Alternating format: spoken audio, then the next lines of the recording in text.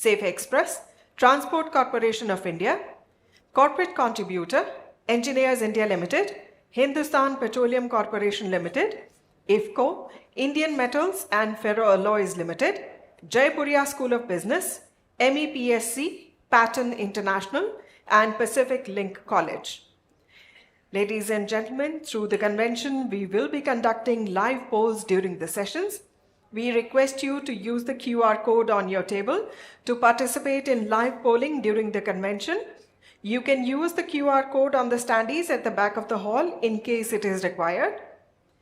And the poll question for the inaugural session is, in which decade will India attain high per capita income? 2030s, 2040s, 2050s.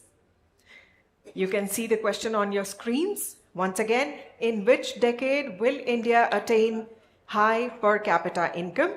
2030s, 2040s, or 2050s? Please do share your opinion. The program is also being streamed live on AIMA's social media channels, YouTube, Facebook, LinkedIn, and Twitter. And now may I request everyone to please put their phones on silent mode to avoid distraction to our speakers and the audience. Please kindly be seated as we will be shortly beginning with the day's program. Thank you.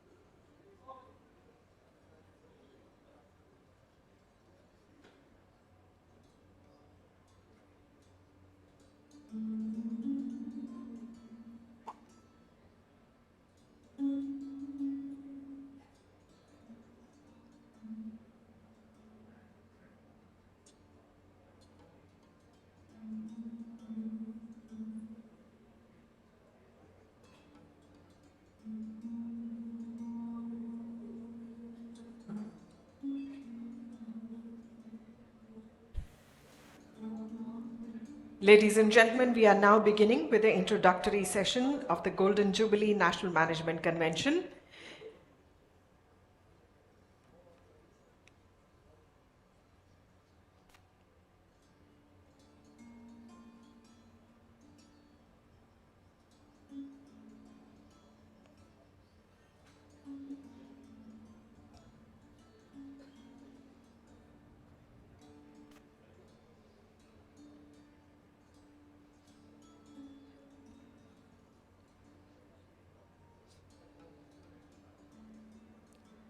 Ladies and gentlemen, please join me in welcoming Mr. Srinivas Dempo, President AIMA and Chairman Dempo Group of Companies, Mr. Nikhil Sani, Senior Vice President AIMA and Vice Chairman and Managing Director Triveni Turbine Limited, and Ms. Rekha Sethi, Director General All India Management Association. Let's welcome them with a huge round of applause.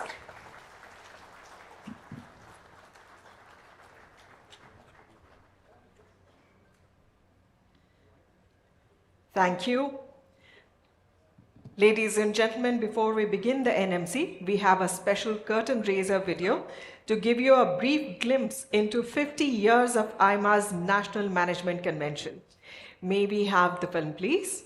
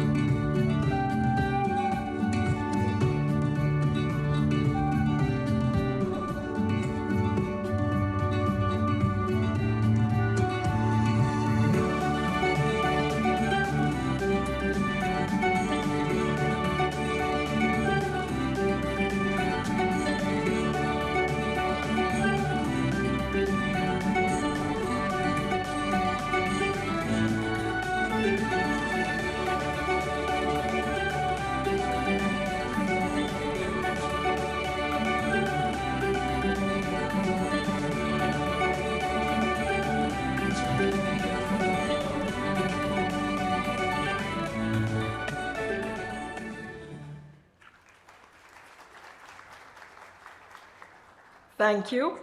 May I now request all the past presidents and office bearers of AIMA present with us here today to please join the dignitaries on the dais to light the ceremonial traditional lamp to mark the inauguration of AIMA's Golden Jubilee National Management Convention.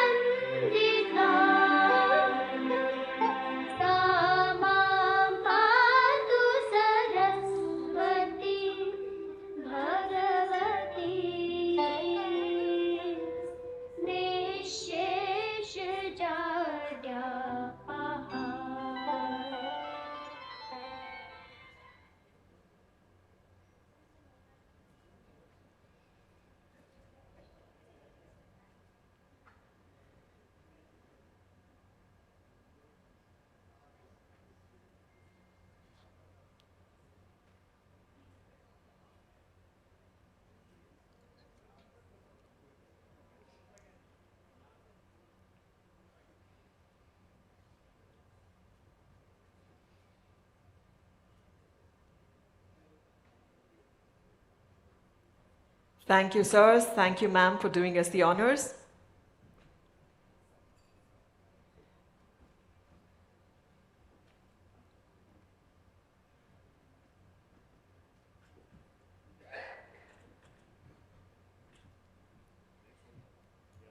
May I request Ms. Rekha Sethi to deliver the introductory remarks? Please welcome her with a round of applause.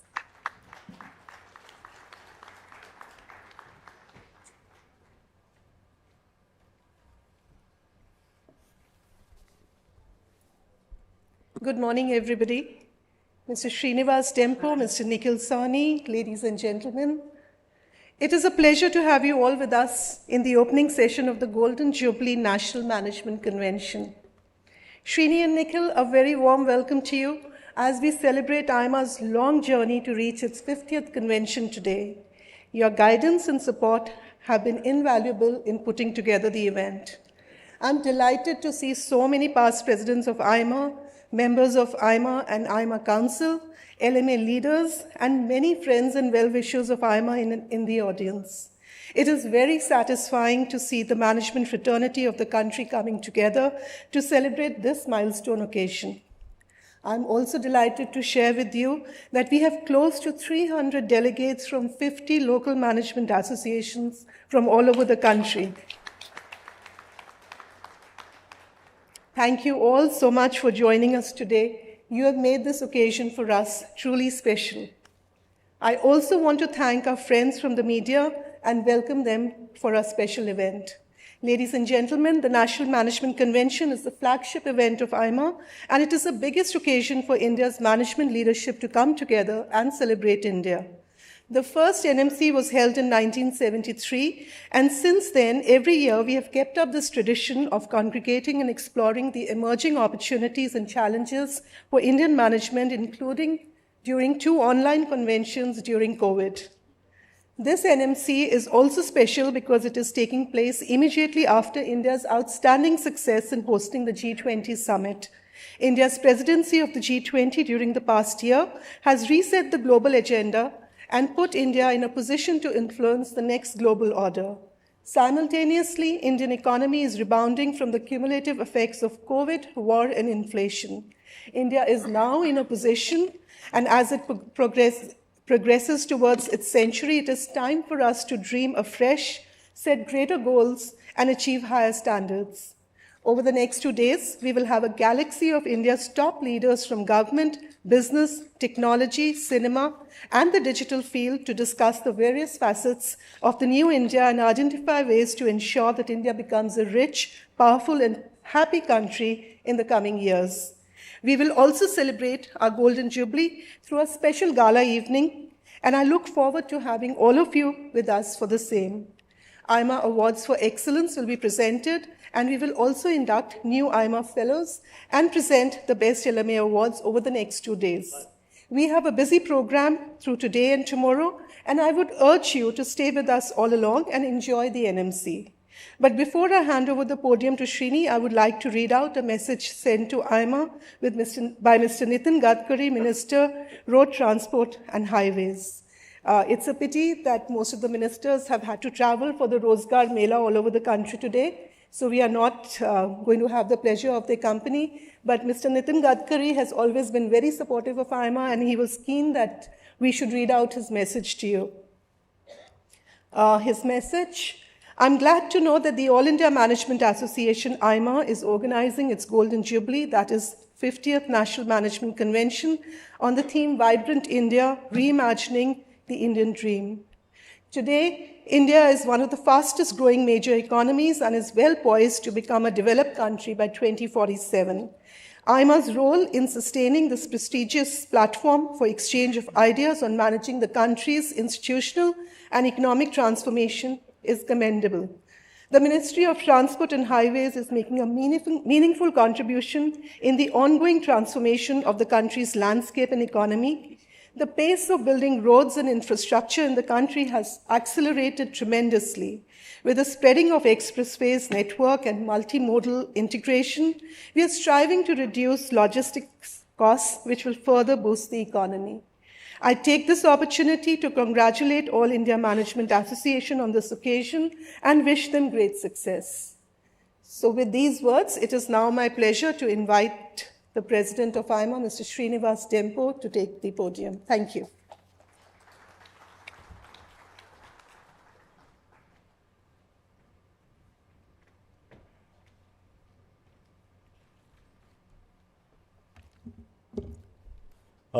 Very good morning to all of you. Nikhil, Rekha, most respected and distinguished past presidents of AIMA, who have really shown the leadership to take AIMA to greater heights and serve the cause of management in the country. And very enthusiastic participants, council members, friends from the media, and members of the state associations who've joined in large numbers. I would like to add to the welcome of Rekha, and it's a privilege for me as I stand here before you to welcome each and every one of you on this Golden Jubilee edition of the National Management Convention of All India Management Association. I would also like to thank you because post-COVID, we have now seen that people are gathering in large numbers.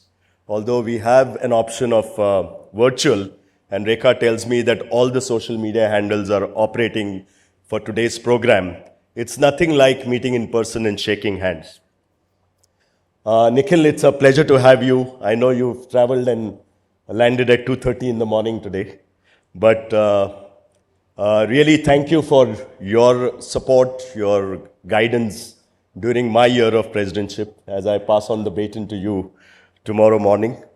And I've seen your deep understanding of issues as also a lot of support that came from you. We went through a very, very challenging year, as you have seen, in terms of what AIMA should continue to do to remain relevant to management education and to management business. I would now be relying on you to sum up many of the sessions that are going to take place over the next 2 days, and thank you for the same. Rekha, again, a warm welcome. You have been outstanding. I know what you've gone through in the last 4 days. We've been virtual in the phone every day, trying to rejig programs. It's not easy to do a program with such high-profile speakers, including honorable ministers. And Rekha and her team have really burned the midnight lamp to get this to you. So a big applause to Rekha and her team for doing this. Also, many of the past presidents and council members have joined us. There are also many who are going to join us during these 2 days.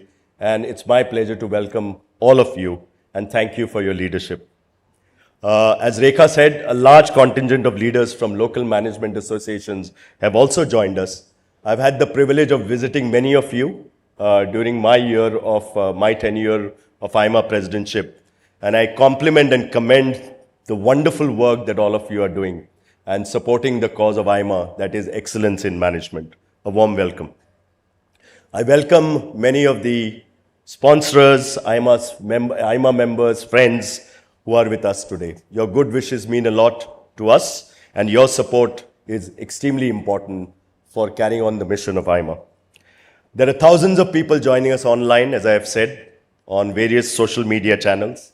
My greetings to all of them who are watching the live stream of this convention. I also extend a very warm welcome to my friends in media who have always supported our cause and try to publicize the good work that has been done by AIMA. Ladies and gentlemen, I'll try and set some context for the next 2 days of the National Management Convention. This convention has been one of the most important management gatherings in the country over half a century. It has evolved in its presentation and participation, and over its 50 editions now since the first convention took place in 1973. What has not changed, however, is the NMC has always reflected the current management issues and aspirations, and also the emerging challenges and opportunities for Indian economy. The Golden Jubilee is a matter of good coincidence. It really coincides with our 75 years that the Honorable Prime Minister has referred to as Amrit Kal, and the beginning of this last leg of this journey towards our becoming a powerful country and a developed country. Having achieved the critical mass for sustained growth in the coming decades, India has a new dream. We all dream of India, which is rich, powerful, and influential country. I think all of us will admit there's a new vibrancy in India, and not even the multiple global crises that all of us know have interfered with the bullish mood of the nation. It's only appropriate that the Golden Jubilee edition of the NMC provides a stage for discussing the different facets and dimension for India to unleash its new potential. It's a happy coincidence also that India just hosted the G20 summit and made a very big impression on the world.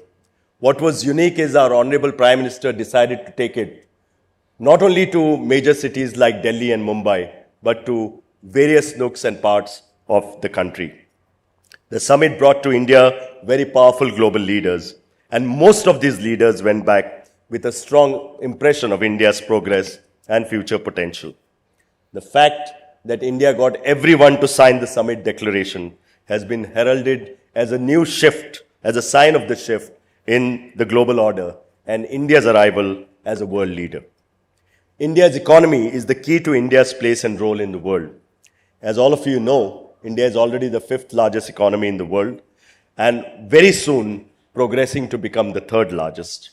Still, India's spell on the world is based on its potential to become the engine of the global economic growth and grow to a level where it becomes, if not the largest, the 2nd largest economy.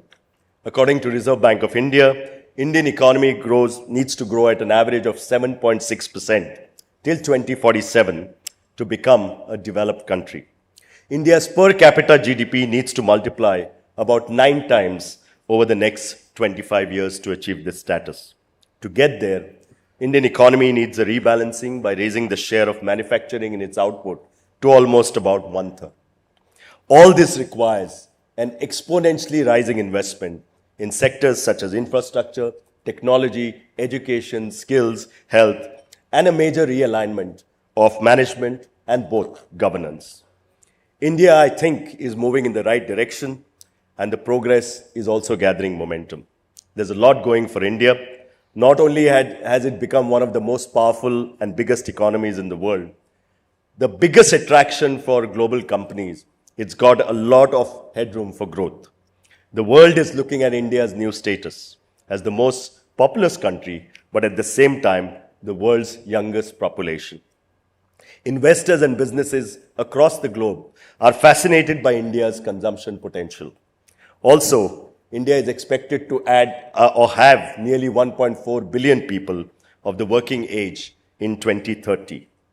Given the mismatch available between the workforce and the economy's labor absorption capacity, India is also looking extremely attractive for manufacturing and production.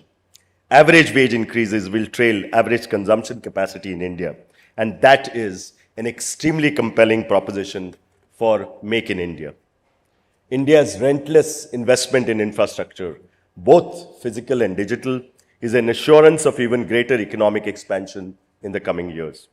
Indian economy has attained the critical mass, and it has reached a stage where it can shift more resources to support the population's income generation capacity rather than the survival of a large poor section.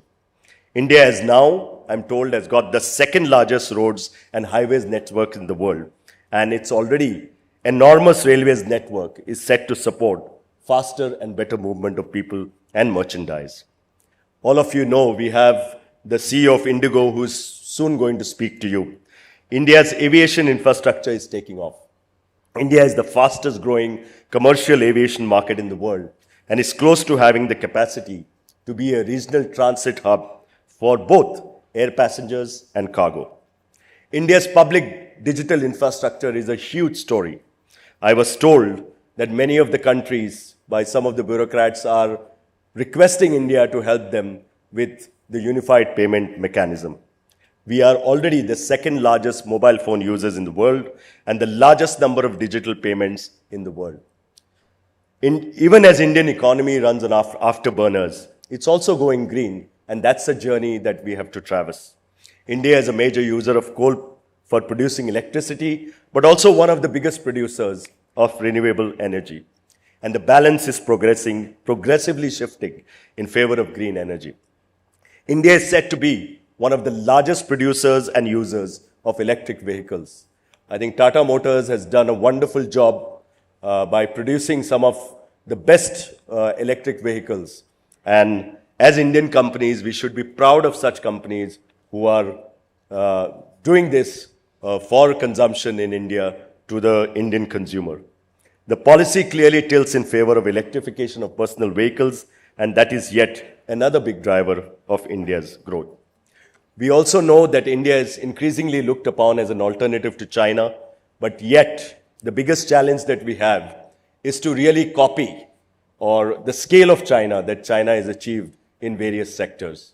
I think these are all topics that we need to review over the next 2 days. We have great speakers. We have some of the brightest minds in India who are going to talk to you, debate with you on the relevance of economic progress in India and how it will affect every single member or every single consumer in India. I think everything seems to be falling in place for India, yet we must remember there are internal and external risks that need to be addressed. India's demographic dividend can only be encashed if the billion-strong Indian youth is skillfully employed and equipped with advanced knowledge and know-how. It's also that we need to find out land for large-scale investments, infrastructure which is seamless, and finance which is easily accessible. Also, we need to see management's efficiency and quality oriented. The social and regional balances, as we expand and as we develop, are also critical to ensure that growth is not disrupted by friction. Such risks need to be addressed because India's time is imminent and also, but not inevitable. We have seen many examples of the world where countries had so many opportunities, but they were frittered away by their chances. India's dream of becoming rich, influential, and powerful needs to include elements of inclusion, diversity, and equality. And I hope all these subjects will be discussed. Over these couple of days, the convention, I hope, will explore India's new possibilities across spectrum of verticals and discuss the various elements of Indian dream. I welcome you once again, and also Rekha has already talked about the awards night, the gala night tonight. We are going to felicitate and honor some of the best minds in India, and hope you can join us for this evening. Have a wonderful convention. Thank you. Thank you, Mr. Dempo, for your inspirational address. Ladies and gentlemen, we now give away some key recognition and awards. May I request the dignitaries on the dais to please come forward and center to present the AIMA Fellowship and AIMA Awards. The first key presentation is the conferment of the AIMA Fellowship. A distinguished academic leader, he has left an indelible mark on marketing and business education as Dean at the Indian School of Business and in key roles at Singapore Management University, Emory University and the University of Texas at Austin. He has shown visionary leadership and commitment to interdisciplinary research and industry collaboration. His outstanding contributions to marketing led to his 2020 recognition as an American Marketing Association Fellow. Notably, his 1998 Journal of Marketing article, Market-Based Asset and Shareholder Value, won the Maynard, MSI, Paul Root, and AIMA Shade Foundation Awards simultaneously. Despite his heavy administrative responsibilities, he has been active in the classroom in each of the last 45 years as a practical academic. His thought leadership credentials are underscored by over 27,000 Google Scholar citations, the highest for a marketing academic from India. All India Management Association is pleased to present the AIMA Fellowship to Dr. Rajendra Srivastava, Novartis Professor of Marketing Strategy and Innovation at the Indian School of Business. Please give a huge, big round of applause.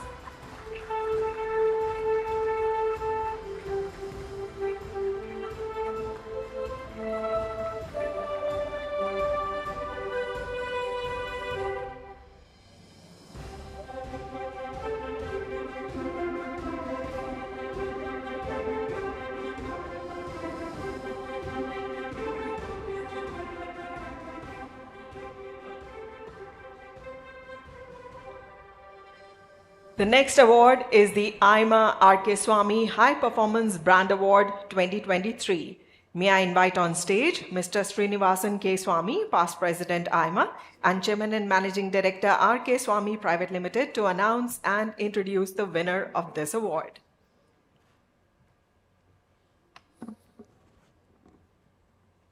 President Mr. Srinivas Tempo, my good friend Nikhil, Rekha.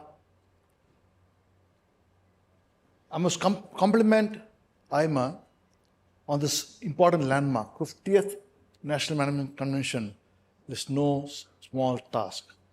I remember when I was very, very young, M.K. Raju was the president then, and he and my father actually put this program together in Chennai.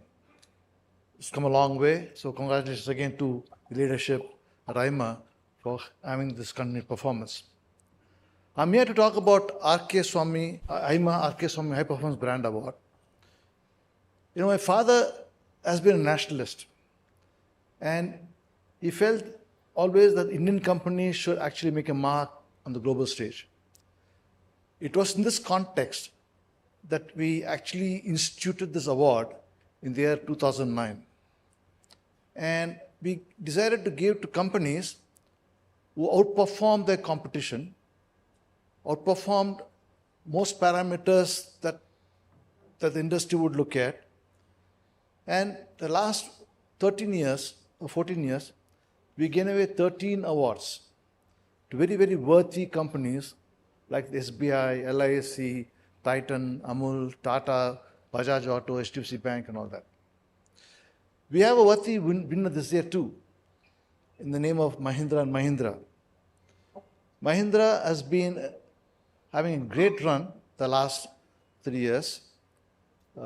Its revenue grew from about 44,500 crores 2 years ago to 85,000 crores last year. Profit has also gone up multiple times from about 1,000 crores to about 6,500 crores in 2 years' time. So I'm very, very happy to announce that AIMA R.K. Swamy High Performance Brand Award will be awarded to Mahindra and Mahindra for the year 2023. Thank you. Congratulations to Mahindra and Mahindra Limited team. And thank you, Mr. Swamy, for introducing the winner.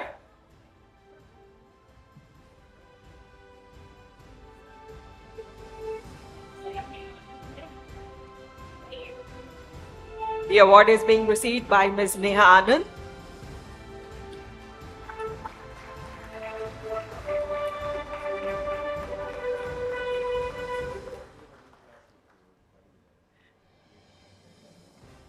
I would request Ms. Anand to kindly say a few words.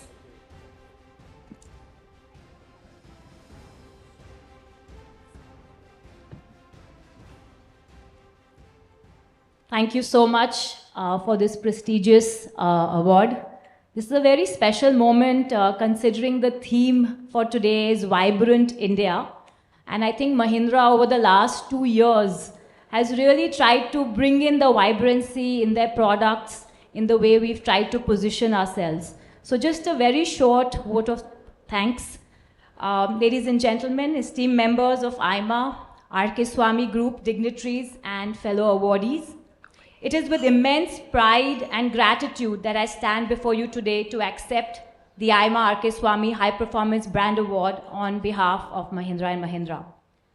Our focus to deliver innovative and cutting-edge product offerings, along with the ability to onboard a new segment of customers who are an integral part of progressive India, has not only helped us reposition our brand, but also contributed to a great overall performance in the last 2 years.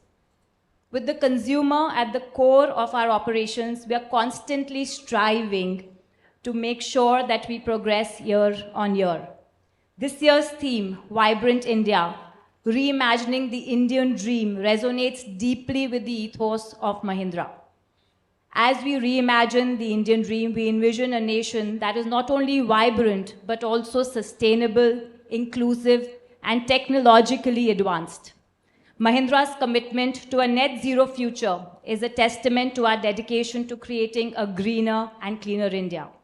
We are humbled to be recognized for our efforts and pledge to continue working towards a vibrant India together with all of you. Thank you so much. Thank you, Ms. Anand. To mark the convention each year, AIMA takes out a special souvenir with interesting articles on management trends. May I now request the honorable dignitaries on the stage to release the convention souvenir.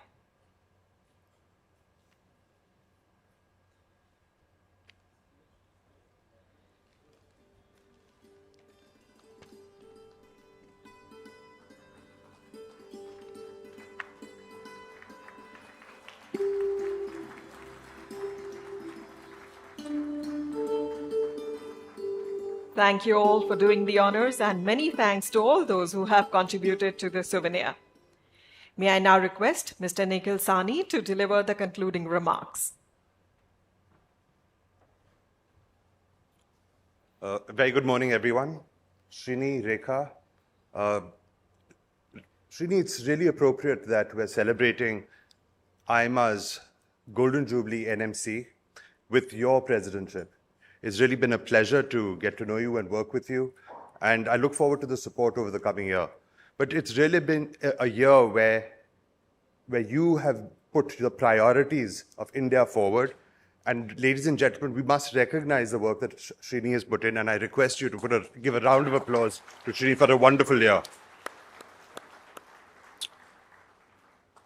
To all the past presidents here as well, many thank you for being here, many thanks. And to all the other distinguished ladies and gentlemen. Rekha, it's been a wonderful start to the NMC, and I look forward to the deliberations over the next couple of days. Ladies and gentlemen, this is India's century, and as Srini had pointed out, everything points towards a great future for India. It's time to think big and dream big. It's a time to raise our expectations and performance. It's time to bring it all together to make India one of the best countries and Indians amongst the finest people in the world. The numbers say it all, as Srini already pointed out. India now is the most populous country in the world, and with nearly 1 billion strong workforce, we will really be leading the productivity of the years to come. India is already the 5th largest economy in the world and is set to become the 3rd largest within the near future.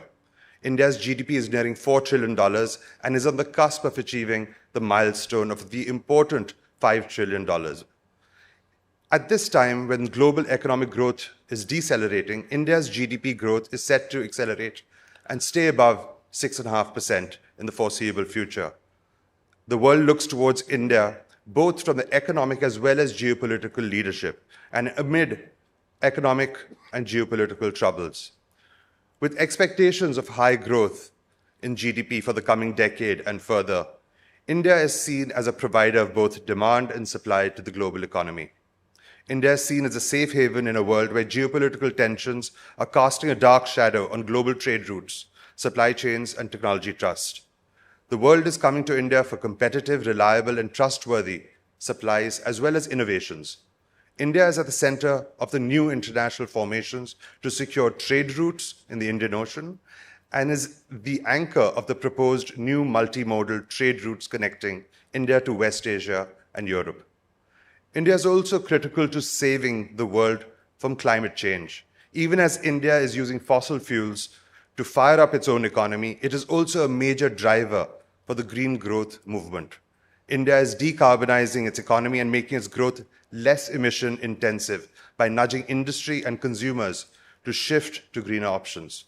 In fact, the cleaning and greening of the economy is critical for realizing the new Indian dream.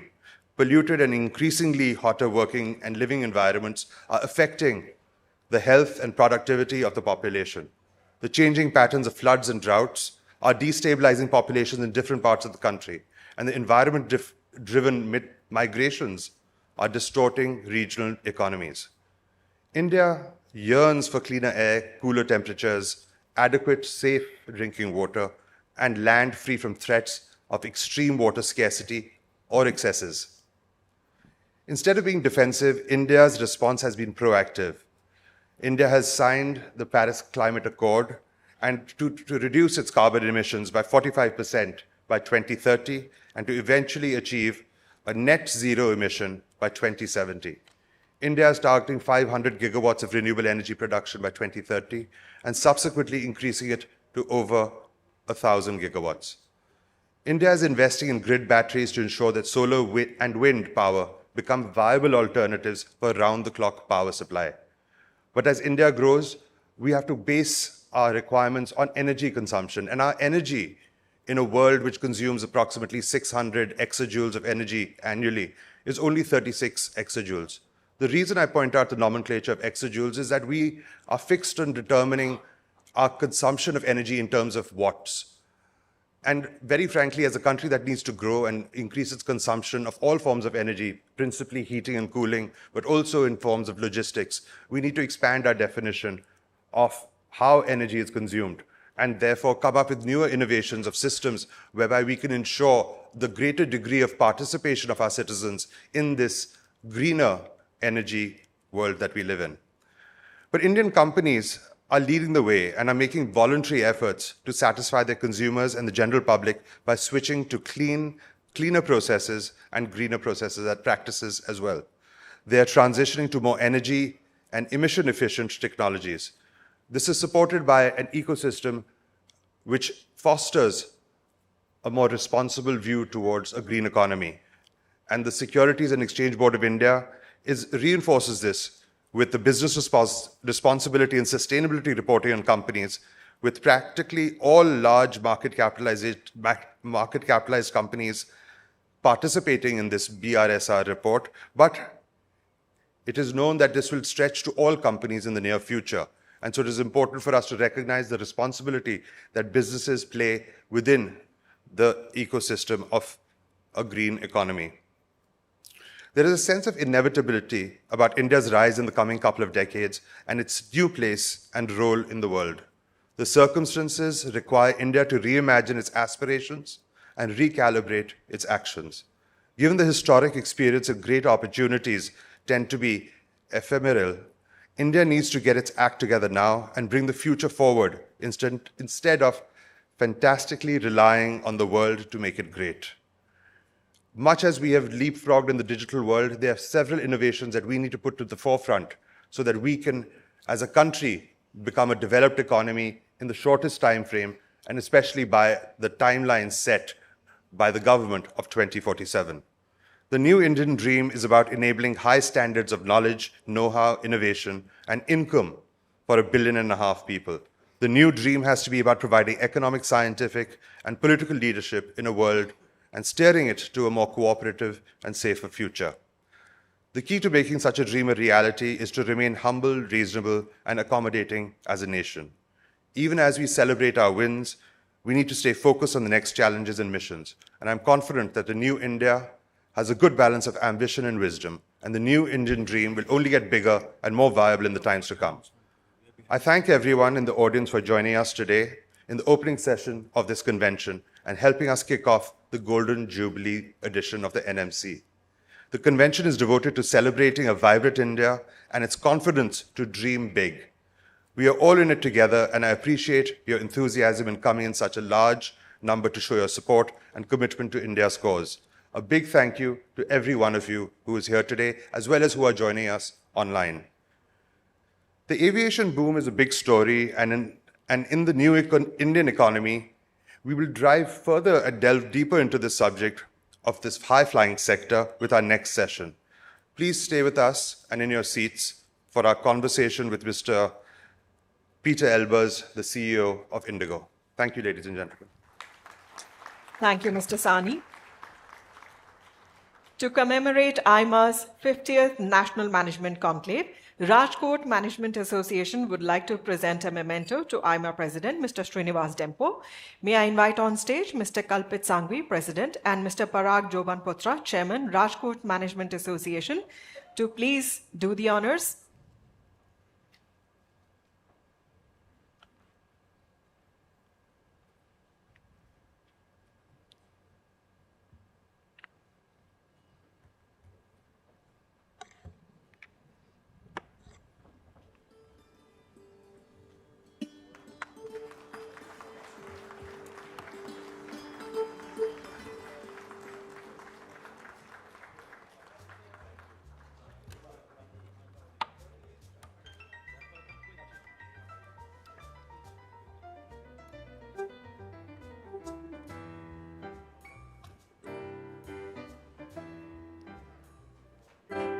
Thank you all for this wonderful inaugural introductory session of the Golden Jubilee edition of AIMA's National Management Convention. We will start with the next session within a short while. Kindly please remain seated.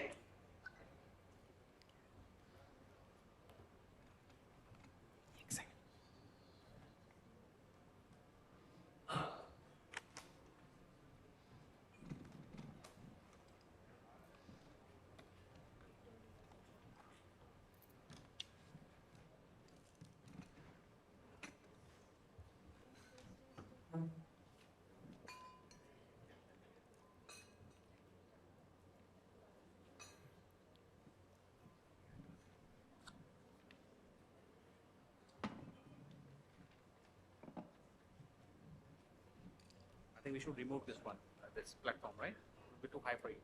That's okay. Right? Can you open up your slides? Is it the this one? I believe which one says final? Final.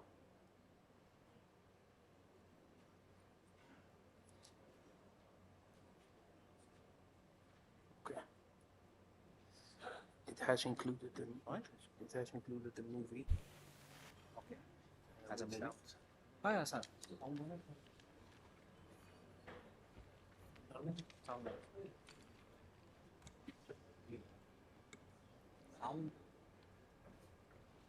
That's done. Then Yeah. I can just use it later on.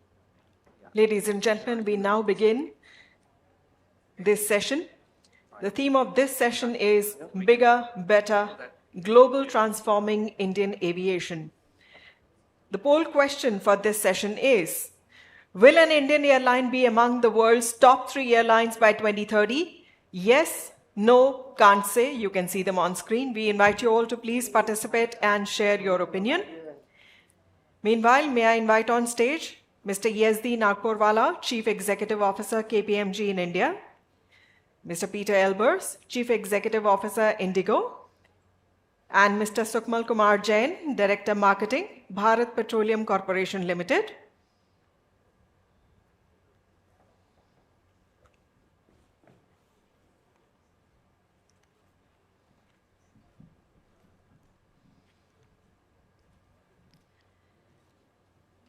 An introduction to the esteemed panelists.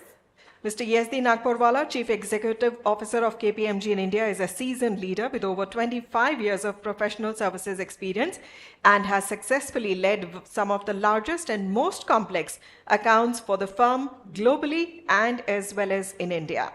He has a sound understanding of governance and regulatory matters and is a member of the global board of the EMA board of KPMG International. A warm welcome to you. Mr. Peter Elbers has been at the helm of IndiGo as CEO since September 2022, leading a team of over 35,000 aviation enthusiasts. He is driving India's premier passenger airline to new heights and is a seasoned airline leader with over 30 years of experience. A warm welcome to you. We warmly welcome Mr. Sukhmal Kumar Jain. He is Director Marketing of Bharat Petroleum Corporation Limited, a Maharatna, the second largest energy PSU in India and a Fortune 500 global company. With graduation in mechanical engineering from the Delhi College of Engineering and also an MBA, he has held several leadership positions in retail, LPG and gas verticals in his 36 years with the company. A warm welcome. And now may I request Mr. Yazdi Nagpurwala, Chief Executive Officer, KPMG in India, to deliver the welcome remarks and conduct the session. Thank you. President Srinivas Dempo, Vice President Nikhil Somani, and all our past presidents, ladies and gentlemen, good morning.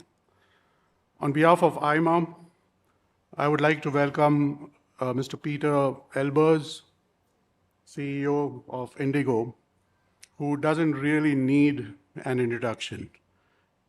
He's joined IndiGo about a year ago in September 2022. But before that, he has spent 30 years with KLM, transforming KLM from a local airline into an international one as we know it.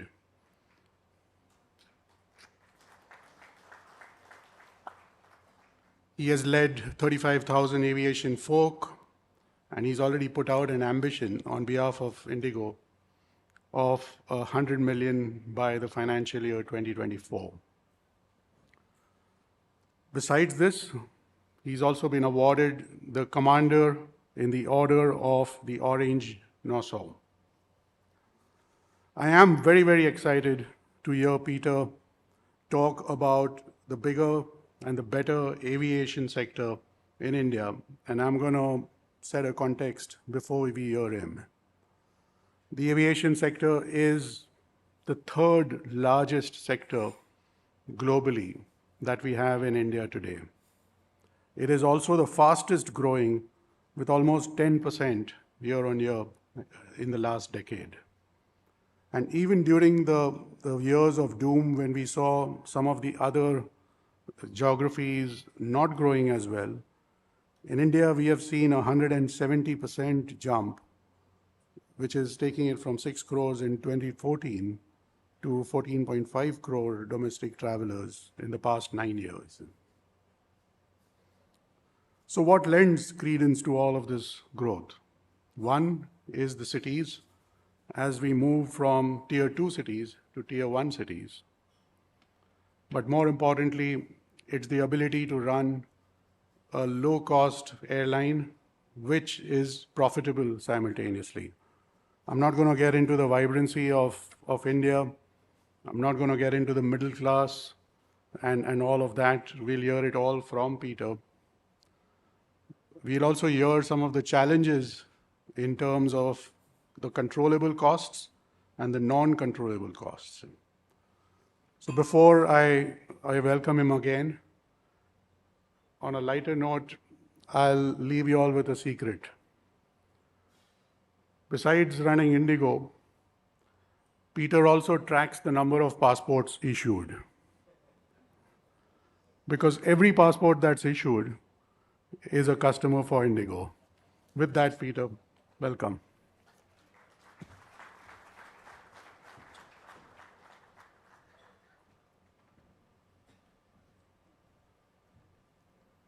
Thank you so much. Ladies and gentlemen, good morning. Namaste.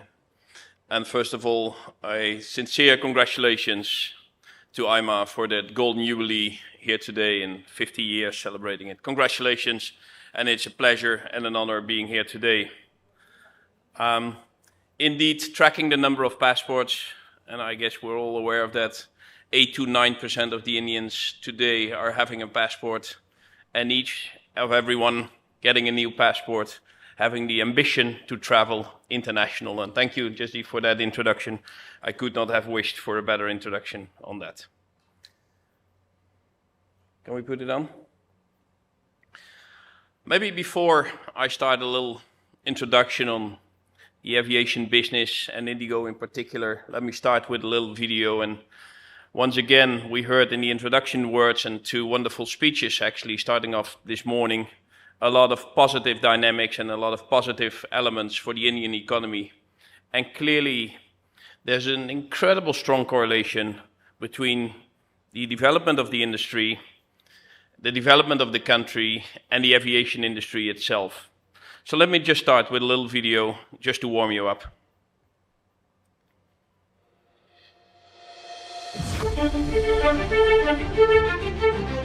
It is India's time. A nation that is the world's fastest growing economy and is projected to be the world's third largest economy by 2030. A nation that is rooted in its past while reaching out to a radiant future that is diverse and united by a growing desire to spread its wings domestically as well as internationally. A nation with infrastructural development that is far surpassing any other developed or developing economy, and where aspiration is not something that's reserved for the few, but rather a part of the identity of every Indian. As the nation takes off, it is IndiGo that is giving wings to the nation. That's why we flew 86 million customers in 2022, across 500,000 flights on over 1,800 daily flights, safely through the skies. We are the 7th largest airline in the world in daily flights, now flying over 300,000 passengers a day. We fly to every part of the country and abroad with a network of over 100 destinations, plus over 30 destinations across Europe via a codeshare partnership with Turkish Airlines. We have placed a historic order of 500 aircraft, almost 1,000 aircraft on order to be delivered until 2035. We are also one of the world's youngest aircraft fleets and one of the world's most punctual airlines, and revolutionized flying with the introduction of the third ramp, making us the first airline in the world to do so. We also introduced our first ever wide-body aircraft, the Boeing 777. We're hassle-free and courteous with the lowest complaint rate in India and an NPS score that's higher than the rest of the industry. We've made flying more accessible and affordable for every type of flyer, as well as inclusive for the differently abled. Added cargo aircraft to deliver packages on time, all while being powered by girl power and a diverse workforce. And with IndiGo Green, our carbon-neutral fleet of e-buses and a slew of CSR initiatives, we're making India greener too. These are heights we've achieved together with hard work and passion, a commitment to being the best in what we do every day. And most importantly, from taking pride in being Indian to taking pride in being made in IndiGo.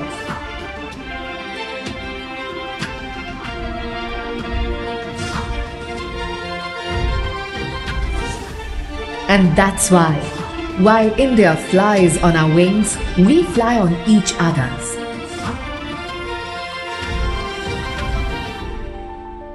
To give wings to the nation to soar towards new heights and across new frontiers.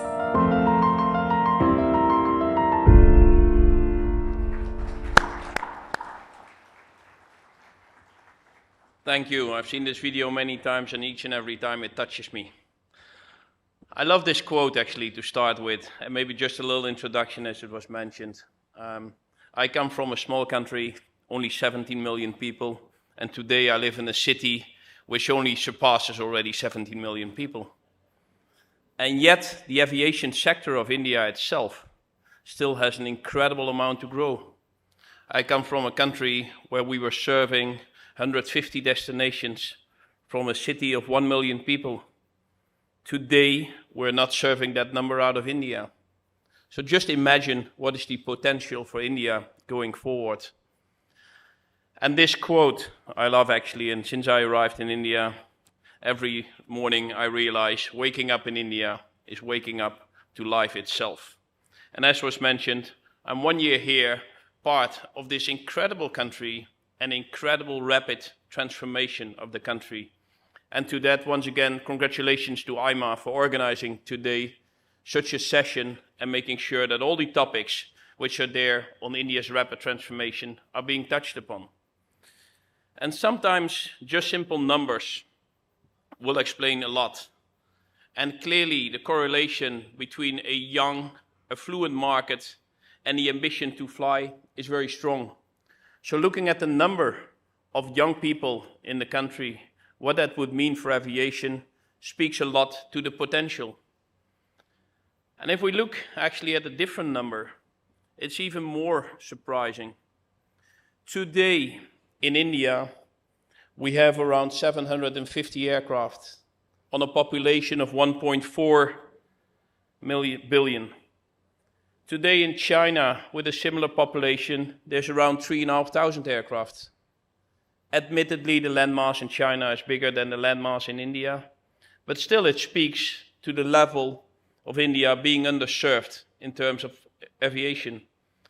So Jesse, I'm not monitoring each and every day the number of passports being issued, but also the number of aircraft in other parts of the world, and how can we relate that to India itself. And of course there were questions when India recently, in fact, dominated the air show in Paris. And I jokingly mentioned to some people, in fact, it was the Indian air show happening to take place in Paris. With the order of Air India and the order of IndiGo itself, in fact, creating a focus on what's the next frontier when it comes to aviation. And again, if you just look to these numbers, the number of aircraft today, 750-ish in India itself, 3,500 in China, and even more in the US and in Europe, it shows all the potential where we can grow going forward. And what does it mean? It means we'll organize for a lot of jobs. 1 aircraft, 100 jobs, 600 related jobs. And these are ballpark numbers, but it shows to some extent what it would do for the larger economy. And there's more than just jobs. There's also aviation as a force for growth. And there are some international studies, and recently the Honorable Minister of Transportation has also repeated that in some speeches. Each dollar invested in aviation, or each rupee invested in aviation, will return 3.1 to the larger economy. And that in itself underlines the importance for aviation. And that's probably why the Indian government has placed so much importance on expanding the aviation sector in policies, in infrastructure, and importantly, in vision going forward. And there's no reason why India should not have its own set of aviation hubs. A country of the size of India needs and deserves to have carriers of a world size and airports of a world size.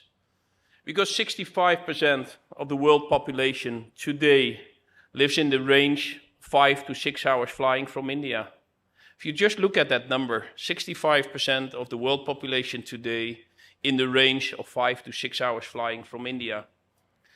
And the sheer range we can operate out of Delhi and the range we can operate out of Chennai, totally different cities and totally different ranges, speaks a lot to the potential of India, and importantly for the Indian consumers to make sure that they can go pretty much anywhere in the world, connecting in India itself.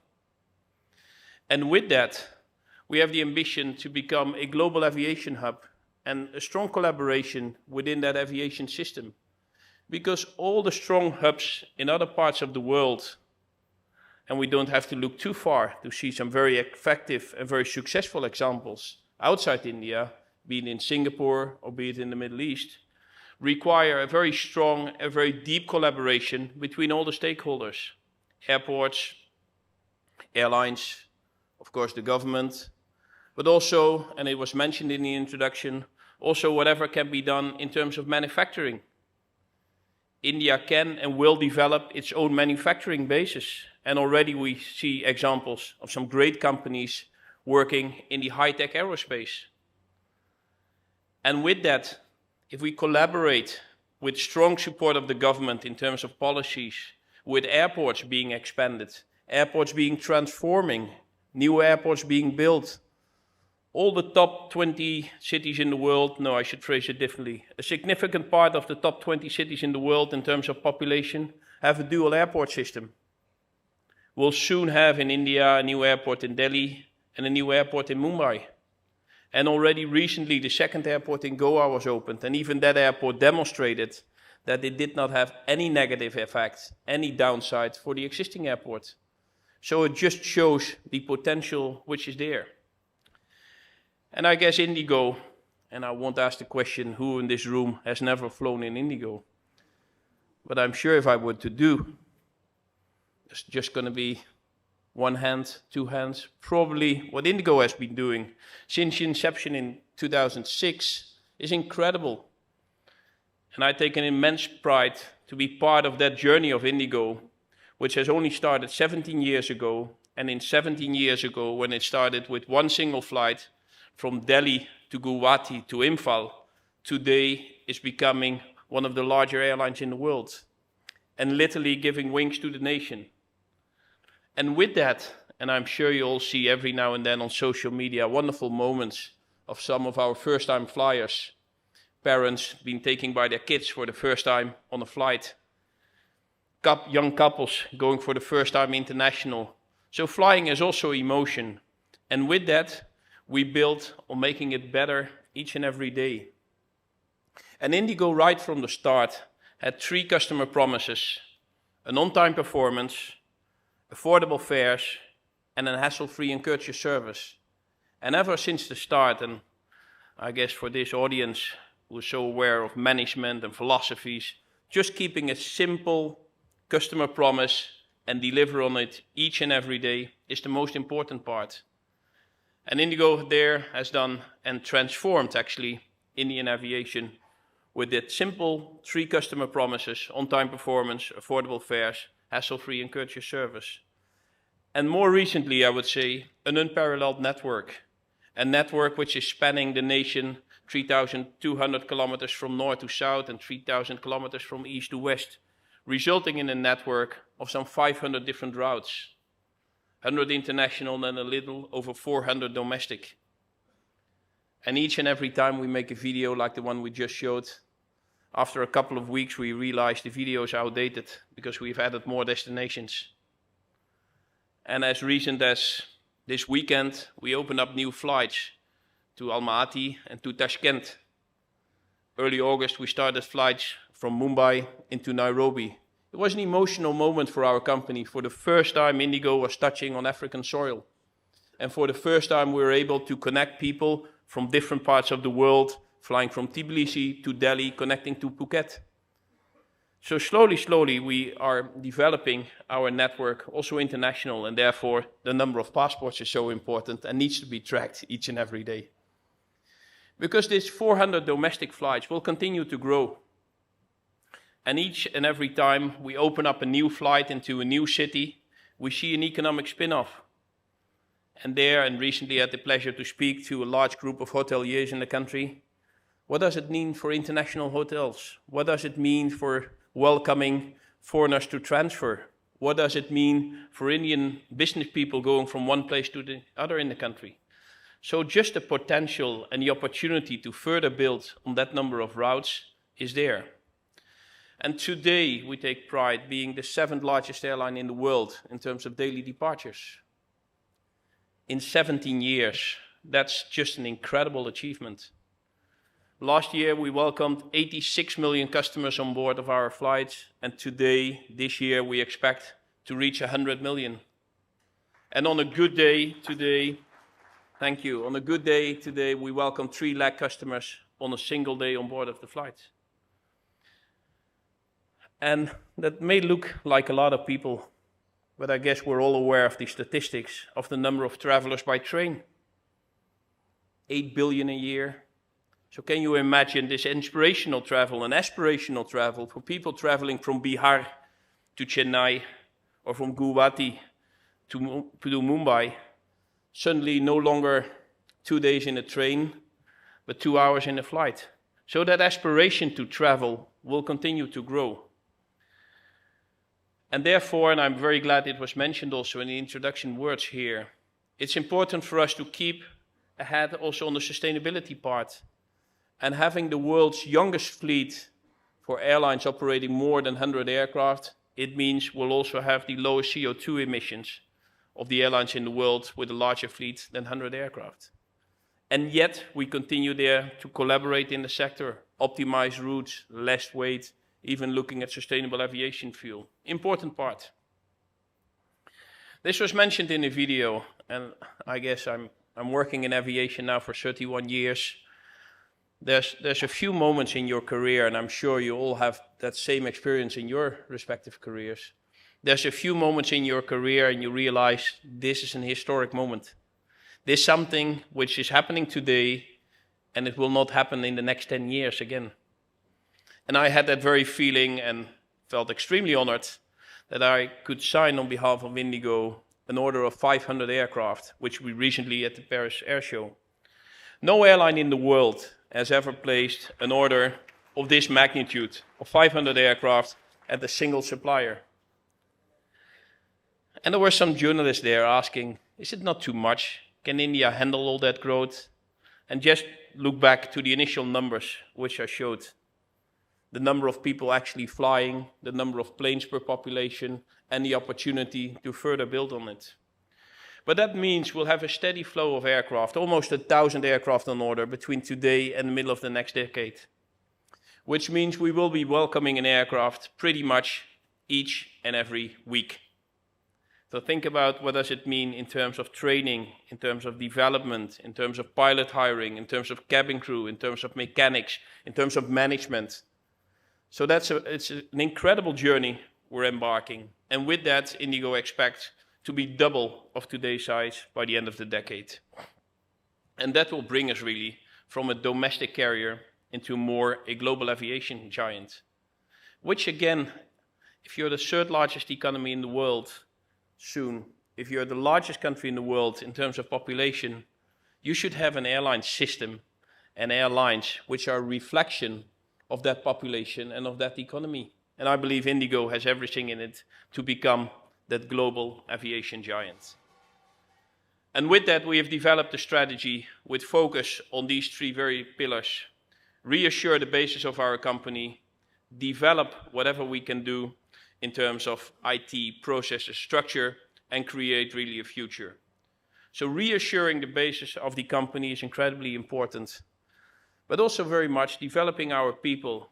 And I mentioned it already, the number of technicians we need, the number of engineers we need, the number of pilots we need.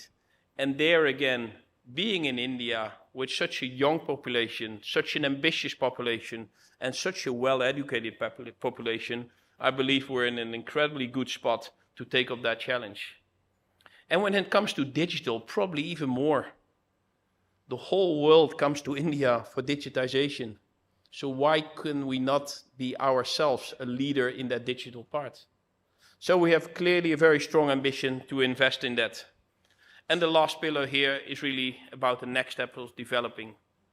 Further internationalization. Today we operate 32 international destinations, 81 domestic. 32 international, 81 domestic. So it just speaks to the potential we still have to further build on that international part. Cargo and loyalty, 2 new pillars, and of course ventures, whatever we're going to do in order with the entire ecosystem to build on that. We are doing that together with partners. Most recently, we've added one more partners, so we start to build up some international partnerships. And I can tell you, for these partners, working with IndiGo and the domestic network we're having is a great access to the wonderful market here in India itself. So in conclusion, thank you for your attention. IndiGo has the ambition to become bigger, better, and even more global. And with that, transforming Indian aviation, and we'll continue to build on the pillars, domestic, but even more so, continue to build international. And with that, and you see that whenever you board our flights, India by IndiGo is, I think, a great reflection of what IndiGo stands for and our ambition to go forward in India itself and with all the connections we're having. Thank you, ladies and gentlemen, so much for your attention.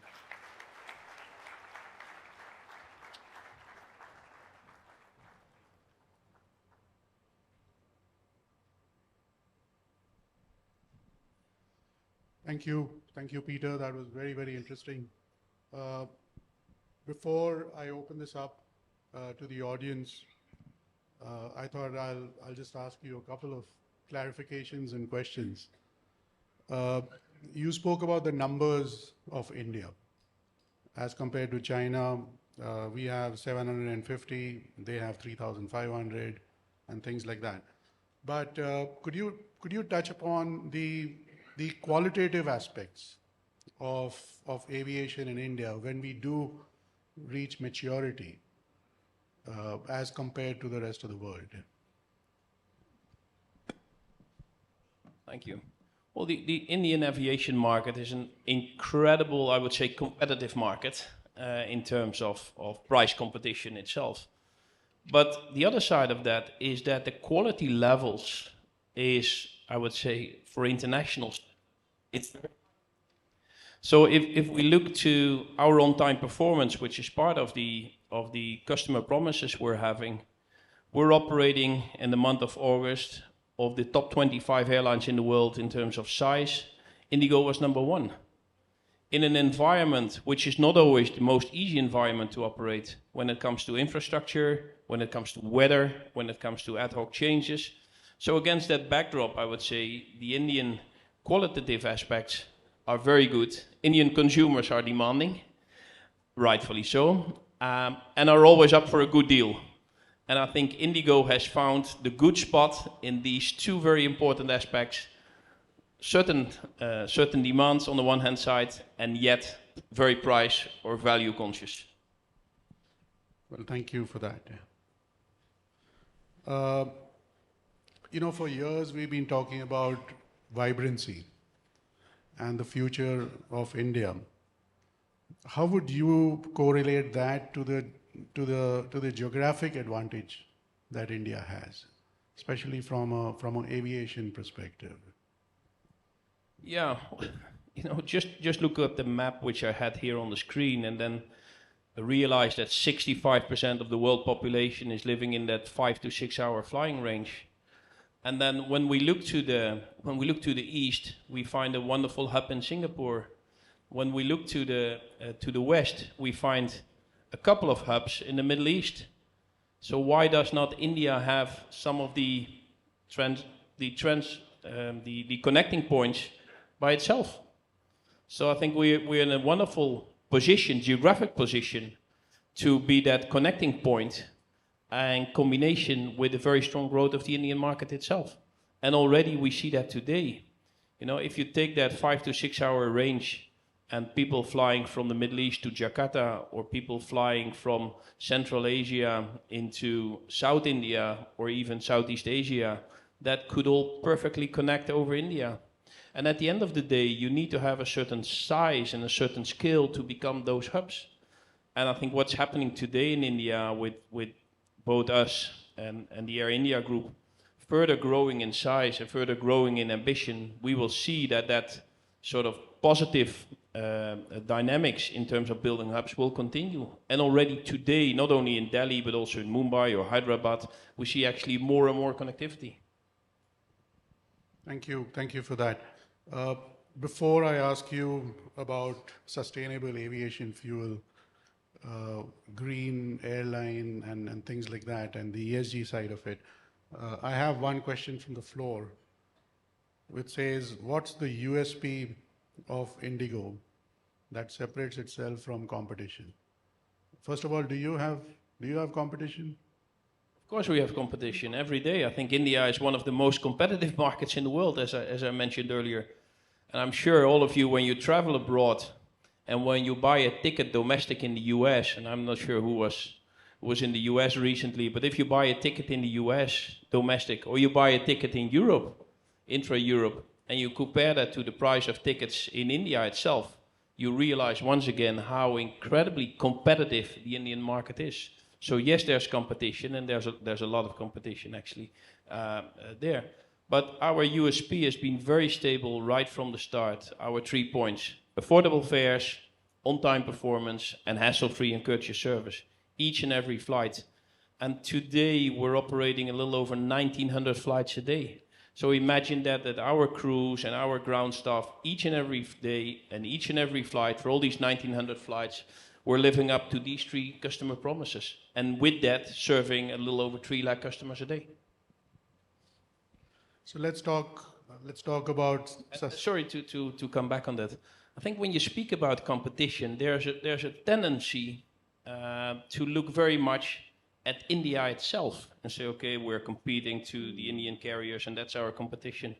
I think we should sometimes look at a little broader and say, how come that on the international travel, the Indian carriers have a smaller share than international carriers? So there's a tendency to look at domestic competition and what are the fares between Mumbai and Guwahati, and if the fares are high or not high. But if we want to build some hubs, we should have a broader look. We should look at what's our international competition. And how come that between Europe and India, the majority of the flights is not operated by Indian carriers? And how come that if you go to some other parts of the world, you always have to transfer someone? I think it's important for us that we develop our own network, our own position, our own connecting system to get that. So speaking about competition, I would suggest that we expand the discussion a little bit rather than how much competition is there between Mumbai and Guwahati, but how come that between, let's say, Delhi and Rome, there are so little direct flights. I think that's part of the discussion we should be having. Well, I have something again from the floor, which says, Mr. Peter, with Air India now being privatized and taken by Tata, how do you see this for India and IndiGo? You know, it's I would say, a natural evolution of a market which is maturing. So each aviation market in other parts of the world which is maturing, you'll see consolidation happening. And you know, I prefer to speak on IndiGo and let my colleagues of Air India speak on the plans for Air India. But as a sort of overall market philosophy, the fact that markets are consolidating, that you go to a certain stage of larger airlines or larger airline groups. We've seen that in Europe, we've seen it in the US, and we've seen it in China, and we see it in India now also. And again there, if we want to compete and if we have the ambition to become global players, we need to be of a certain size. So rather than comparing the size of IndiGo or Air India to some of the other Indian carriers, I think we should start also to compare ourselves with some of the global players. And if we want to compete with the likes of Singapore Airlines and making sure that India is a connecting place, then that should be our point of reference rather than purely looking at the domestic competitive point. There's another question inquiring into the recipe for staying profitable and low cost. I guess part of the answer is in the question, keep your cost low. IndiGo has a very strong track record of keeping the cost low. Again, the market is extremely competitive. Aviation by nature has a lot of external variables on the rate of exchange of the dollar and the rupee, the price of oil. So there's always some external factors influencing that. I think an very important part is consistently keep your cost low. 1 and 2, making sure that your customers stay loyal to you. And again, if we have 86 million customers last year, 100 million customers this year, it speaks to the recipe of keeping the cost low and making sure you have your customers. Okay, I'm going to ask you one question and then we'll get into sustainable and the green airline piece. So what is preventing IndiGo Airlines from having a competitive frequent flyer program? No, everything should happen at the right time. And IndiGo is going through, I would say, a maturing phase, which is much faster than many other airlines in the world. So in 17 years, from one flight a day to almost 2,000 flights a day, from a handful of customers to 100 million customers. So there's been a lot of focus on sort of growing the airline. I think with the further maturing of the Indian market and the fact that we have now more and more companies, more and more corporates, and we've recently changed our catering product on board for precisely that reason. We have flights with more than 100 corporate customers on board. So we're moving there.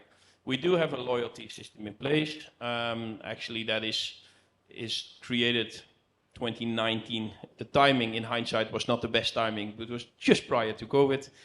We are revitalizing that. So one last question. On May 19th, we had our first flight with sustainable aviation fuel, and that was the Pune-Delhi flight. So what to your mind is a green airline, or what is your ESG vision for IndiGo? Yeah. Maybe to start with the ESG vision, we are actually, we published now for the second year in a row our full sustainability report and our full ESG report. And with that, we actually, I would say, are a front runner in that part. When it comes to ESG, there's the three pillars, obviously, and I would like also to mention the social pillar part, which I think with the growth of the company and the size of the company, and today 35,000 people in IndiGo itself, 15,000 in some of the subsidiaries, it means we become a company of a certain size, and with that we should have some of the social responsibility. So we're actually actively working together with a lot in communities with the underprivileged and helping them to move forward. That's the social part. When it comes to the environment, the most important element, of course, is to reduce today the actual usage of fuel on board of the flights, where the new generation aircraft actually is helping a lot. So having the most modern aircraft today is the most effective way. That's one. Two, we work together actually with a lot of institutions to on board. We have recently removed a lot of paperwork, a lot of other things that's reducing kilos and kilos on board, which is helping us. And last but not least, obviously, the sustainable aviation fuel. Sustainable aviation fuel, in terms of availability, we all know is not there really. So we are working together with some of the oil companies to see how that could be further enhanced, further progressed. But it's going to be a long journey. It's not going to be there overnight, and it's going to take a long time. So I think we have to be realistic here. We should do whatever we can do on the short term and work together in the industry for the somewhat longer term. Well, thank you. Thank you, Peter. Before we run out of time, I'll request Mr. Sukamal Kumar Jain to conclude for us. Yeah, namaskar, and thank you very much for inviting me here. I think last half an hour we had a very good, would say, introspection in Indian aviation scenario, and I think the contribution being made by IndiGo in Indian aviation sector. As has been told, means today India is flying almost 1 million customer on daily basis, and means we are almost back to pre-COVID level, and aviation sector is one sector who has really shown the V-shaped recovery. With that, and the way we have been talking about the development, we have been talking about the GDP numbers, I think what Mr. Peter has just shared, I have no doubt that aviation sector is going to further fly high, and as being projected, means aviation sector is going to witness 5 to 6% CAGR, which is almost in tune with GDP being projected for next 10 years. So with that, I think Indian aviation scenario is going to be really on a north side. And I'll just like to share some of the things which Mr. Peter has just shared about future plans, means going for 500 odd planes by IndiGo, and we all know that 500 planes have been placed by Tata and group. So with that, and today we have just 750 odd planes in India. So it is for sure that next 5 to 7 years, aviation sector is going to go almost 70-80% growth. And these can be further seen by what has been told that Indian means around only 8 to 9% Indians are having passports. While as the data suggests, there is only 4 to 5% penetration in Indian population from aviation sector. So with these two, I feel means, and today if we really see 20% of our aviation means passengers are international, means if we really see 80% domestic passengers are there, while 20% are international passengers. So like has been shared that Indian geography is having a typical advantage that on east side as well as on west side, we are having aviation hubs, and 65% of the population is in this range. So I think with all this, and I think the efforts being made by Indian government, as we all know that as of now, around 130 airports are operational, which were just 70 few years back. And as the plan goes, around 200 airports will be fully operational in next 3 to 5 years. So I think all this will fuel the Indian growth scenario in the times to come. Since I am from oil marketing company, Bharat Petroleum, I wish to give a confidence to each one, including IndiGo, that oil industry is well poised to take care of any challenge in this area. We have been providing aviation fuel in each and every corner of the country. We have been coming up with full digitalization and your pipelines so that operations are smooth at the airport. And like the way we used to see earlier aviation fueling happening, I think those will be the most of the airports have been major airports, or rather I would say around 15 airports are having one of the world-class facilities even today, major airports, which is having almost 80% of the fueling. And just the last point, I think sustainable aviation fuel, which Mr. Peter just talked about, I think we are on the job. We have been talking to the best of technologies in the world. I think there are 4 technologies which are available, from oil to jet fuel or ethanol to jet fuel. So soon, one plant is just taking off, construction part.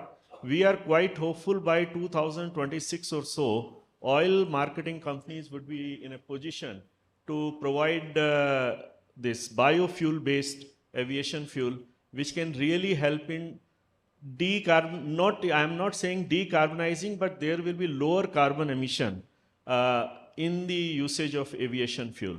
So I think with that, I can only say that aviation fuel will definitely fuel the Indian growth story.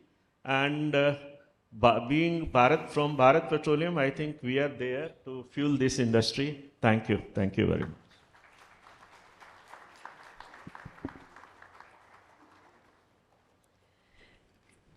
Thank you, esteemed panelists.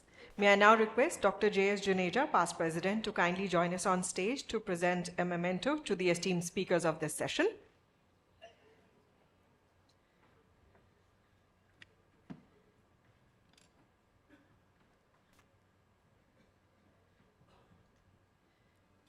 We thank Mr. Yazdi Nagpurwala, Chief Executive Officer, KPMG in India.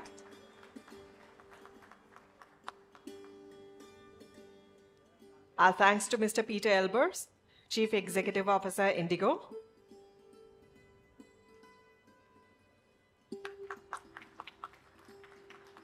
We thank Mr. Sukhmal Kumar Jain, Director Marketing, Bharat Petroleum Corporation Limited.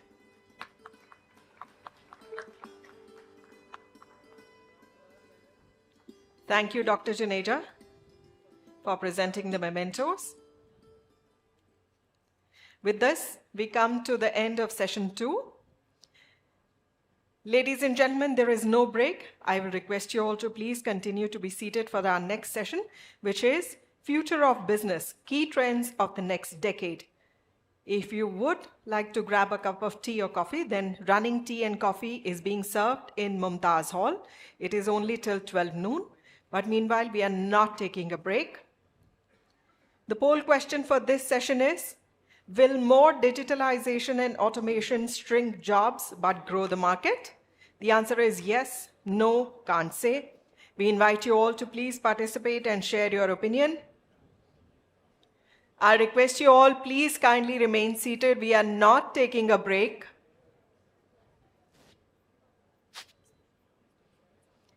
Please kindly remain seated. We are straight away going on to our next session. There is no break.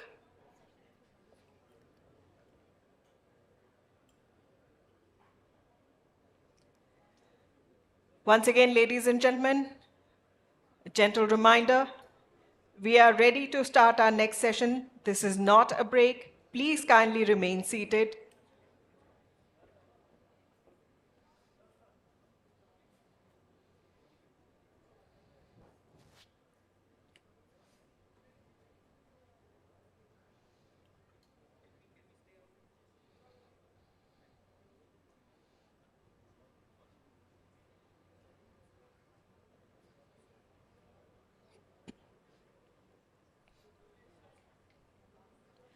Ladies and gentlemen, please join me in welcoming on stage Mr. T.V. Narendran, Managing Director, Tata Steel Limited, Mr. Ronnie Screwvala, Co-founder and Chairperson, Upgrad, Indian entrepreneur and a film producer, along with Mr. Pranjal Sharma, Economic Analyst, Advisor and Author. Let's welcome them all on stage with a huge round of applause.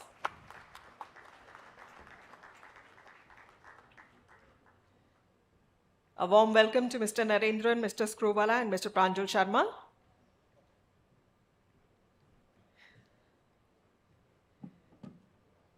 May I request Mr. Pranjal Sharma to conduct the session?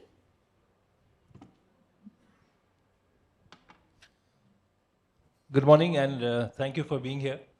Good to see a lot of familiar friends and faces here.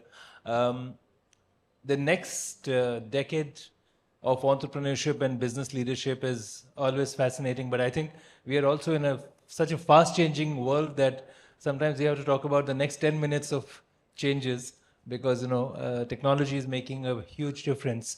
I'm delighted that we will have this conversation with two very experienced business leaders, T.V. Narendran, Managing Director, Tata Steel Limited, and Ronnie Screwvala, Co-founder and Chairperson of Upgrad, also a serial entrepreneur, film producer, and there's a long list of exciting things that Ronnie has done. I think what we'd like to discuss is that today there are several interesting shifts which are happening at a pace that we have not seen in previous decades. So I'd like to discuss with both Ronnie and Narendran how are the things today and what do they portend for future, both for legacy companies, large conglomerates like yours, Narendran, and for new technology-based startups. If I can begin with you, Ronnie, you've always been an entrepreneur, I think, just out of school or college. Entrepreneurship 30 years ago and entrepreneurship today, what are the key shifts you see? Well, a couple of fundamental ones. I think the biggest challenge at that time was mindset change. I think when I decided at that stage to become an entrepreneur, the general concept at that time was if you didn't land yourself a good job, you turned to entrepreneurship.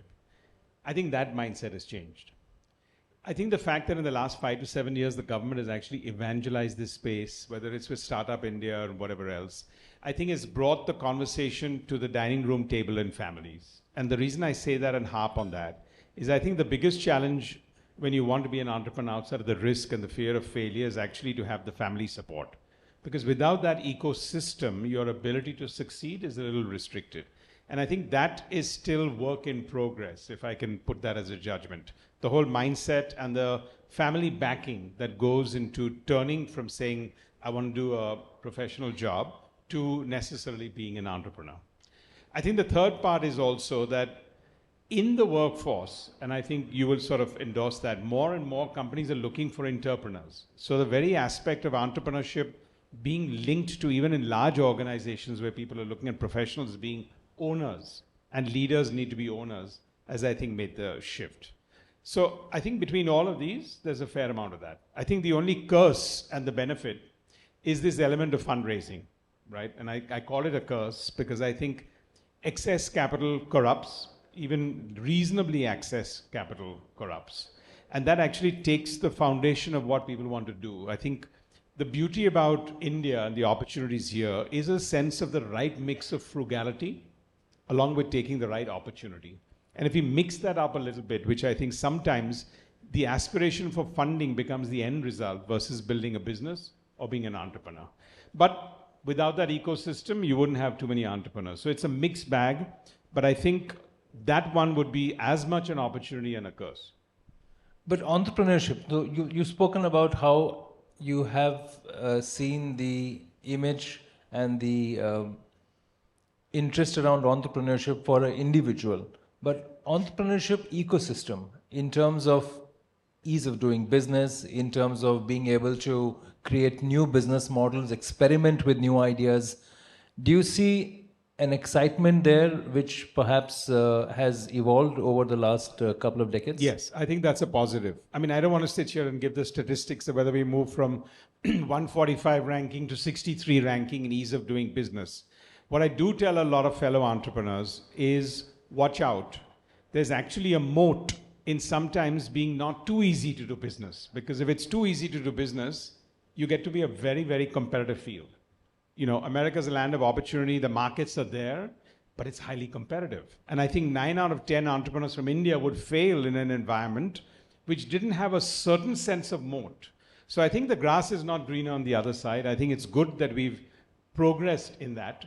But that sense kind of skills people to sort of move forward in spite of some of the challenges and difficulties. And I think, therefore, I would term it as a positive. Then steel, the creation of steel or the invention of steel has changed the world. But today steel itself is at a very interesting inflection point. And as you were referring to earlier, is steel going to be obsolete? Will steel still be relevant in the next 10 years? Because you have a lot of discussion about composite materials, you have discussions about lightweighting, even for aeroplanes, for example. It also means that a company like yours has to reinvent yourself and think about doing something which perhaps was not relevant earlier. I mean, the focus on sustainability, for example, the using better technologies to produce better types of steel. Where is the industry now, and what are the big rethink which is going on in your company today? Thanks. So let me start by making a pitch for steel. There's 40 times more steel used than any other metal in the world. So it's like we are a long way away from being obsolete. For a very simple reason, it's 55 rupees a kilo. What do you get for 55 rupees a kilo? You don't get tomatoes, right? So I think that's where it is. That's why steel is used extensively, right? So having said that, but there are problems to solve because steel accounts for 8% of the carbon footprint in the world because the traditional way of making steel is using coal not just as an energy source, but as a reductant in the process. So you need to find different ways of making steel. The simpler way is to melt steel scrap because steel is the most recyclable metal because you can separate it easily using magnets, etc. So there's a lot of work going on one is recycling steel. The concept of circularity is going to come in a much bigger way. In the industry, we've traditionally been a linear value chain. It's going to become a more circular value chain. Secondly, a lot of work going on hydrogen. Hydrogen is a good substitute For coal, it acts as an energy source and a reductant. So there's a lot of work going on there. So the good news is a lot of investments in technology to reinvent the way steel is made, which has traditionally been made in a similar way for the last 100 years. So I think that's the opportunity. But the policy framework needs to be there. Governments need to support it. It's already happening in Europe quite a bit. Customers need to be willing to pay more for green steel. So there's a lot of excitement there. The second thing is we are a process industry. We generate a lot of data. You know, in today's day and age where technology and data is really going to be the new gold or the new oil or whatever you call it, there's a lot of opportunity because we only capture a fraction of the data that we generate every day, and we only use a fraction of what we capture. So there's enormous opportunity to drive greater cost efficiencies, better stakeholder experience, better customer experience. And so there's a lot of opportunity there as well.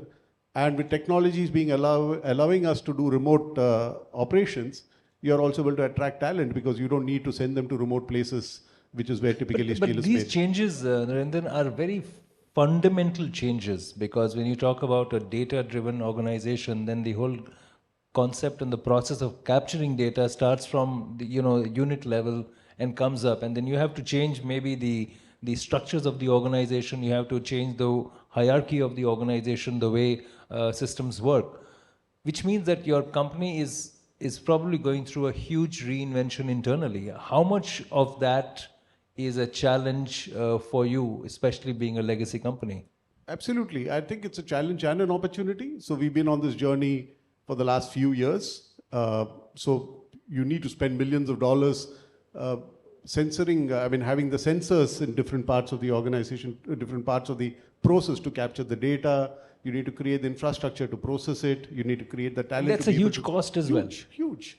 But it's worth investing in it because that's how you differentiate yourself. That's how you, in what is seen as a commoditized industry, create your own space. So I think it's not something you can avoid. And for us, we've been at it for the last 7-8 years. We've been recognized as what is called a lighthouse, which means you're ahead in the manufacturing industry on deploying digital technologies. So we've been recognized for that. And I think it's a great journey because it's also a great way for us to attract younger talent, get them excited. They're no longer excited about walking the shop floor. They want to see how to use data better. So it's an opportunity as well. So speaking of talent, and Ronnie, you are best placed to speak about that. Today there is a big debate whether the concept of degrees are even relevant. You enter a degree course, and in 3 years when you exit, the whole world has changed. And all that while you were just sitting in classrooms. So there is a lot of thought that should we do away with degrees? Are they even relevant anymore? Continuous learning is there for those who have graduated, but most of us in this hall are sitting and living off degrees that we had 20 or 30 years ago. How much of that is relevant? What is your view on this talent in the employer's perspective for the next decade? Will they continue to look at an MBA degree or a BTech degree as the certifier of somebody's capability? So I think some sense of structured learning is very, very critical. Okay, and that nomenclature can evolve over a period of time. And I think even if you look at the classic sense of a management degree, and a management degree was on HR and marketing, today it's on data analytics and business analytics. So that evolution is happening to a certain level. But I do believe that some sense of structured learning is important. The validity of that is the problem. So I think the big challenge for us is not really whether a degree is relevant or not, it's the validity of it. Which actually means that your concept of wanting to continue to learn and upgrade yourself every 3 to 4 years is becoming more. I like the way you used upgrade in your sentence. Yeah, with an E. But all I would say to that extent is, today the big question is, do you need a specialist, do you need to be a generalist, or is there a combination of both? And if you answer some of that question for most organizations, I think that's also a big crossroad. Even when you're looking at something like AI disrupting the space, my big question for a lot of the people is, are you going to invest more to reskill your present people? Or are you going to feel you need to identify a whole new set of people?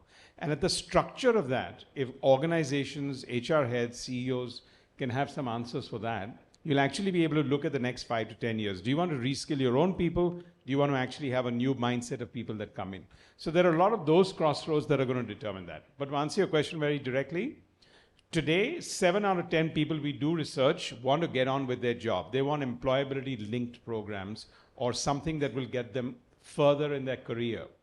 But I think we're missing the point of saying a base camp of formal learning, which adds a little bit of discipline, which adds a little bit of structured learning. Because if you don't do that, I think the grass won't be greener on the other side because you lack that structured learning that is required as a base camp that everyone now looks and takes for But granted. today, if a coder goes and says, I've been coding for 20 years and I've developed these fantastic software, a company can say that, I already have a software to create more software. I don't need you anymore. So everything that a person has done, even if that person is 30 or 40, in many ways is irrelevant. So how will you convince that person that structured learning is important? See, Prajal, I think the main question is when you're in some sense of formal, you take for granted the learning of soft skills. And the reason I say that is because I think 50% of everyone getting ahead today is really about the soft skills, what they don't teach you in a structured learning. But I think you pick that up. If you had none of that, and then if you just walk out into the world and say, I'm going to only learn on the job, you need to actually be very blessed with the aspect that you're going to be able to pick up that. So I'm a firm believer that you need that base camp. But today, 7 out of 10, if you don't link that with employability, then the validity of that is going to be less and less. Employability, Narendran, has the concept and the definition changed? I also ask because today the difference between a white-collar worker and a blue-collar worker is disappearing. I'm sure you have a lot of data scientists and computer engineers on the shop floor, as you were mentioning earlier. So when you are, in the coming years, when you look at hiring and for younger people who are watching and listening this, what will employability look like in the future? So traditionally in India, I think we've had a kind of focus on degrees more than vocational skills. I think we need to correct that quite a bit. If you see a lot of the developed world, if you look at Europe, you look at Australia, there's a lot of respect and dignity for vocational skills, which I think we need to inculcate more in India. Need to start with the school system and take it on from there. Somebody once told me that the only two professions in India where you get paid more for skills than education is entertainment and sports. And and even if I look at manufacturing, etc., when you hire an engineer, you would ask which college are you from. But when you hire a welder or somebody to do some work in the plant, you're not necessarily looking at how that person was trained, what is the certificate, what is the premium you would pay for a good skilling institute, and so on and so forth. So I think that's going to change. Second thing is, legacy industries like ours will always struggle to get the best of talent. We used to get the best of talent earlier. Now we have to make the best out of what we get. And I think there are great organizations, and more recently, we've all talked about ISRO. The kind of L&D processes that they have to develop people and to really make them world-class scientists is something I think a lot of us in the private sector need to learn from. So instead of an engineer, you might have a data scientist without an engineering background. Absolutely. So there are two ways to look at it. You would have a data scientist. You would also try and make data scientists out of the people you have.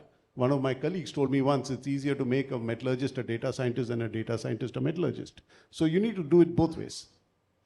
I just want to add to that, Sure. because I think the career swapping that's happening today when people are actually looking at the next level of specialization and learning, you're seeing that in the DNA of people. The base camp of what they studied is not necessarily the career shift they want to move to.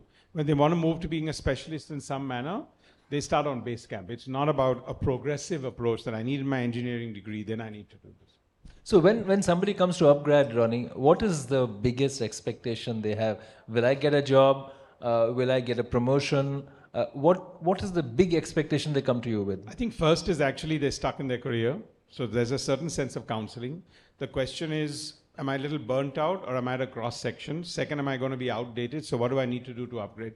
So a third of them, I think, are people who are looking to say, I want to be less relevant.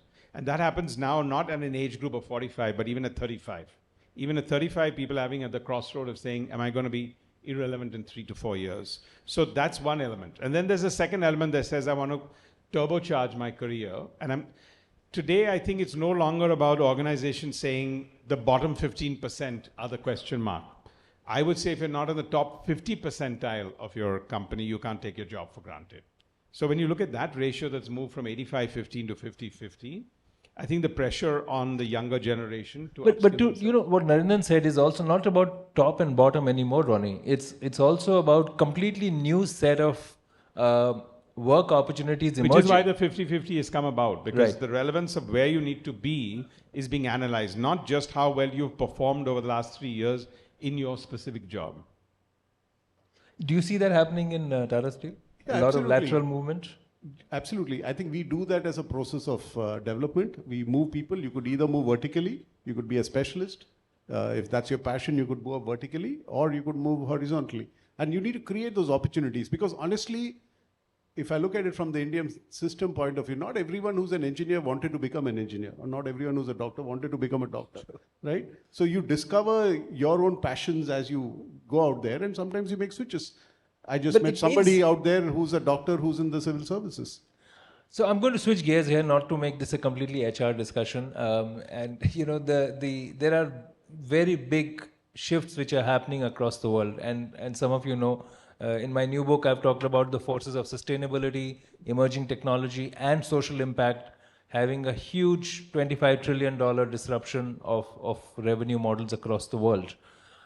Sustainability is at the core, and linked to it is social impact, which all three forces were acting separately, but suddenly they have come together, especially in the post-COVID world. Narendran, I'd like to request you to share the example of what just happened at Port Talbot, where you worked with the UK government to have a fundamental transition of manufacturing from old technologies to green manufacturing. Is that going to be now the focus for nearly everybody in the manufacturing sector, that make that transition as fast and as efficiently as possible? Yeah, absolutely. I think Europe in some sense is leading the way, because the policy framework, the infrastructure which is being set up is supporting this transition. So there's a cost of not transforming, right? But I think there's a lot to learn from that journey, and we're doing it across other locations as well. I think the value pools will shift in this transition. What drove competitiveness will shift, right? Because if I look at steel, typically you set up steel plants where there was coal and iron ore. Now we would set up where there's energy available cheap, or hydrogen available cheap. In the UK context, UK exports a lot of steel scrap. So the whole proposal there was, how can you leverage the steel scrap which UK has and convert it into steel which you can use in the UK? Of course, it meant support from the government for the capex and some support from the opex, etc. But today, governments in Europe are willing to discuss with you, because they know that industry by itself cannot do this transition. So you need the industry to put in money, governments will put in money, and customers also should be willing to put in money where the mouth is. I just want to add maybe I'm a little outside on this, because I've been in sectors where this is not the center stage for it, because we're in service. But just as an outside, I would say we need to be careful about the fact that if it's too much of a push, I think people are going to set themselves high targets, because that's what they need to articulate. And then they're going to pull back, because it's always 10 years later. So my sense from the outside is we need to be clear that this is something everyone, the whole organization, a government, and environment takes for granted. Otherwise, there's going to be pullbacks with large statements right now. And then I think the British Prime Minister has just done that 5 days back, right? So I think if you look at some of those, that's one. And second, it should not be that consultants are going to make $1 billion of revenue right now in this sector, just consulting with everybody, knowing that every 2 years the benchmark is going to change. So that's a rising sun opportunity, right? So if nothing else, you can become a consultant. So that's going to be good. But you know, the fascinating thing about, if you talk about trends of the next decade, is competition. And you referred to it earlier, Narendran, but Ronnie is a great example of it. Competition for any sector and any company will come and can come from somebody who's not in the sector at all. You entered the education sector, Ronnie, and I'm sure you upset a lot of people and several other companies. Do you see that as a very significant shift, that, you know, the medical wearables we have, they came from tech sector. So the medical devices industry is competing with a bunch of people who have no experience or legacy in healthcare. How much of that is going to disrupt business models? So I would look at competition in two ways, because I think I've come from non-legacy businesses, and whether it's been in media or now in education, they're all... Let me put it this way, Ronnie. When you left the business, it became legacy. No, not necessarily. Not necessarily. No, I'll tell you why. Because of the simple reason that there are no precedents there. Right. And actually you're market making. So I think my entire career and life has been one where one has looked at how to market make. And therefore you do need a certain sense of competition, because I've seen you cannot open a market or a sector with one or two players. It doesn't happen. The credibility actually goes down. The trust is not there. The awareness is not there. And you need to walk the extra mile all the time. So competitiveness in a certain sense is very good. The second part is, today I think everyone overestimates again your total addressable market and who's your competition. I think people are missing that the real competition is going to come from the smaller players, as you've mentioned, put it there. So I may have a large educational thing, but somebody will just focus on data science and build a 100 crore business while we're trying to make this into a 1,000 crore business. So I think for greenfield things, which is what the new economies are today, we should not be unwelcome about competition, because the big challenge is to open the market, for which you need multiple players, multiple noises, multiple credibility. In a competitive field, India is a price-sensitive market in the first place, right? I mean, there's no running away from that. If you can get your moat, I don't think competition is going to be able to do that. If you know your business segregation, you can actually make it a very different element. No, but if I stay with this example, and Narendran, please come in, medical devices, wearables, right?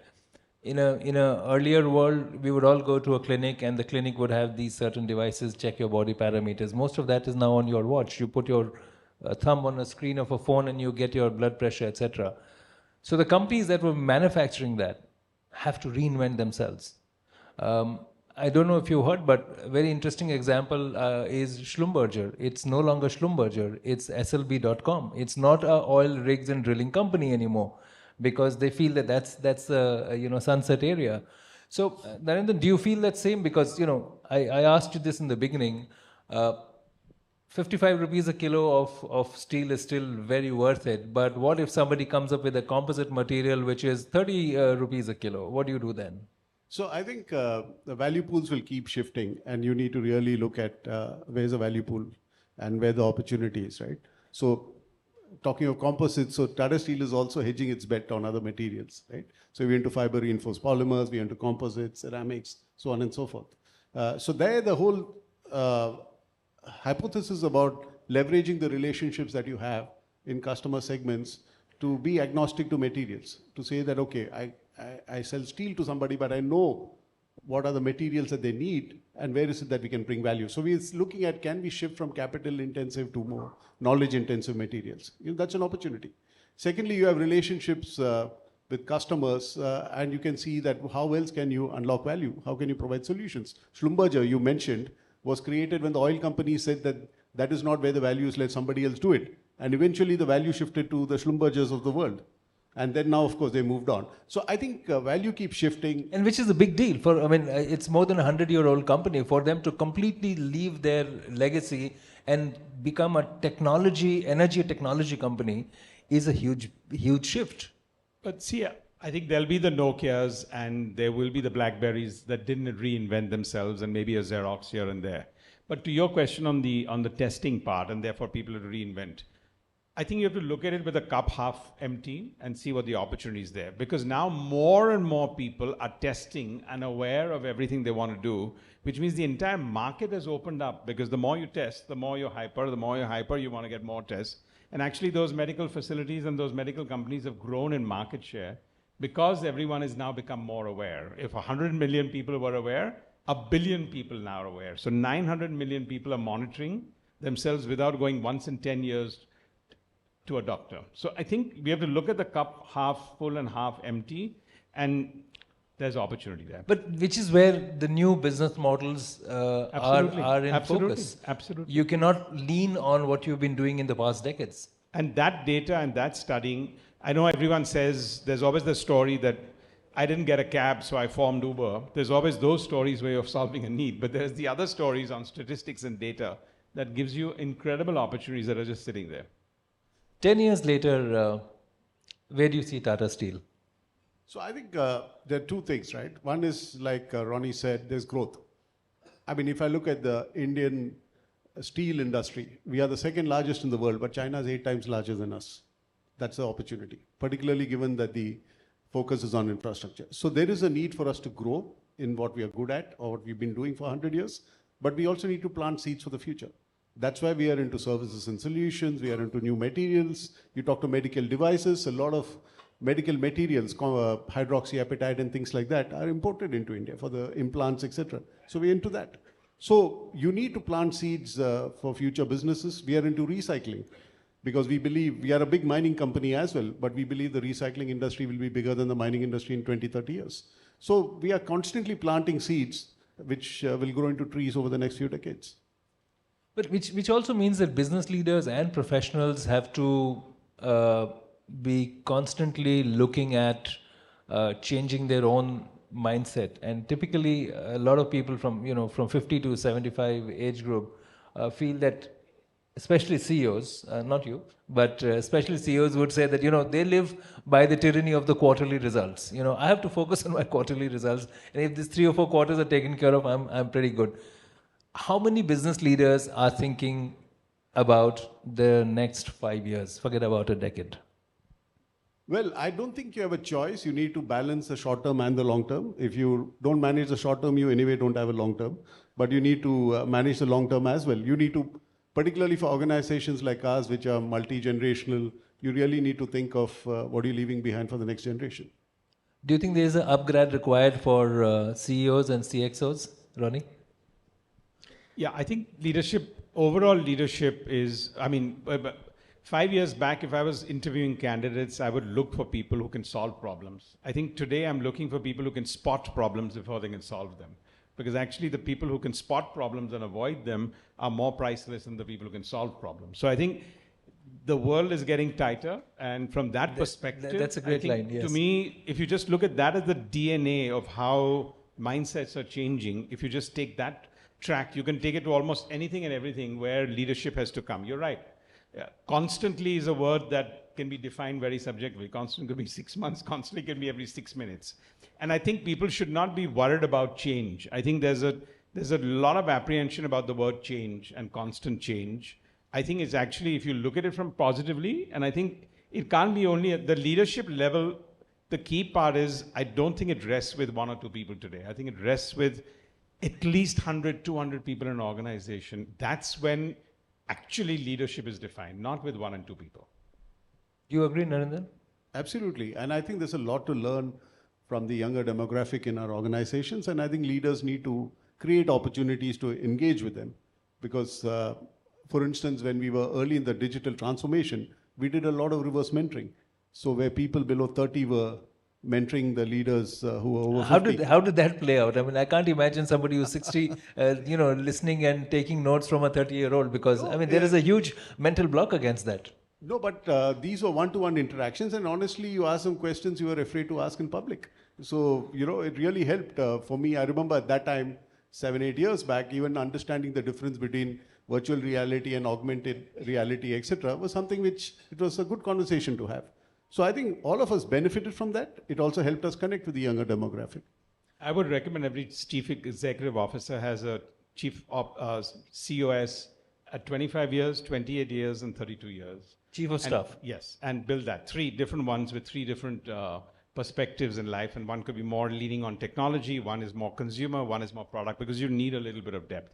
And I think that office today needs to be defined even at the corner office in a very different way. But I heard that L&T, SNS has a set of executive assistants across all businesses, and there's one for each, about 80 people who are doing this, I was told. So it's interesting that some of the conglomerates and CEOs are looking at that. One, of course, to keep track of what's going on, but create the new gen of leaders as well.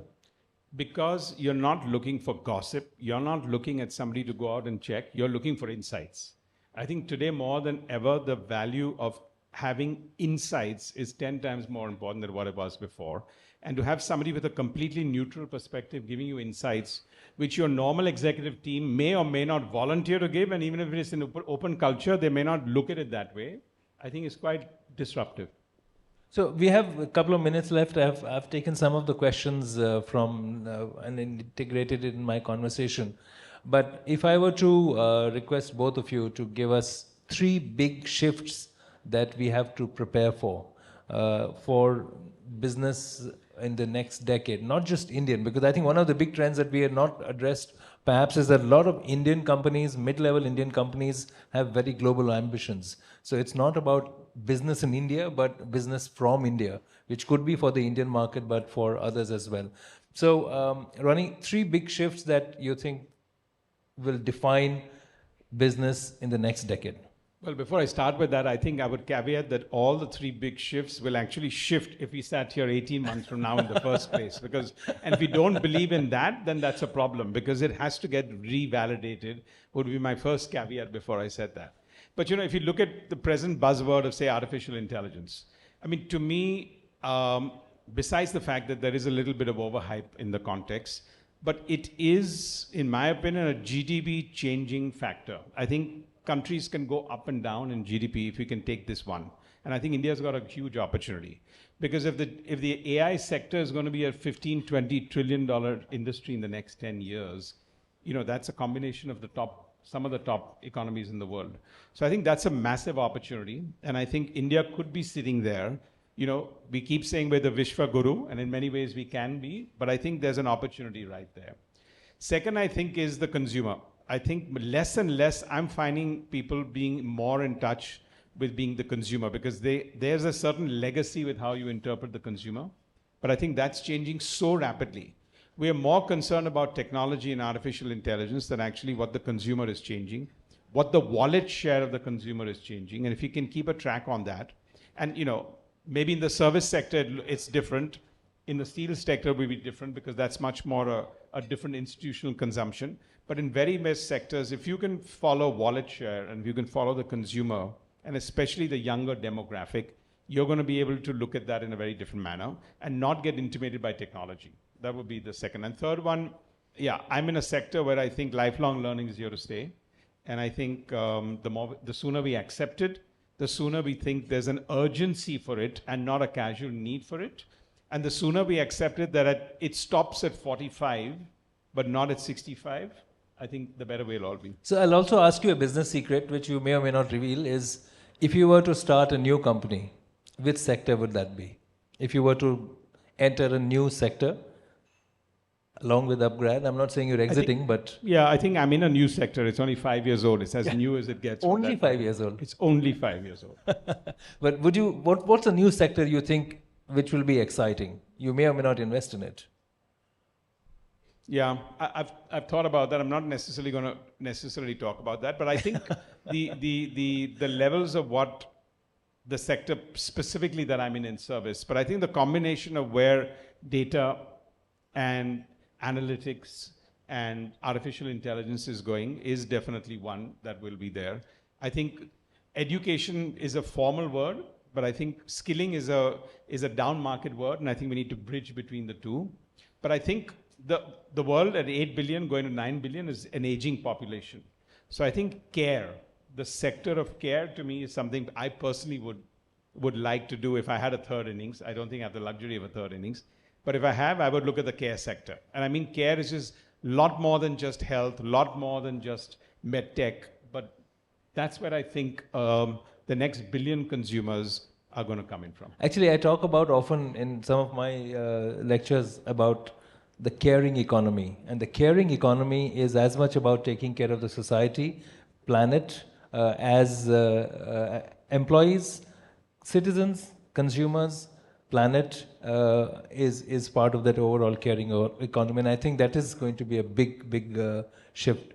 And then 3 big shifts that you would you see and you're also participating in.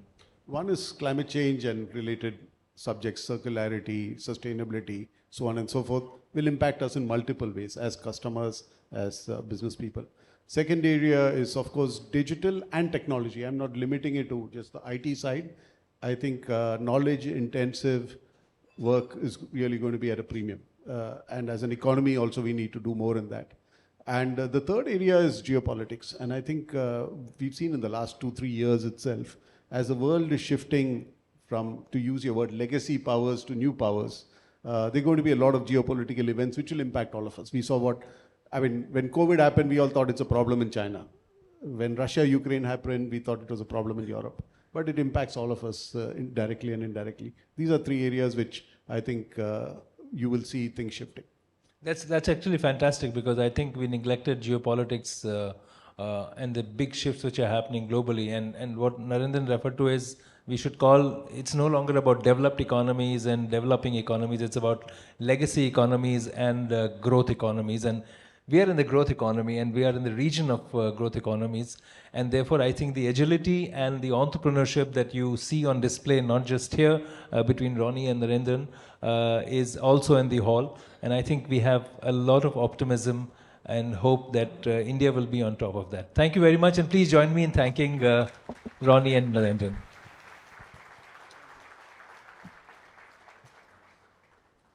Thank you, Mr. T.V. Narendran, Mr. Screwvala, for that very insightful, very interesting session. And thank you, Mr. Sharma, for conducting it in your usual indomitable way. May I request Mr. Keval Noria, past President AIMA, to please join us on stage to present the mementos to all the speakers of this session.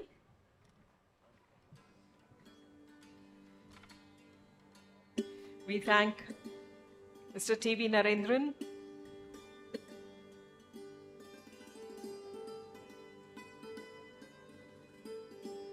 thanks to Mr. Ronnie Screwvala.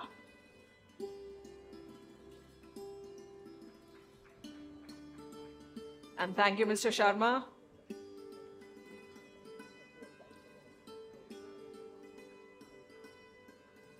Thank you all once again. Thank you, Mr. Noria, for joining us on stage to present the mementos. We now move on to our next session, which is entitled Digital Living, Redefining Culture with Tech.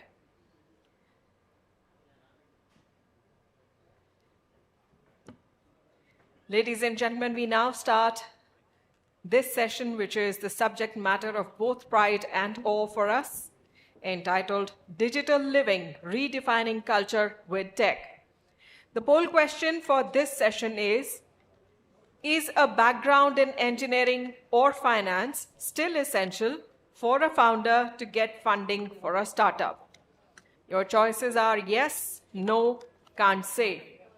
Please do be a part of this discussion. We invite you, all of you, to please participate and share your opinion. Once again, ladies and gentlemen, a gentle reminder, we are not taking a break, so kindly please remain seated as we are ready to start this session entitled Digital Living, Redefining Culture with Tech.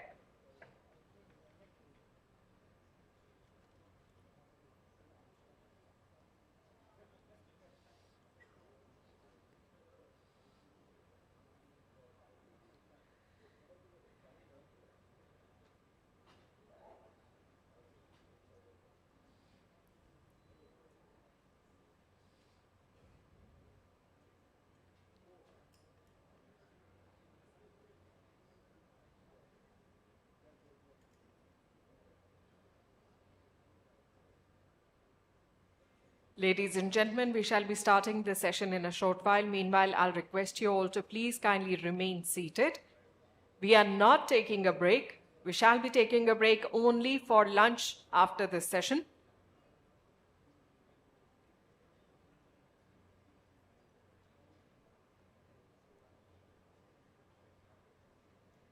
Please join me in welcoming on stage Mr. Sanjeev Bikhchandani, Founder and Executive Vice Chairman, Info Edge. We warmly welcome Mr. Gaurav Singh Kushwaha, Founder and CEO, Bluestone, and Mr. Rohit Bansal, Group Head of Communications, Reliance Industries Limited. Please join me in extending a warm applause to all of them.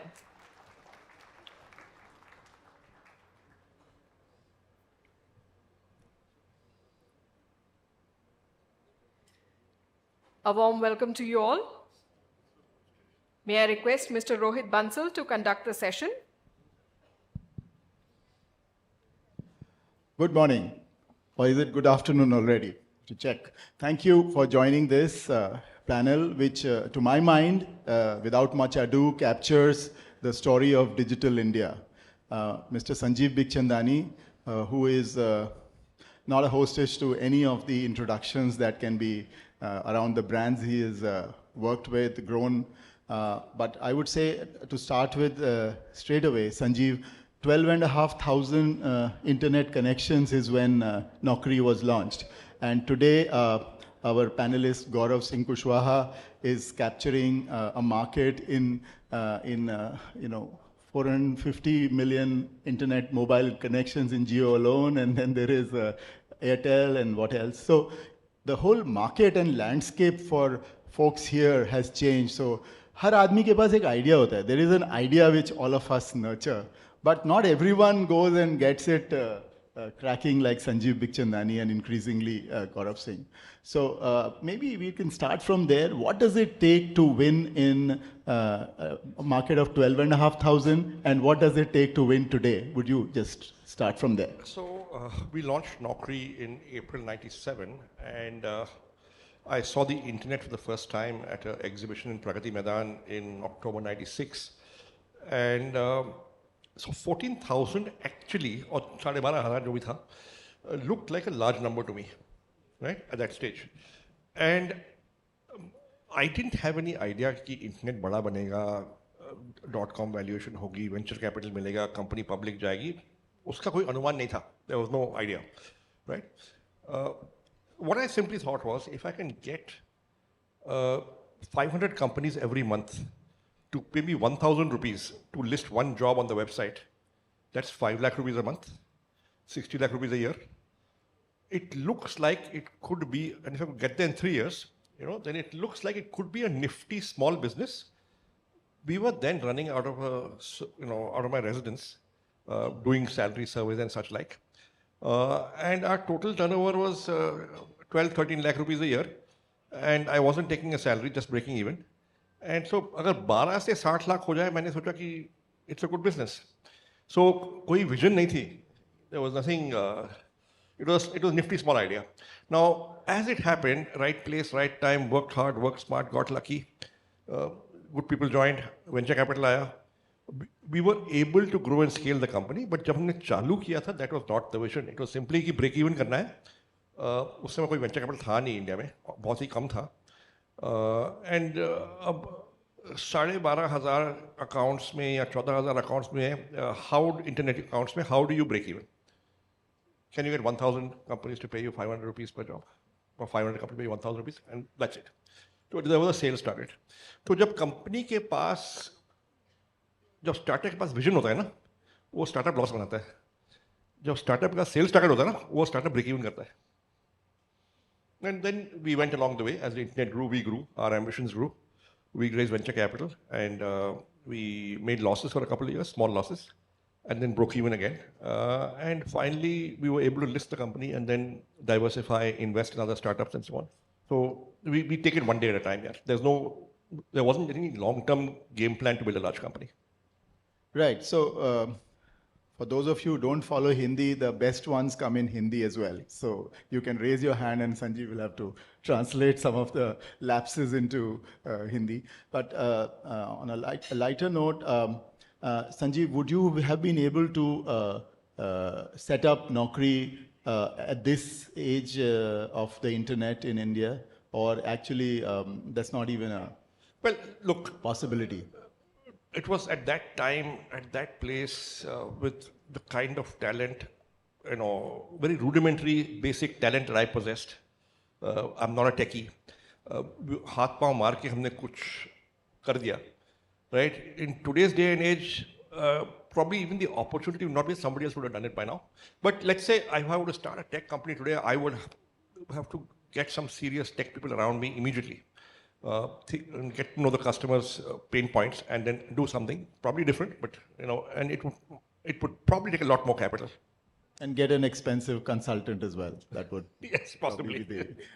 Okay, so we don't get expensive consultants. So abundant disclaimer. I hear there's been yeah, we have Info Edge Ventures has invested in Bluestone, and it was announced just yesterday. It was not planned this way.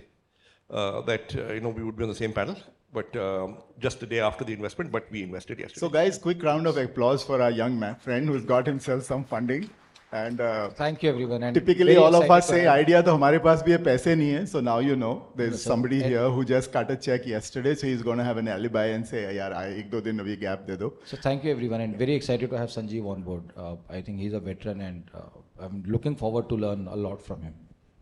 Right. So now that you have the digital landscape, the way it is growing, and sometimes the exabytes and the petabytes are part of the equation, and we've had a historical context and someone who has stayed relevant continuously.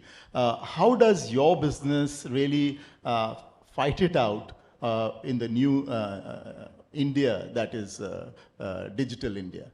Sure. So I'll come to that, but I'll give a little bit more color about myself. So I'm a computer science graduate. So I graduated in 2001 from IIT Delhi, and Bluestone is not the first venture. My first venture was called Chakpak.com, and that was started back in 2006. And that was also the time when smartphones were not around, and internet connections were in the range of 200,000 to 300,000. The promise of that reaching a million, 2 million, and so on. So I had also seen kind of not the very early days, but that made part of the journey. And the whole behavior, I think, changed somewhere around 2009, 2010. So when I started Bluestone in 2012, smartphones were also around, and shopping was picking up in a big way.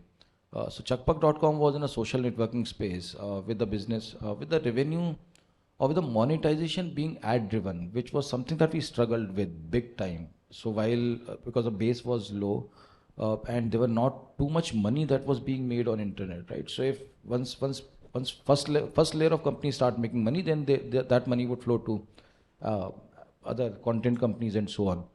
So the idea behind starting Bluestone was to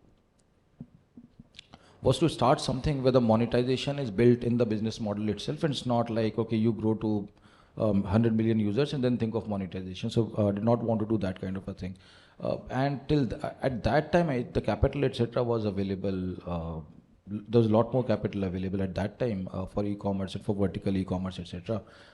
And we started with seed capital. We started with funding from Excel partners and so on. So we did kind of build it in slightly inorganic fashion, and not just, let's say, kind of joining piece by piece, capital wise. But if you look at the business wise, we built it very, very fundamentally.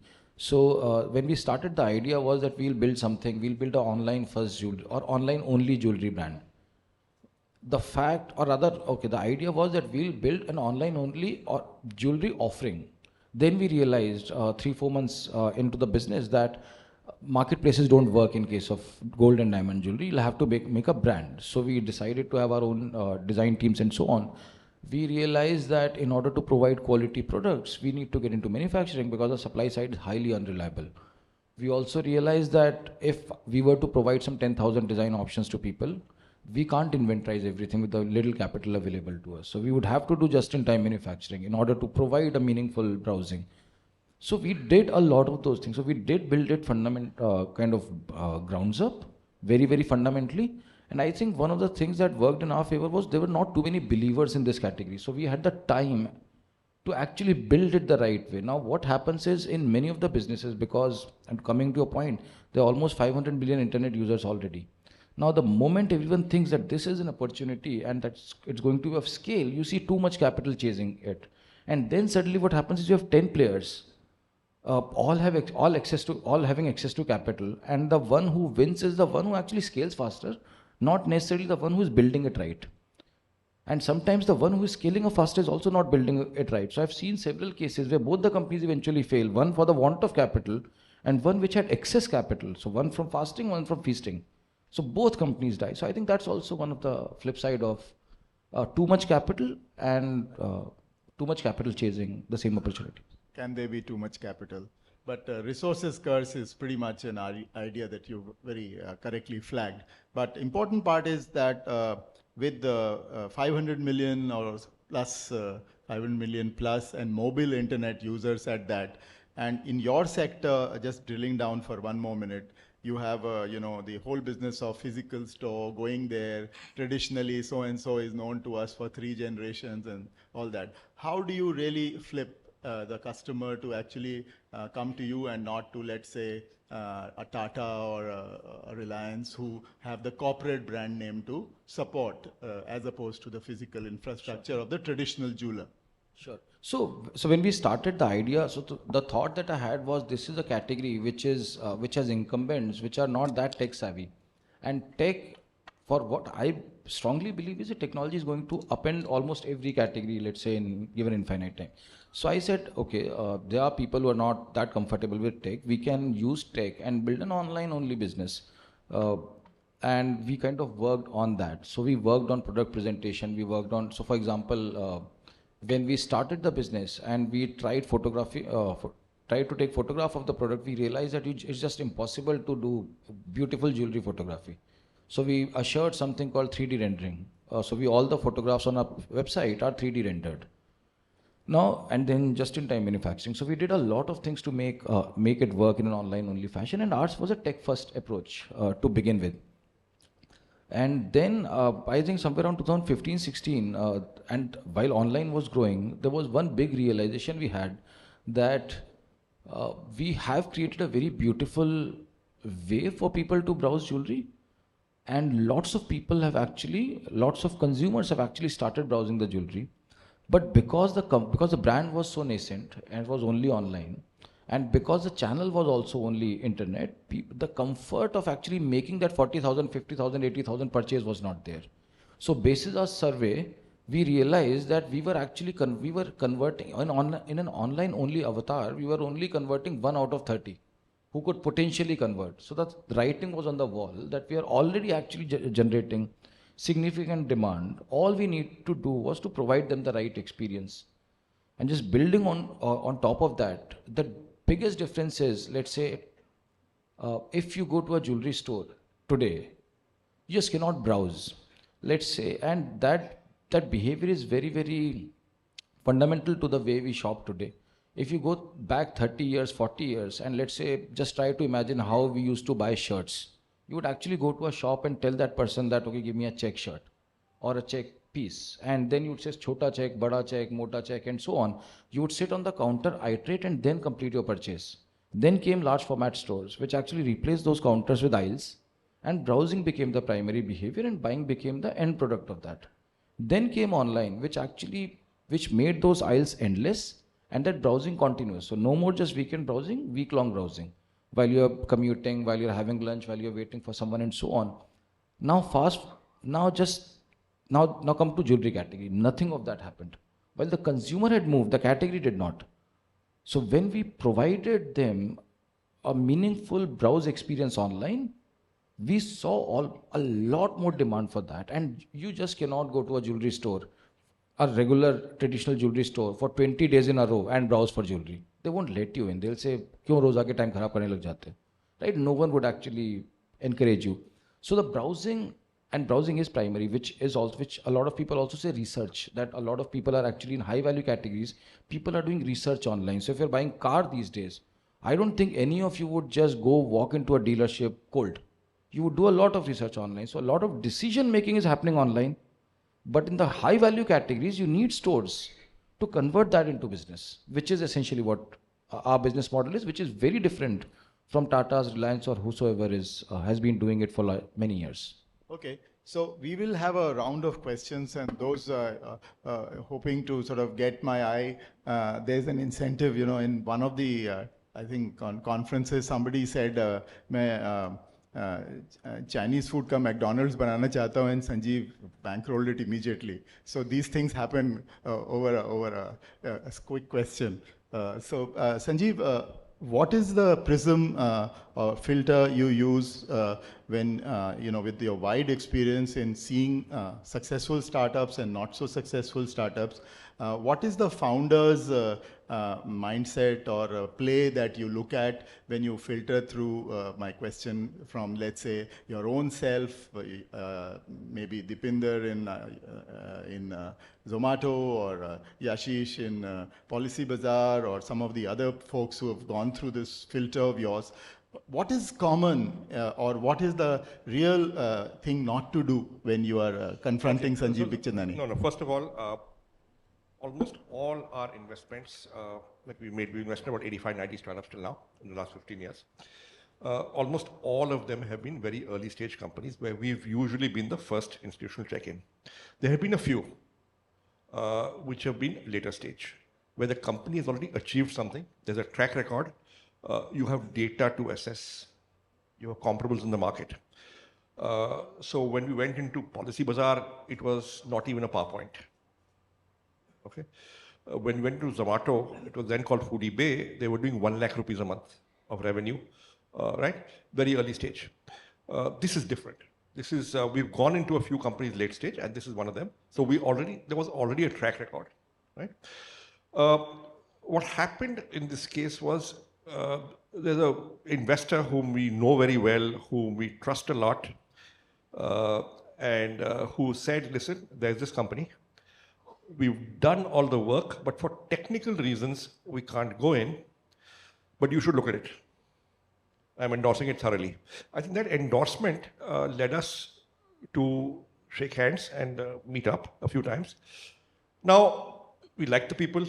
We like what they're trying to do. Market is big and growing. Titan has just bought Carrot Lane at a very high valuation. We're getting a better deal. Yeah, I mean, on a revenue multiple basis, much more than what we're getting in at. So it's a good deal. They have a very clear strategy. How are we different? It's a good omni-channel strategy. They're on the verge of breaking even, right? With this round, they should get to break even. So many things went for it. And so this is not a typical early stage investment. This is a late stage investment for us, but these are all the things that went into this decision. Right, and when you get it wrong, when the whole thing capsizes, what do you do really to confront failure in the eye? Do you just walk away and stop thinking about it, or is it more like a wound you carry? Well, look, the question is reason for failure. If the reason for failure is, good entrepreneur, tried hard, didn't work, lost money, it's okay. Yeah? I mean, life mein hota hai, right? If the reason for failure is perhaps some subterfuge, that is when you don't let go, right? And you chase it to its logical conclusion. And so it all depends. See, I would say the vast majority of entrepreneurs have been invested behind, including the ones that have not done well. The entrepreneurs themselves have been very, very good, very honest, very hardworking. And it's a testimony to Indian entrepreneurs that the vast majority of them are clean, ultra clean, working hard. And sometimes you make it, sometimes you don't, and that's life. Right. So you don't lose sleep over this. No. See, how do you face your board? Because for those who don't know, Sanjeev takes bets on behalf of the parent company, and this is investor money, and his responsibility is not running the flagship, which is Naukri, but more quite taking bets. So how do you really confront failure? First of all, if we ourselves have been diligent and thorough in our processes, in studying the companies, track and monitoring them after we invest, then the board is fairly forgiving that हमने कोई गलती नहीं की है other than error of judgment, right? Business judgment. It also helps that we've got two massive successes in Zomato and Policy Bazaar, that the investing strategy has been proven, and therefore, I get forgiven, right? But obviously, every investment is a new investment, and you've got to be very diligent and thorough, and try and ensure you're not making the same old mistakes. Right. So before we sort of move on to our own question and answer session, it would be very nice if we have some show of hands and some questions. Will there be a mic being circulated, or it's? Yeah, I see one hand already. Is there some lady who would like to ask? We'll give first preference there. There's one there and one there. Yeah. So can the mic be reached to the person?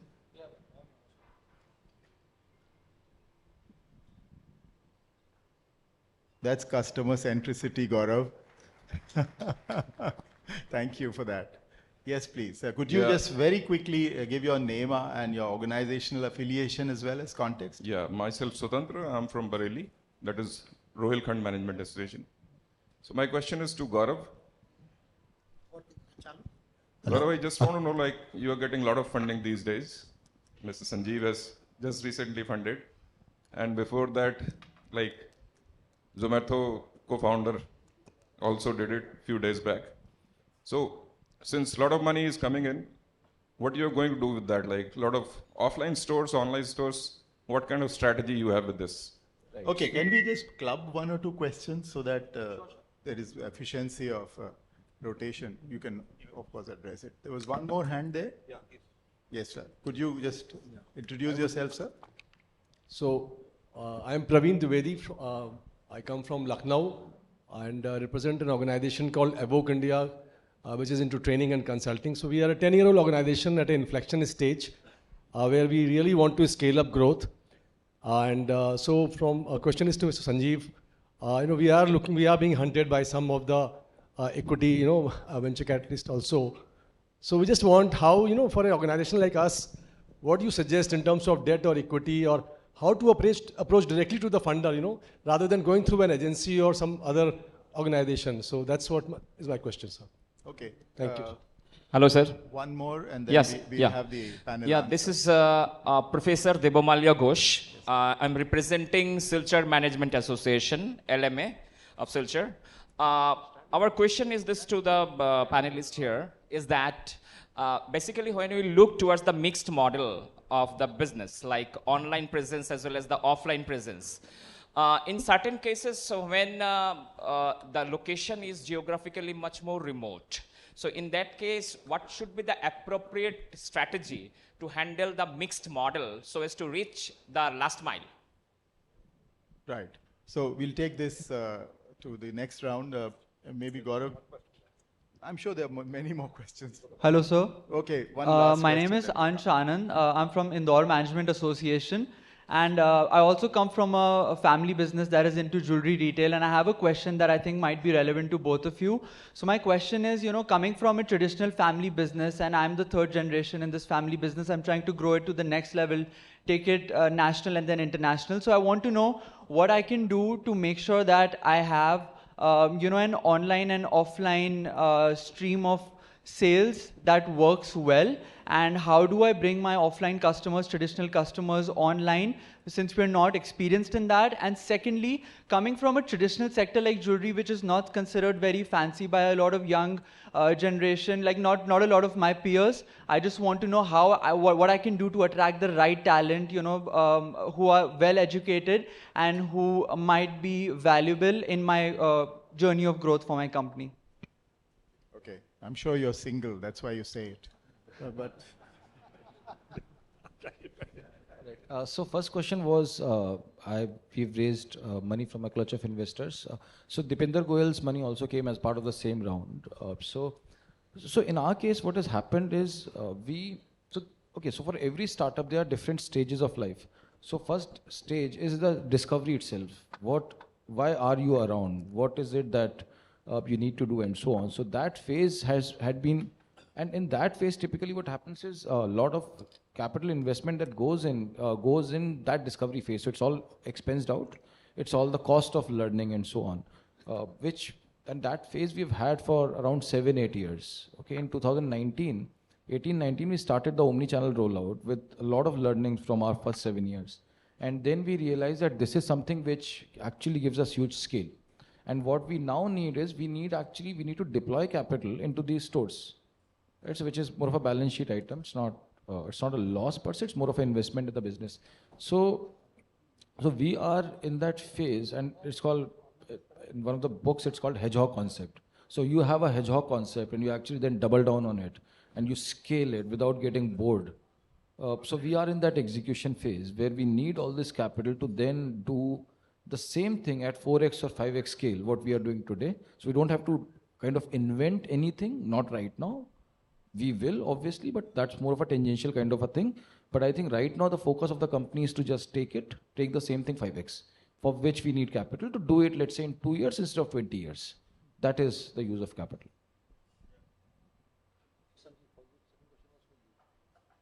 You want to raise money, the training organization. Yeah, that's the next question. The first question was, I think, training organization from Lucknow, right? So I think you should be careful, right? See, any money comes with strings attached. And there's a different set of strings for equity and a different set of strings for debt. एक तो, debt को वापस देना पड़ता है in a finite time frame, a pre-agreed schedule, with some rate of return, usually. Right? And I have seen a large number of people take debt because it's available. It looks easy and cheap. But servicing debt is a whole different ballgame. Right? And you need to be careful on that. Right? That will you be able to service the debt? What is the uncertainty there in your growth, your margins, your revenue streams? And मैं पैसा लौटा पाऊंगा कि नहीं? Because the people who give you debt have a different recourse on your company and your assets and your cash flows and everything, on your own shareholding in the company, right? And that may or may not have a happy ending if you can't repay the money. So debt, ध्यान से लो. Right? Equity भी ध्यान से लो. Because the truth is, the expectation of the equity investor, a professional equity investor, a fund, for example, कोई भी early stage fund, will not go into any company where he believes he can get less than 10, 15x in, say, 5 years or 6 years or 7 years or 3 years or 4 years, right? And exit, right? Now, across the fund, he may get 5x because some companies will fail and some may give 30x even, right? We ourselves in Introvert gave 28.5x to ICICI Venture, who was a venture capital investor. That was a happy ending, right? But there is, you will sign a reasonably complicated agreement, an investor agreement, a shareholder agreement, a share purchase agreement. आप एक या दो agreement sign करोगे. Typically, these are 70, 80, 100 page documents with all sorts of clauses. Some of these clauses for somebody who's never raised money earlier can be quite frightening, right? I remember I was paralyzed with fear when we got our SHA, and for 3 weeks I didn't do anything. I just kept it in a drawer saying I don't want to see this, right? But we raised the money because competition knows that we had raised money, so we were compelled to raise it. And some of those clauses I found pretty draconian, although they don't implement it in that fashion, but you're signing off stuff, right? And if you are a profitable company with good cash flows, okay,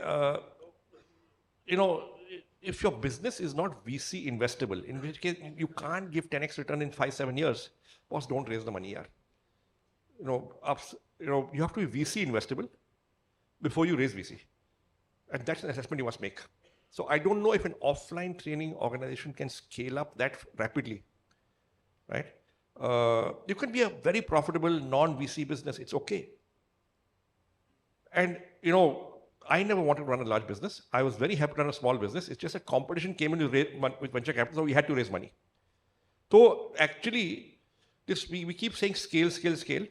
What's the zarurat nahi hai if you're not a VC investable business? You scale at your own pace. Now, if you raise venture capital, you have to scale in 5-7 years because you have to do the exit. Maybe your business will scale in 30 years. And if your business is a 30-year scaling business, boss, you're not VC investable, don't even try it. So figure out your position before you raise venture capital. So you're scaring people about debt and you're scaring people about equity. No, I'm saying think through it carefully before you take money from anybody else. Careful for sure, but I think what is the wise remark here is about how there isn't anything for free. But the important part is that, we heard the question from Lucknow and the Rohilkhand question as well. Is the offline model really, with all this Amazon example, which we keep reading in business school cases and so on and so forth, is offline actually something that is no longer going to be investable by VCs? Is digital totally the Not necessarily. Naukri.com is a digital product. The consumption is digital. We have offices in 41 cities, sales offices. We have got a sales force in several hundred people which go out and sell. The sale, the negotiation, the training, or how to use the product. All of it is offline. The platform enables handshakes between job seekers and employers, but then the process moves offline. So India may, whereas in the US, the same service is almost completely purchased online. Right? The Indian situation is different. अब हम 10 लाख की चीज बेच रहे हैं, HR managers don't have corporate credit cards. वो अपने personal credit card पे 10 लाख की चीज नहीं खरीदेगा in the hope of getting reimbursed by the company. He won't have that credit limit. There is a risk, uncertainty, fear. He will want to, see the product, try it out. He'll want the salesperson in front of him. They want accountability of the person who sold it to them, right? So you have to shape your strategy according to the particular context of your customer, your market practices. अब कोई 1 लाख की jewellery शायद online खरीद ले, but mostly शायद नहीं खरीदेगा.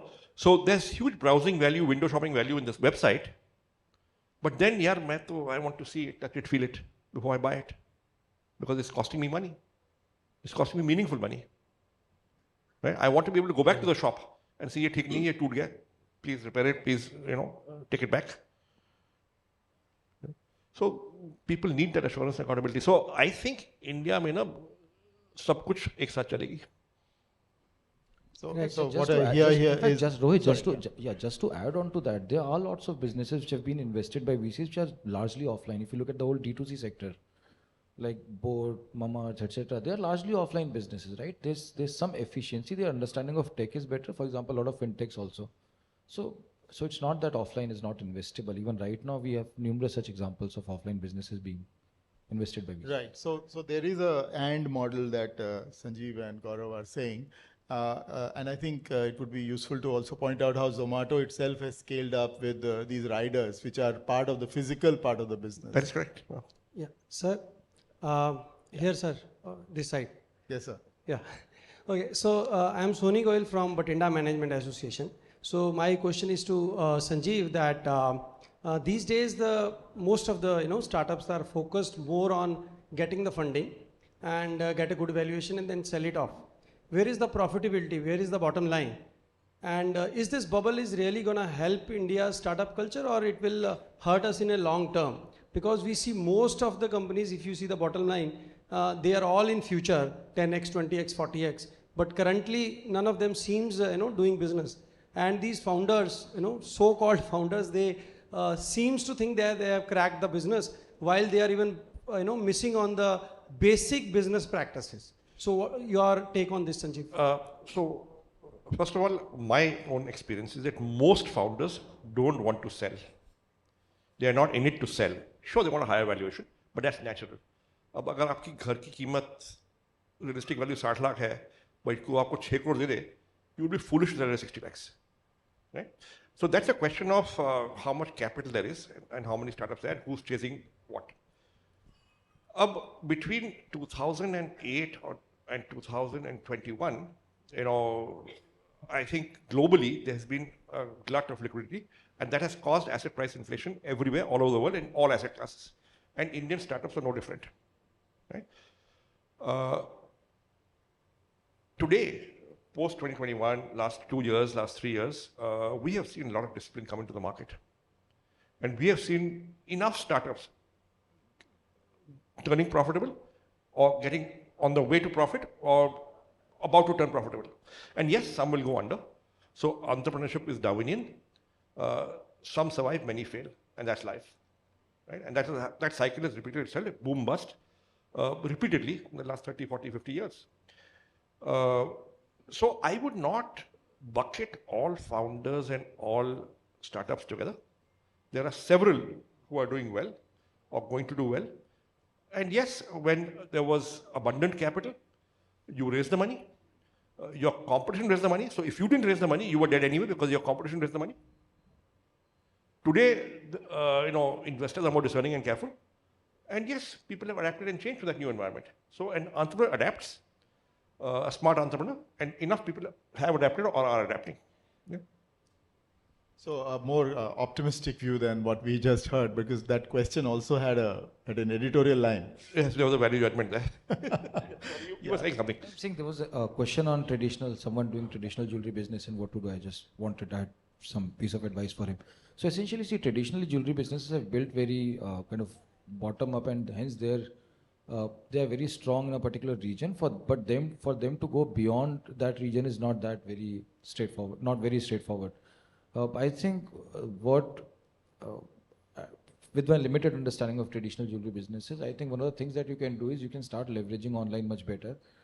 First thing would be set up a store on Shopify and integrate your inventory as much as you can. And then there are some Shopify plugins which will let you do some Facebook ads, Google ads, etc., which are without having to invest too much of your own, or without having to hire too many people. So you'll have to have a low cost base. You cannot have as high cost base as we have, because we are pan-India, but using some of these few things which are available, let's say at relatively less cost, you can set up a good online presence, and hence with that, in that micro market, you can start doing better than some of the other traditional competition, etc., that you have.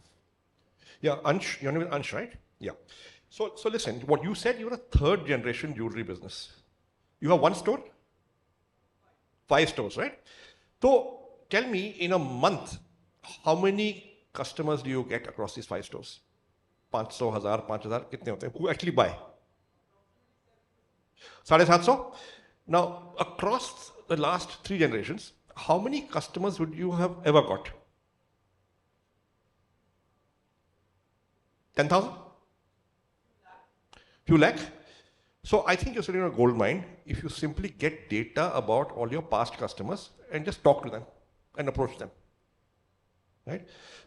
A few lakh past customers, that means people who have known your store brand and have trusted it. But only 750 are coming in a month. You just have to focus on the remaining who are not coming every month and be in touch with them and communicate with them and have this online presence. To my mind, you can multiply your business 10x just on your past customers. There's massive, massive value in your past customers. Okay, I don't know if this would satisfy the entrepreneur, because I don't think they would not have tried, Sanjeev ji. I'm not sure they have the great. Do you have a great database of the few lakh customers? Ansh? Do you have a great database of the few lakh customers? Yes. Then what are you doing with it?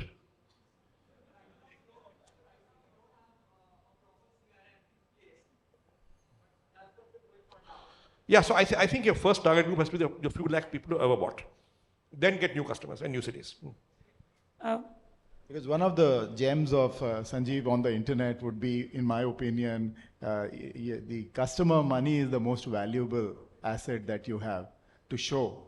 So if you have customer database and you can convert them to customer money and demonstrate it, there'll be people who will be backing you with greater conviction.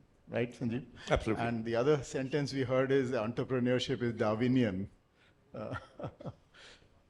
It is. Excuse me, sir. Yes. Sorry to cut you in the middle. I Not was just at all. trying to ask a question. Yes, I was looking for hands. Yes. I'm Anupriya Aggarwal. I represent the Young Leaders Council of AIMA. I am a brand strategist, and my question to you is that I work with a lot of brands. We've spoken of investments. We spoke of offline and online strategies. We spoke of converting the traditional wholesale businesses to retail.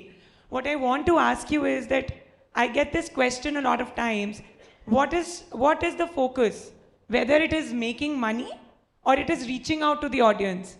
So what is the answer that I'm supposed to give to my brands in the initial first 3 years? You can't say both, right?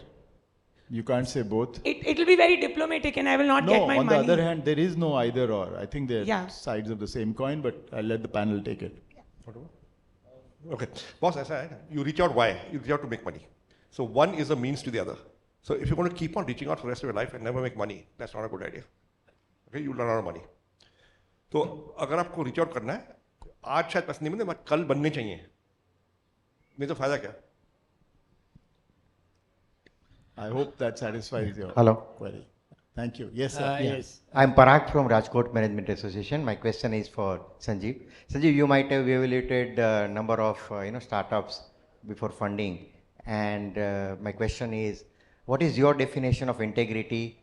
And would you like to share any case where, despite a good business, you have rejected because you might not be, convinced with the integrity part of the business? You see, we go in early stage, right? Very early stage. At that point, the company does not have a track record of either being honest or dishonest. You don't know, right? You assess the person. Now you do ref checks on the person and figure out, and then take a judgment call. On the integrity thing, we usually get it right, because you can judge a person across the table over 3-4 meetings. What is he made of? And hopefully you will get the integrity bit right. You may or may not get other stuff right, but the integrity bit you can get right. Maybe in 8 cases, 9 cases out of 10, right? It's very hard to prove at an early stage ye banda dishonest hai, because there's no track record, right? But I think some of the stuff that we are uncomfortable with is if there is a shareholding structure which is not aligning everybody's interest together. कि साहब इसके 2 business हैं,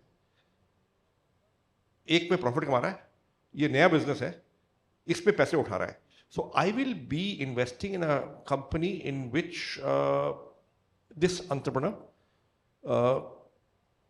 does not fully depend on, because he's safe, right? Because the other company is doing well, right? He's not full time here, right? Stuff like that worries us. So that you can, so there are many sort of tests we do to do stuff like that. Thank you. Excuse me, I got a small question. Like, could you name yourself, yeah, sir? I'm Dr. Labh Singh, sir. I'm from Chandigarh Management Association. Yes, sir. Actually, the theme of the panel was that redefining culture with technology. So basically, there are 2 ingredients.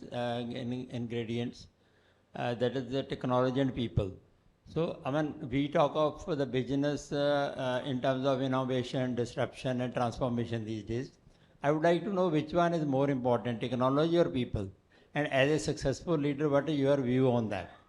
Technology drives people or people drive technology? That kind of thing. If you could kindly react to that. Thank you. Yeah, so people are the most essential part of any business, of any organization. I think what technology does is technology actually makes them more productive, makes them more efficient, makes them smarter. So technology has in today's world, technology actually makes a business lot more efficient. Look, as a leader, how do you look at that? I mean, as a leader, as a successful leader, how do you look at that? What is the mix of technology and people? I mean, as an outsider,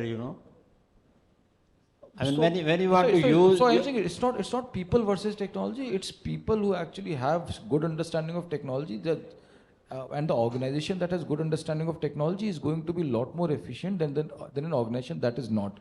But how good you are with the use of technology also depends on the people that you have. So people definitely are the starting point of it. Is what in any transformation, if you fail to be successful in that, which one will you blame? Like technology or people? I wouldn't blame any of the two. So, as I said, technology is also built by people. And successful technology is that which is built by people for people. Right? And if they use it well in a good use case, if you have a defined use for it and a clear gap, that is when technology succeeds. And when technology succeeds, it usually makes people's lives better. At least some people's lives better. Right? So, you cannot divorce technology and people. If you do, then the technology will probably fail. And in some of the cases, what I've seen is when people start with technology first approach and not the problem first approach. They say that I have to use AI. Now, what do you have to use AI? You don't have any idea, right? If you start the problem that, okay, this is the problem that you're facing and which technology is right, it's suited to actually create a solution for that, then you're more likely to succeed. Good afternoon, sir. I am Vikasti from Batinda Management Association. So I have a question, like a lot of investors' focus is changing right now from looking at PE to future valuations. And we have seen like a lot of investments are happening based on the future valuations. And we have seen in the past, in last 6 months or 1 year, like companies, they have bleeded like anything, like people, those invested money on the future valuations. So as a investor who is nascent, like what is your suggestion? You look at the PE values or you look at the future valuations? Thank you. So actually, private markets are no different from public markets. वहाँ पे share price रोज fluctuate होता है, ऊपर जाता है नीचे जाता है, and valuations go up and down, and there are defined models on how experienced investors will value a company, right? The difference between private and public market is that private market में उतना data नहीं है, उतना liquid नहीं है, and you don't have 10 lakh shareholders, you have maybe 10-20 shareholders. फर्क ये है. But the principles don't change, sir. Private में एक भी है, एक और चीज़ है, if you're going early stage, you don't have a track record. Very often, the company does not have that much revenue. You're still building a product, you're still finding a market, you're still finding customers, right? You're still improving the product. Hopefully, therefore, you will get in cheaper, and अगर company कामयाब हुई, you will win big time, but the chances of failure are also higher because there is so much more uncertainty, right? So you should, I mean, all investors in private markets today and earlier also will look at future valuation or likely future valuation or possible future valuation. It's just that the price they're willing to pay for it today may be lower than they were 3 years ago, right? Because they become more conservative and discerning and slightly more risk averse. फर्क ये है. But you will always look at prospective future valuation. जब आप public share खरीदते हो, you're not buying it, you're buying at today's value in the belief कि आगे जाके बढ़ेगा. That's a future valuation. Sanjeev, I have a question for you. The Jayant Bose, I'm on to strategy consulting. Now, talking about, take a specific, or rather, what is your involvement in the day-to-day operations or the strategic operations of a company you invested in, but the people you've trusted, you've had a lot of experience with them. To be specific, let me take a special case, Zomato. They changed their revenue model from advertising as a revenue to delivery as a model. Did you get involved in that decision-making process? Yeah, so listen, we speak to our companies maybe 2-3 times a week. A lot of these are, casual conversations on the phone. Sometimes they're meetings. And we shoot the breeze and kick the tires around several things.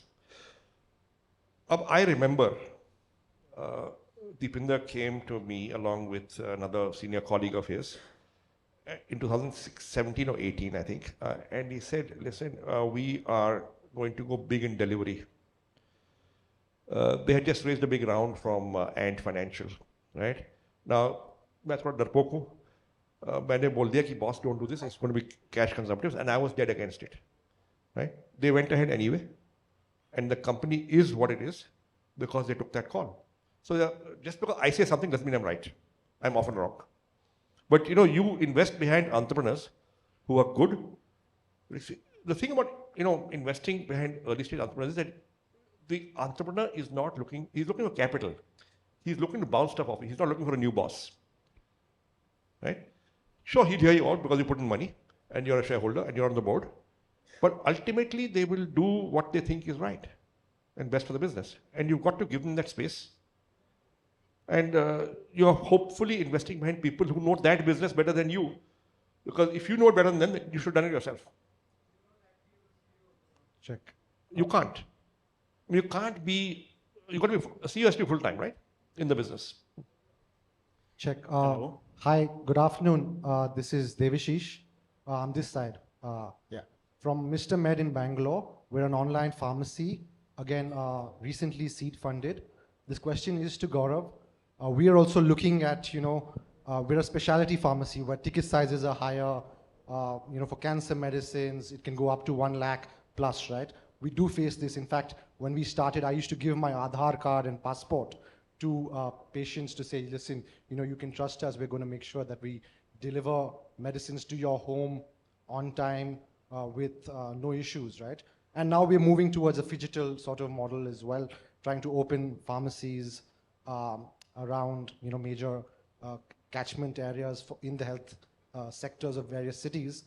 But then, when you start doing that, your fundamental, when you started with, which is, I'm not going to hold inventory, right? Which was very important. You had 10,000 designs, you had a GIT sort of model, Now when you move to a phygital sort of, you have physical space, those fundamentals change, that you have to start holding more inventory. So how do you manage that process of saying, what I raised money for initially, I don't require that now, I'm going to deploy more capital into, inventory, into other, operational expenses, which you'd never had initially when you said, I'm an asset-light technology first? Sure. So when we were online only, I think the most important metric was LTV and CAC. What was the customer acquisition cost and what is the lifetime value of the customer?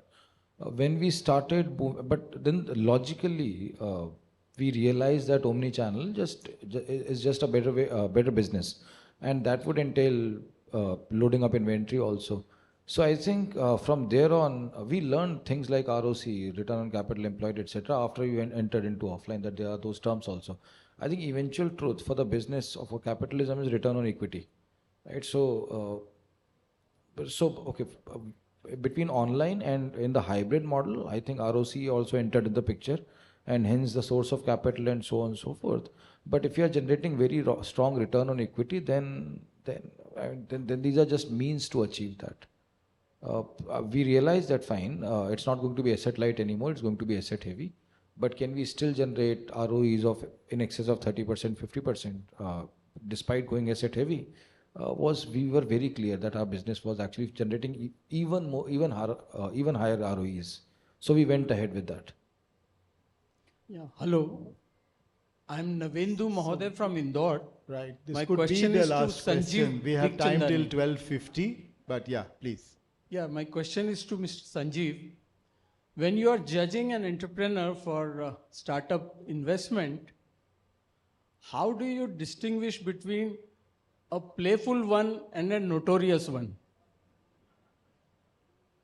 Well, sir, you have a few conversations, you do some ref checks, you use your judgment, you have some candid questions and answers. And then after you invest, you pray hard that, technically, yeah, but you can't be sure 100% always. Hello. So arranged marriage mein, how can we be so sure ki, 5 saal baad kya hoga? Hello. Thanks, Sanjeev. My name is Satish Aggarwal from Jamshedpur Management Association. So my question is to Gaurav. So I want to understand, you were earlier in the job, IT job, and then you moved into business. So is there any thought you have, when we should take a call to move from a job to a business, when we have a concrete, solid idea of the business and we are sure that we are going to be successful, or there should be some backup plan as well, once we start the business and get into the business for 2-3 years, and if it is not successful, we should get back into the job. So I just want to understand your thought regarding that. That's it. Yeah. So I think it's kind of to each its own.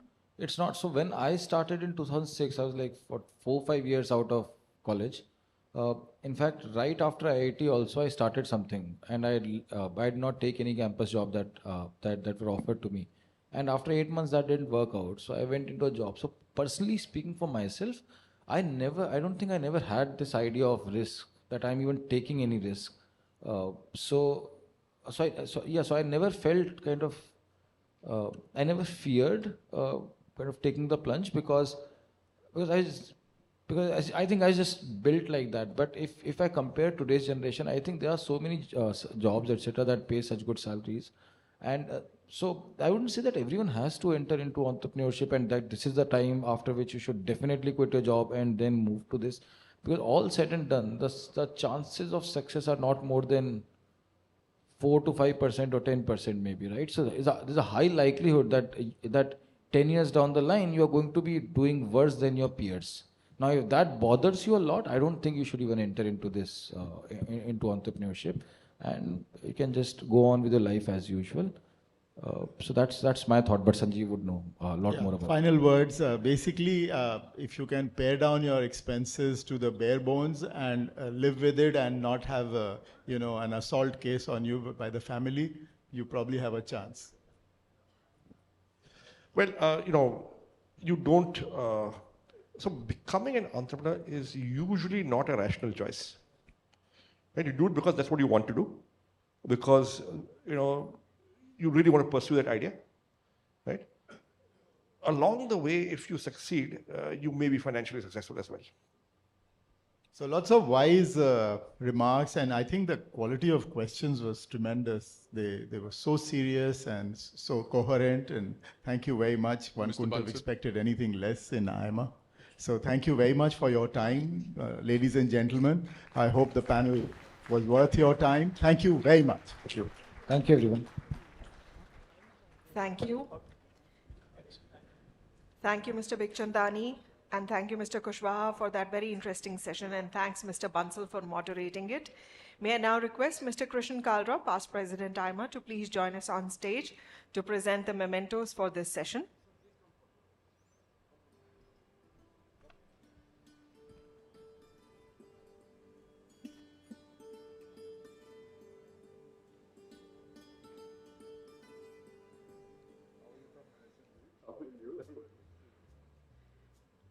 Thank you, Mr. Bikhchandani.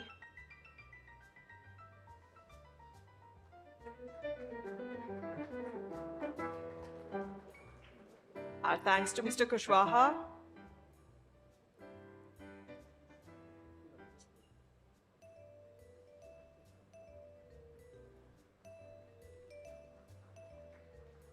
Thank you, Mr. Bansal, for moderating the session.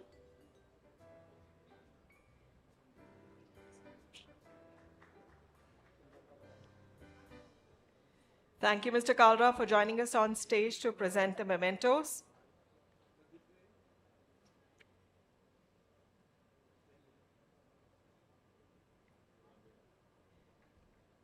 Ladies and gentlemen, we will now take a break for lunch, which is being served here in this hall and at Mumtaz Hall. Please note that the lunch at Darbar Hall, that is this hall, will close at 1:40, while the lunch at Mumtaz Hall near the escalators will close at 1:50 p.m. We shall be starting our next session at 1:55 p.m. sharp, which is a panel discussion on Indian economy, managing growth, transition, and risks. So please do make sure that you are seated here well in time. Once again, the lunch in this hall closes at 1:40. The lunch at Mumtaz Hall closes at 1:50. Thank you and see you after the lunch break.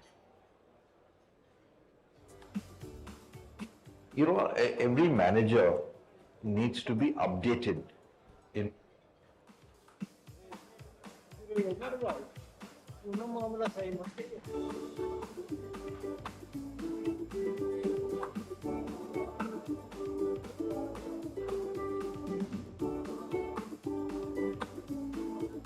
And AIMA works as an overall India-wide organization for management. It has for long supported, promoted, and nurtured the management movement. And it's also reached overseas to try and connect the world with India as well.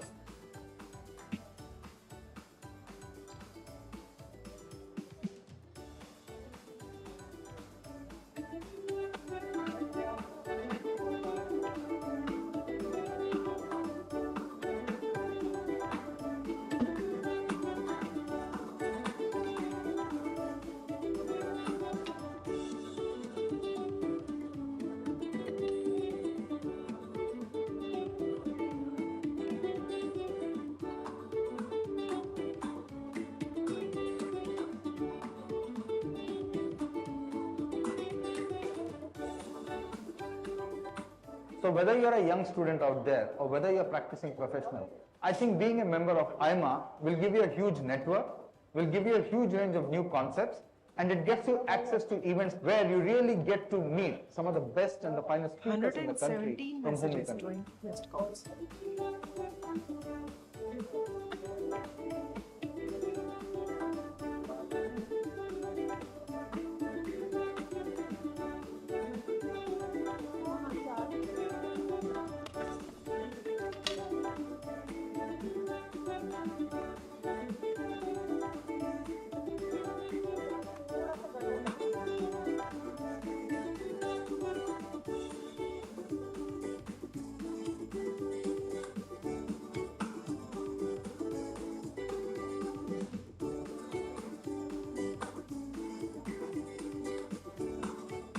every manager needs to be updated in terms of the latest techniques, the latest thinking, the latest direction. You update yourself in various aspects of disciplines that one is involved in.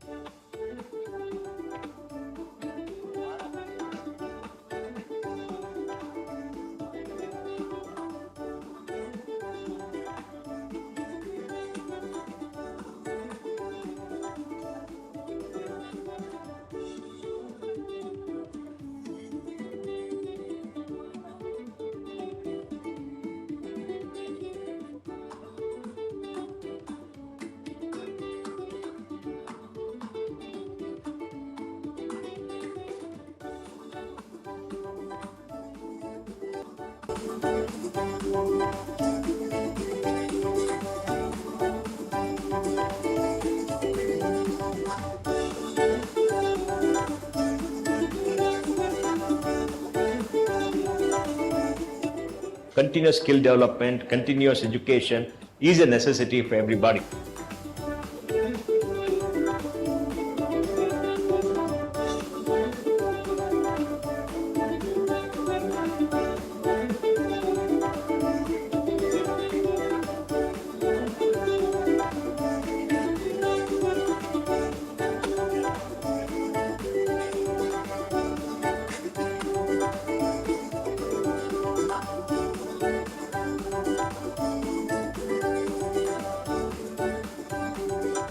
AIMA has been known for its testing services. For instance, the management aptitude test, which is very popular, of late catering to admissions and also to recruitment services.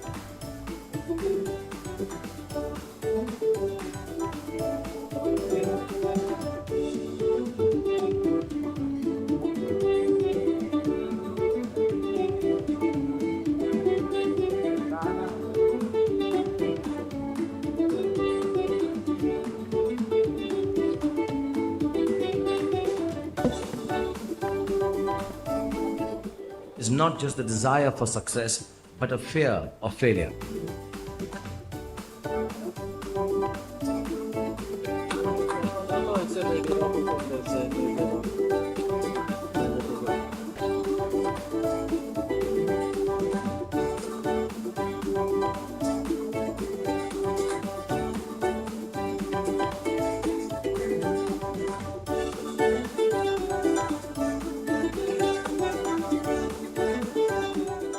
AIMA is an institution that all of us are proud of.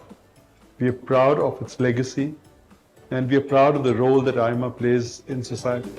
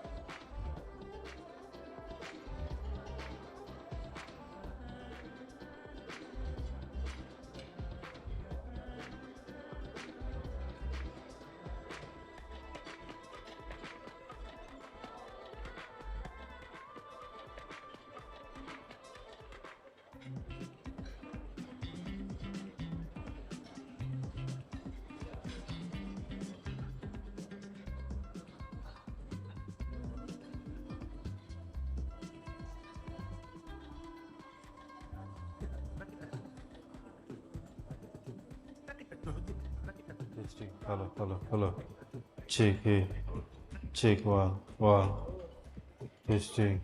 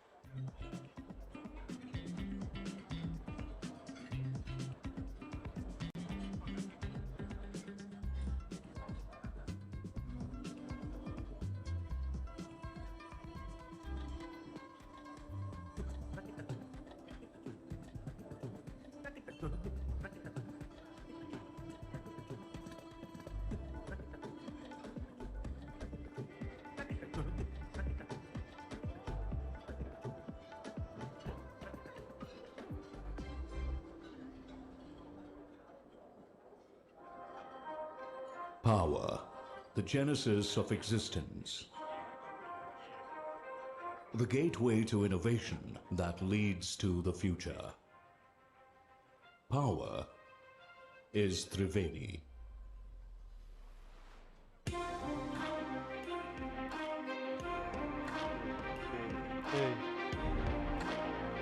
With presence in the market for over 5 decades. Hello.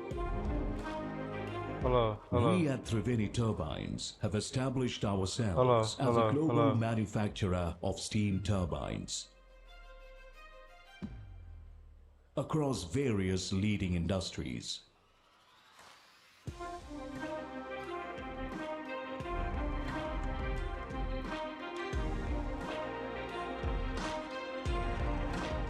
Triveni has set a new benchmark in quality and innovation, with more than 6,000 installations in over 75 countries, generating over 16,000 megawatts globally.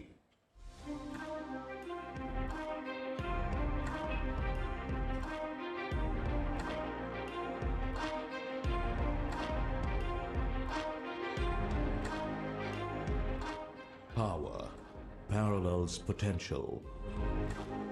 It is in the details. It is in the precision.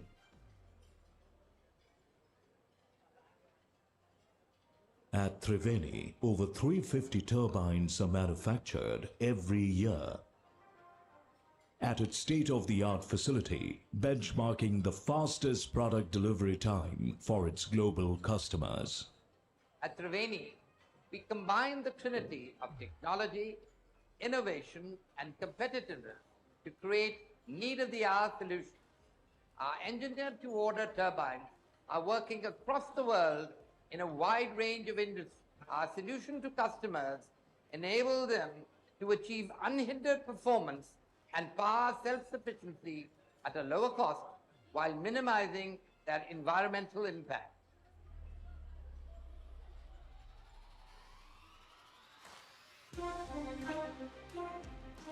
The manufactured turbines go through various precision tests and stringent quality checks to ensure that turbines' performance integrity are all in place while delivering outstanding quality to strengthen its customers' trust.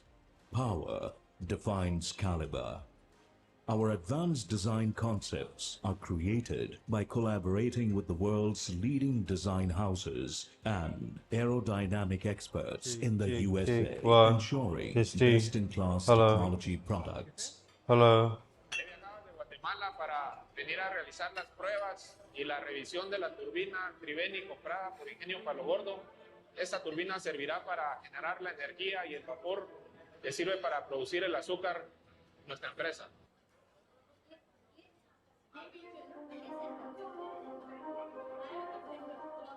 Power is never dormant. It ushers, commands, and dominates.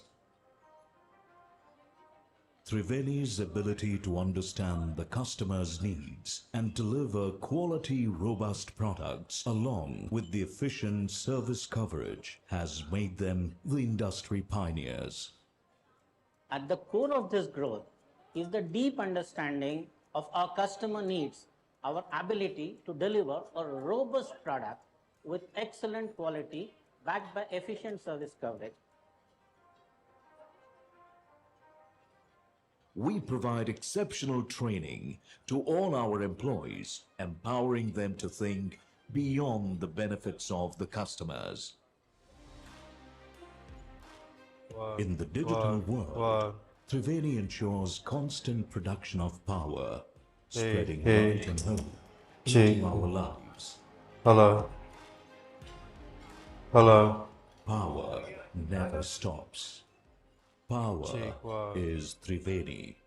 Hello. Hello. Hello. Check. One. India, a name. Hello. that Check. resonates with Hey. growth, progress. And infrastructure will always be a key driver of its growth story, with steel at its backbone. Jindal Steel and Power is committed to building a self-reliant India. With interests in steel, power, and mining, JSPL is a key driver of the resurgent India. JSPL is testimony to the vision of a pioneering nation builder, Shri Om Prakash Jindal, who showed what small-town India can dream and accomplish. JSPL's growth story runs parallel to that of India. From a single unit in Hisar in 1952, JSPL has grown to be a leading Indian conglomerate. India's growth engine runs on the rails made by JSPL. At its head-hardened rail manufacturing facility at Raigad, a testimony to the Make in India campaign. India's first and only plant equipped to manufacture single-piece rails of up to 121 meter, which can be further extended up to 484 meter. The Raigad steel plant in Chhattisgarh is one of the largest sponge iron manufacturing facilities in the world. Check one. Hello. Hello.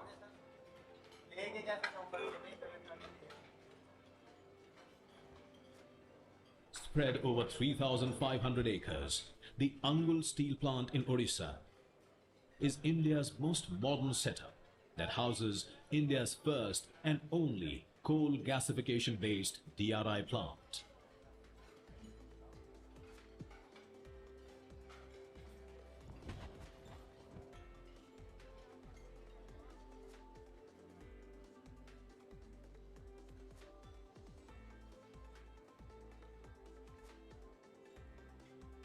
The Patratu plant in Jharkhand manufactures India's favorite Jindal Panther TMT rebars, equipped to withstand shock loading and cyclic loading condition, making them an ideal choice for buildings in high seismic zones.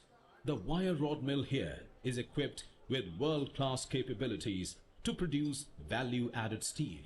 Located in the hills of Barbil in Odisha, JSPL's 9 MTPA pelletization complex is the largest pellet production facility in the country that was set up in a record time of 23 months. In a journey of setting new benchmarks, JSPL has emerged as one of the most cost-efficient steel producers. JSPL has been a pioneer in the energy sector as well. Located at Tamnar in Chhattisgarh, Jindal Power Limited, a subsidiary of JSPL, is fulfilling the growing power needs of the country.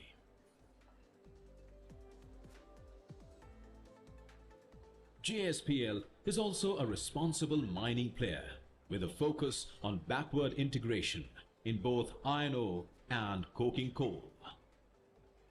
Spreading its wings, JSPL acquired and developed mines and mineral assets across the world. Through JSPL's momentous journey, so far it has invested $12 billion across the globe, done economic activities worth $53 billion, and paid $5.3 billion in taxes since inception, providing employment to more than 1 lakh families. Under the able leadership of Mr. Naveen Jindal, JSPL saw unparalleled growth and expansion. Many iconic megastructures across India bear testimony to JSPL's national commitment. JSPL's tradition has been to put people first, be it its employees, communities, and investors. Amongst its various activities, JSPL Foundation also runs a unique initiative called Swayam Shilp to promote, preserve, and propagate tribal arts and crafts of India. Through its key initiatives like Kishori Express, Vatsalya Project, Asha the Hope, the foundation has brought a positive change in the lives of communities around its plants. In its endeavor to provide quality and affordable healthcare to the local communities and societies at large, JSPL set up multi-speciality Fortis O.P. Jindal Hospital and Research Center in Raigad and Tamnar.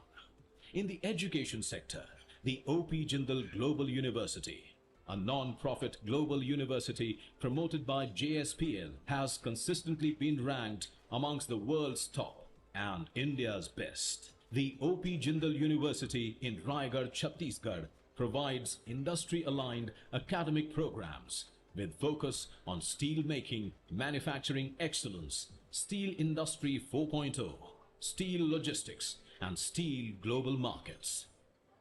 As a building block in the self-reliant India story, JSPL succeeds when India grows.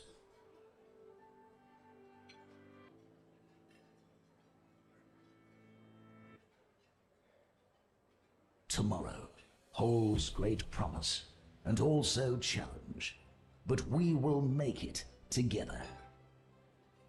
Make tomorrow by fortifying today.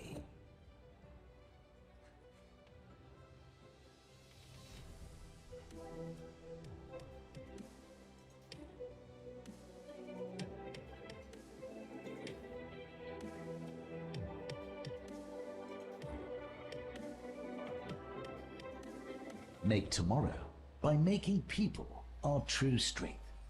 Consistently investing in growing our human, social, and relationship capital. Building a diverse workforce. Cultivating a culture of inclusion and focusing on safety and health.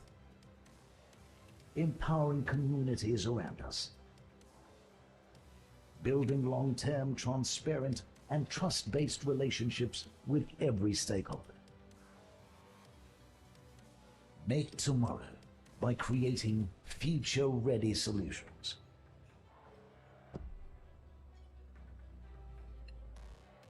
With our fully integrated operations, from mining operations, manufacturing plants, and steel processing centers, to our wide range of products and customized services and solutions, we have a steely grip on the future. Our prudent future-focused acquisitions ensure we have a global presence and an expanded suite of capabilities that allow us to unlock the full potential of steel.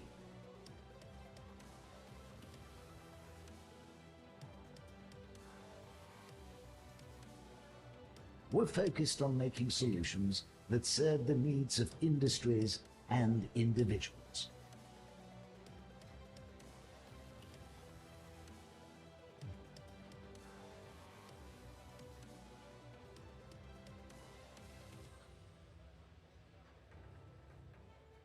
Providing high-quality materials that go beyond steel.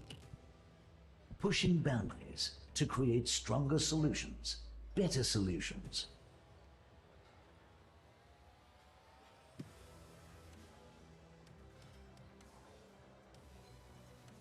Pushing boundaries of digital technologies to build a smart, connected, and seamless value chain.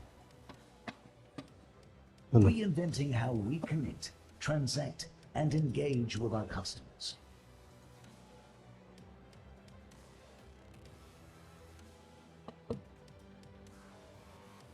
And with our strong focus on research and development, we're anticipating and addressing challenges of tomorrow. Working with stakeholders to identify specialized, unconventional solutions that drive sustainability across the value chain. We're making solutions that address climate challenges of today and tomorrow, aligned with the United Nations Sustainable Development Goals. We are working towards being responsible steelmakers, being responsible steel suppliers,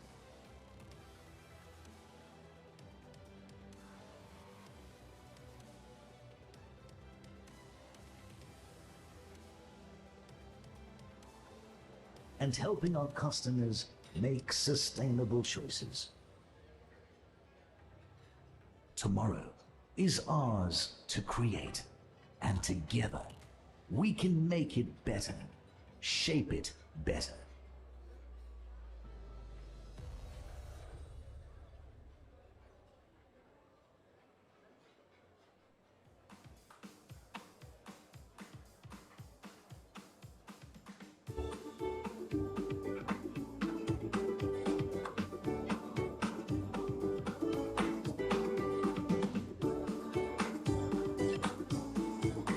AIMA works as an overall India-wide organization for management. It has for long supported, promoted, and nurtured the management movement. And it's also reached overseas to try and connect the world with India as well.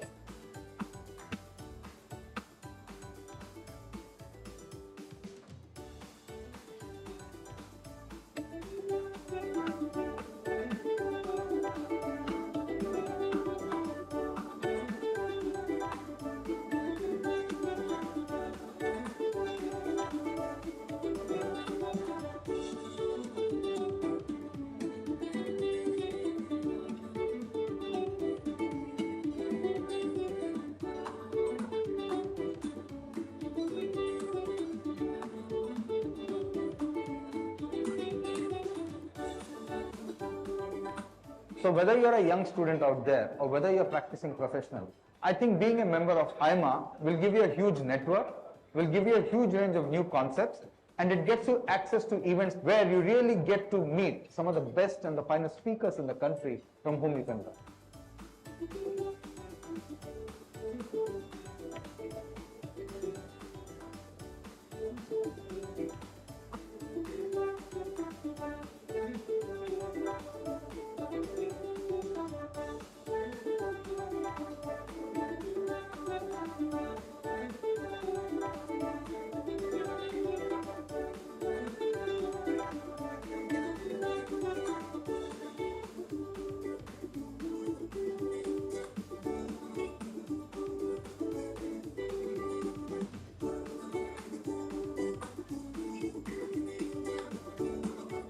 You know, every manager needs to be updated in terms of the latest techniques, the latest thinking, the latest direction.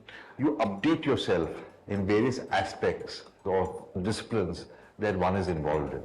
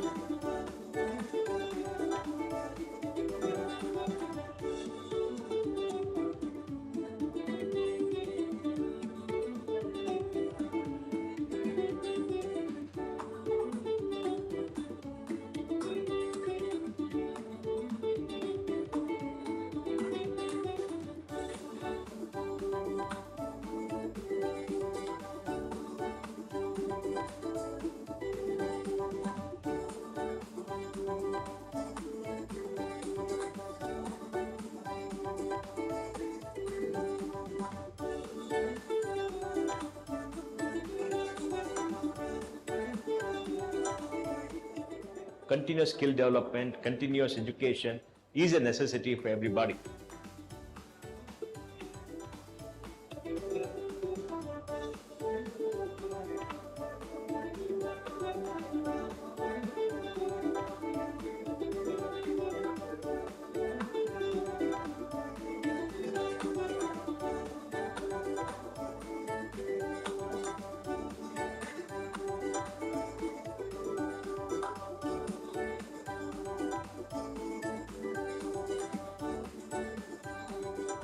AIMA has been known for its testing services. For instance, the management aptitude test, which is very popular, of late catering to admissions and also to recruitment services.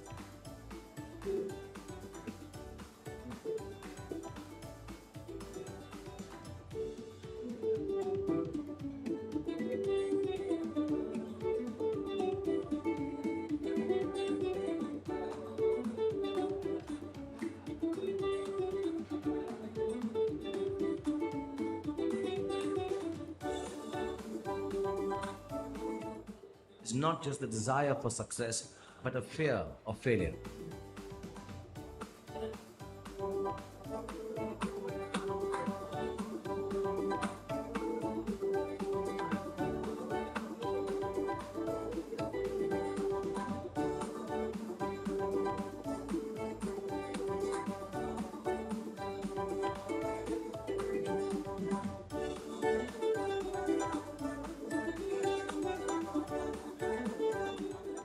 AIMA is an institution that all of us are proud of. We are proud of its legacy, and we are proud of the role that AIMA plays in society.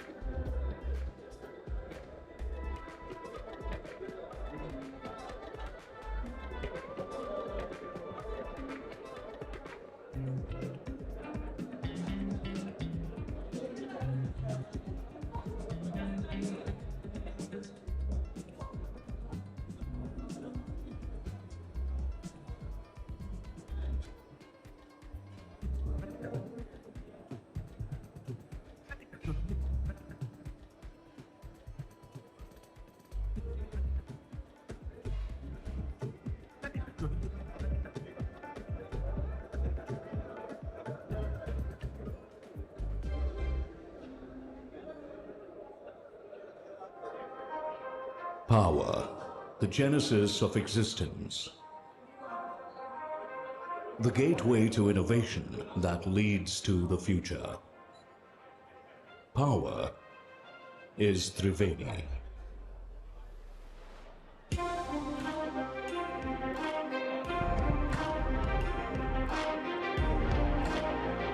With presence in the market for over 5 decades, we at Triveni Turbines have established ourselves as a global manufacturer of steam turbines across various leading industries.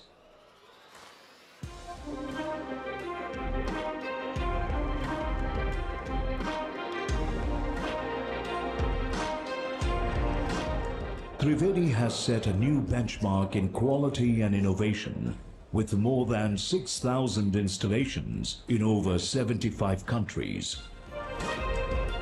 generating over 16,000 megawatts globally.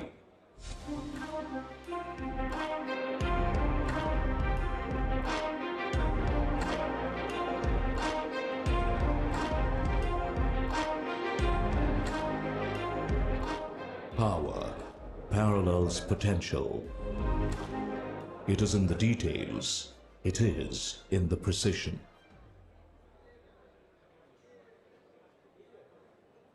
At Triveni, over 350 turbines are manufactured every year at its state-of-the-art facility, benchmarking the fastest product delivery time for its global customers.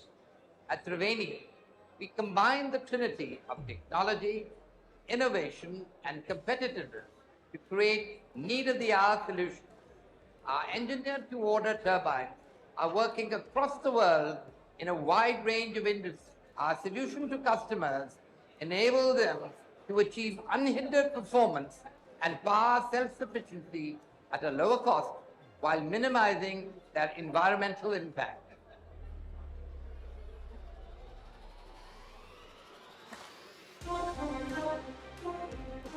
The manufactured turbines go through various precision tests and stringent quality checks to ensure that turbines' performance integrity are all in place while delivering outstanding quality to strengthen its customers' trust.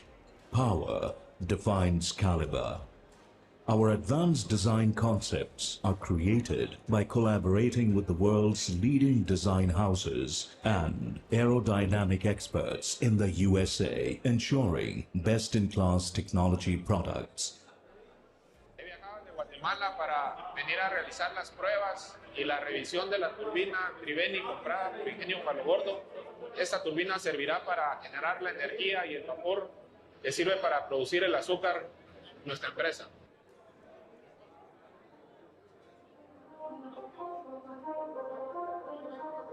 Power is never dormant. It ushers, commands, and dominates. Triveni's ability to understand the customer's needs and deliver quality, robust products along with the efficient service coverage has made them the industry pioneers. At the core of this growth is the deep understanding of our customer needs, our ability to deliver a robust product with excellent quality backed by efficient service coverage.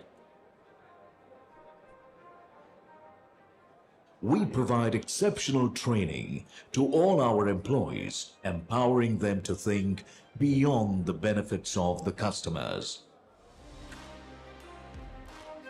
In the digital world, Triveni ensures constant production of power, spreading light and hope into our lives. Power never stops. Power is Triveni.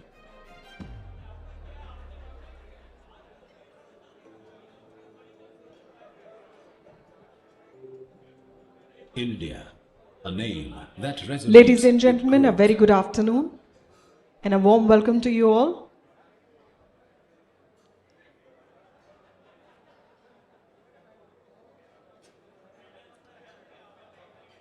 I hope you all enjoyed the sumptuous lunch spread.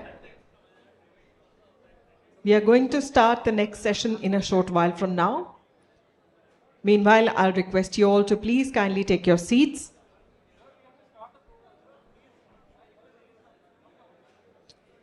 Members of the audience who are too keen to get photographs clicked on stage, I'll request you to please get off stage.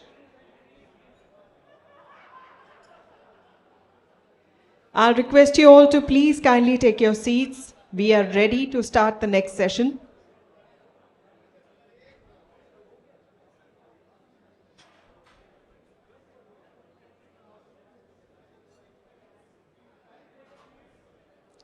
Once again, a gentle reminder to all the members of the audience who are still standing. May I request you all to please kindly be seated.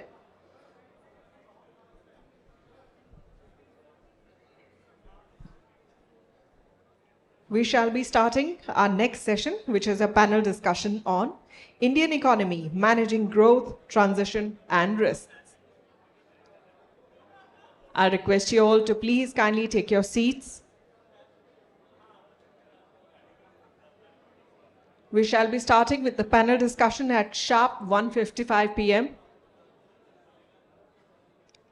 Meanwhile, once again, I request you all a gentle reminder to please kindly take your seats.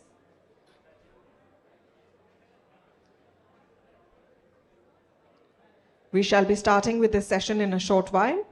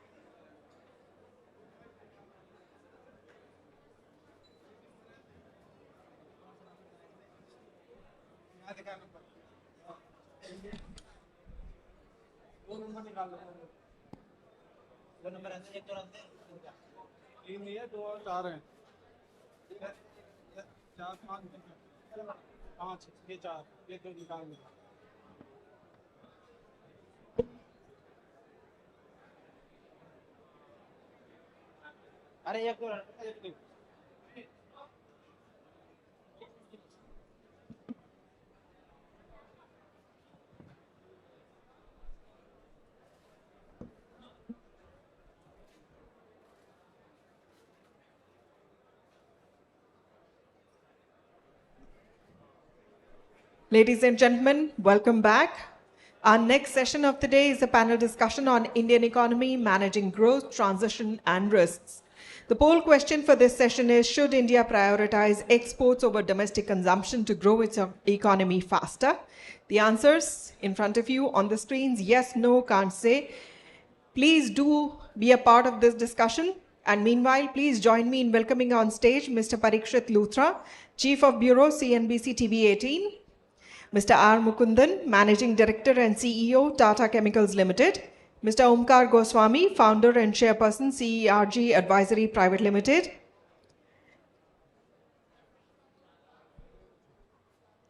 We warmly welcome Mr. Bimlendra, Managing Director, Jindal Steel and Power Limited.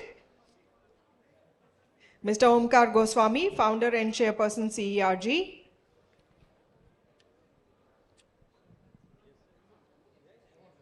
Mr. R. Mukundan, Managing Director and CEO, Tata Chemicals Limited, and Mr. Parikshit Luthra, Chief of Bureau, CNBC TV 18.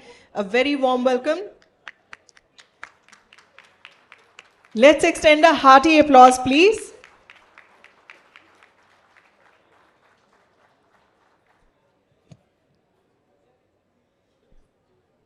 Oh, please. Okay. Very good.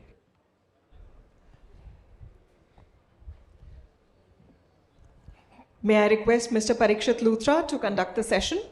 Thank you very much, and thank you everyone in the audience for joining us.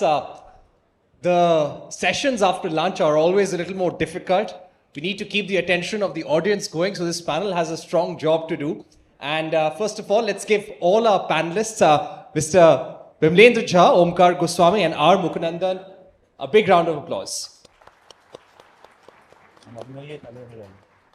And of course, the big focus right now, we're talking about the growth of the Indian economy, the transition and the key risks. I think everyone is very clear that India is on a strong and robust growth path.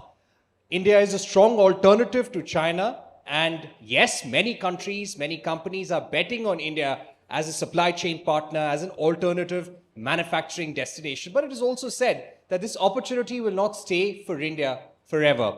Before we begin, I'd just like to quote the former US Treasury Secretary Lawrence Summers, or Larry Summers, who was in India over the weekend here in New Delhi. He said, "A combination of free market forces addressing energy-related infrastructure, question of reform in key states, supporting an effective public sector could generate an 8-fold expansion in Indian economy by 2050.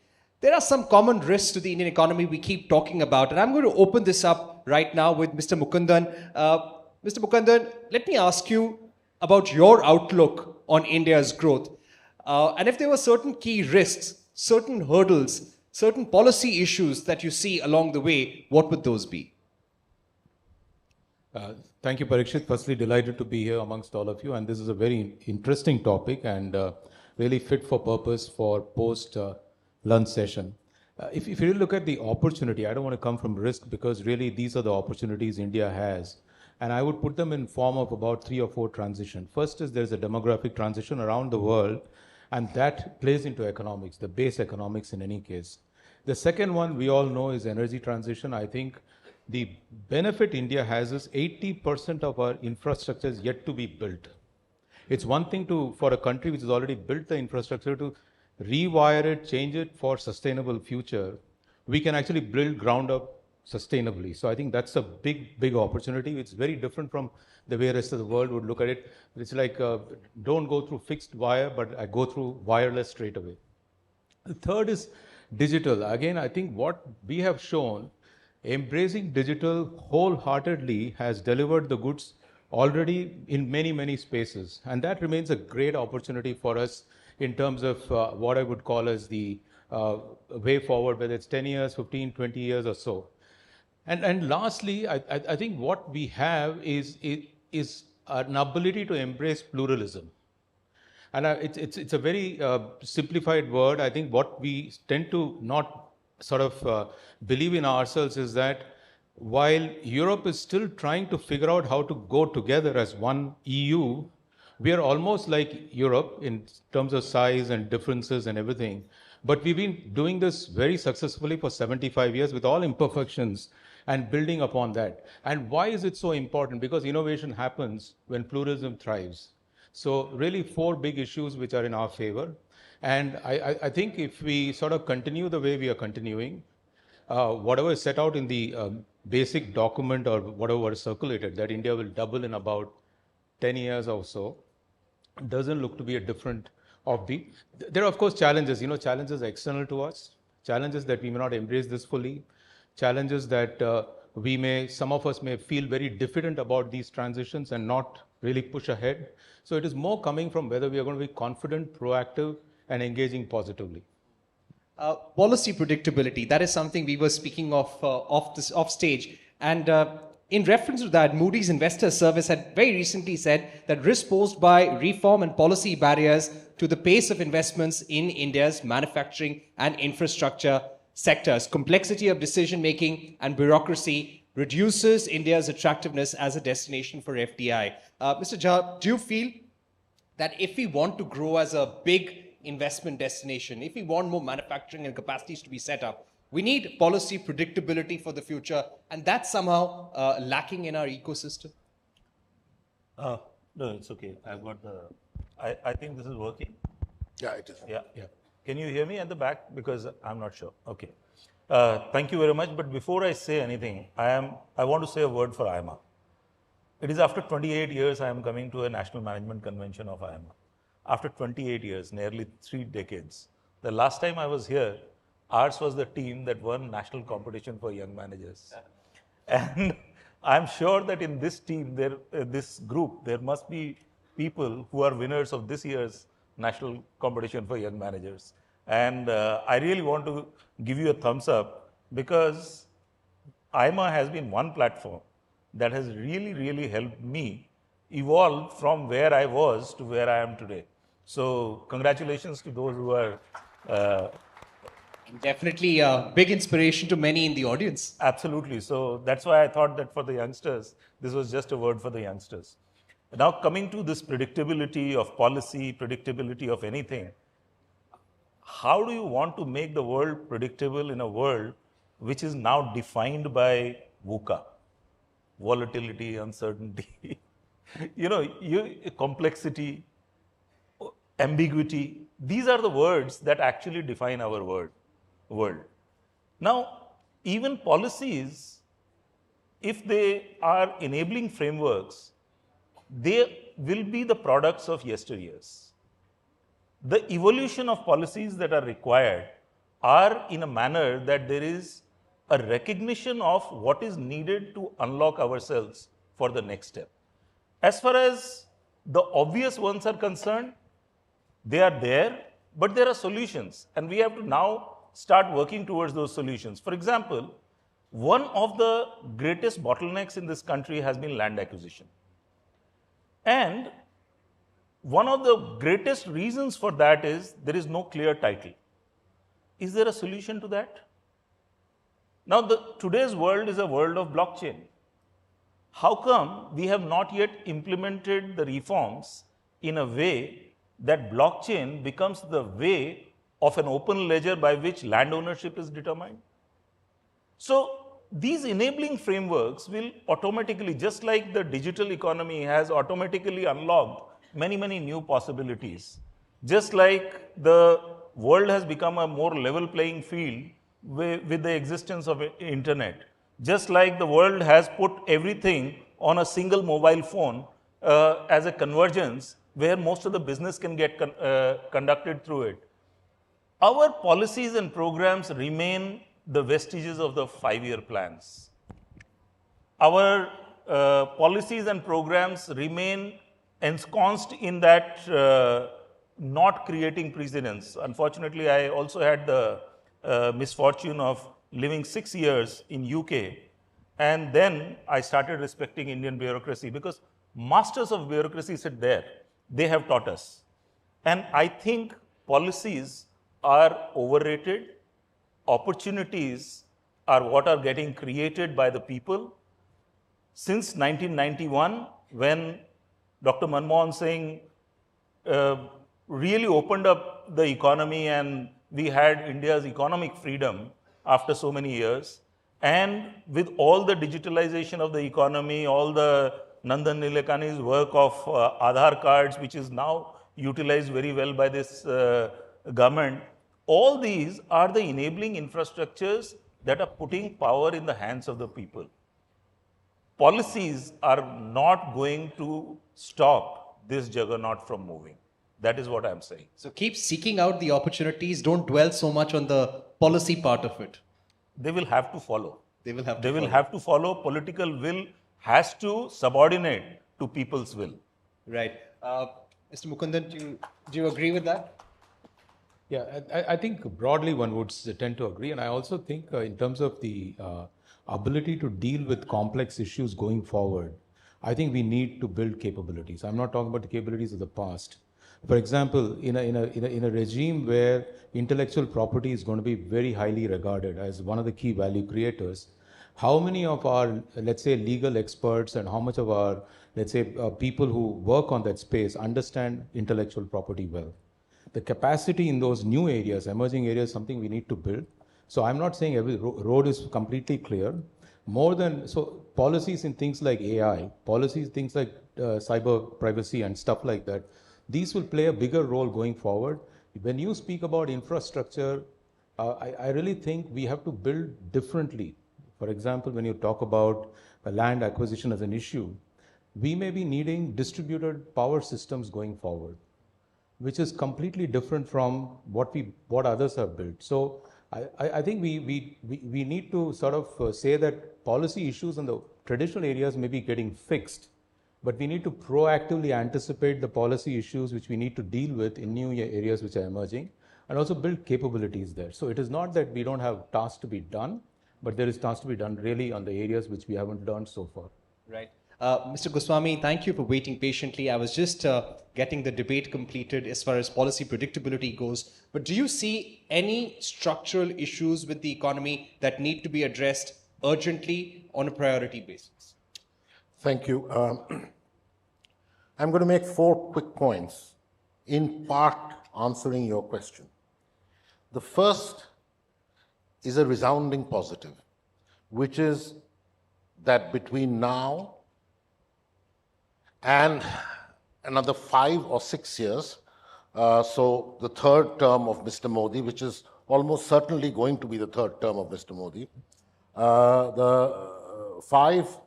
for the next 5 or 6 years, I would find it very difficult to see this economy not growing at an average of 6% per annum. I mean, 6% real per annum, maybe even 6.2% for the next 5 or 6 years. After that, one shouldn't speak because, economists love to be clairvoyants, but they shouldn't be. Okay.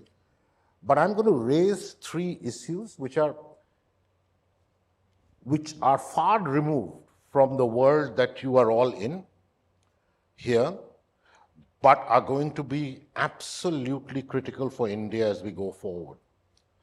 The first is we talk about this great demographic dividend. Actually, and I'm going to be blunt, it's a demographic nightmare. There is a huge mass of people, young people, and that mass is increasing simply because of the demographic push.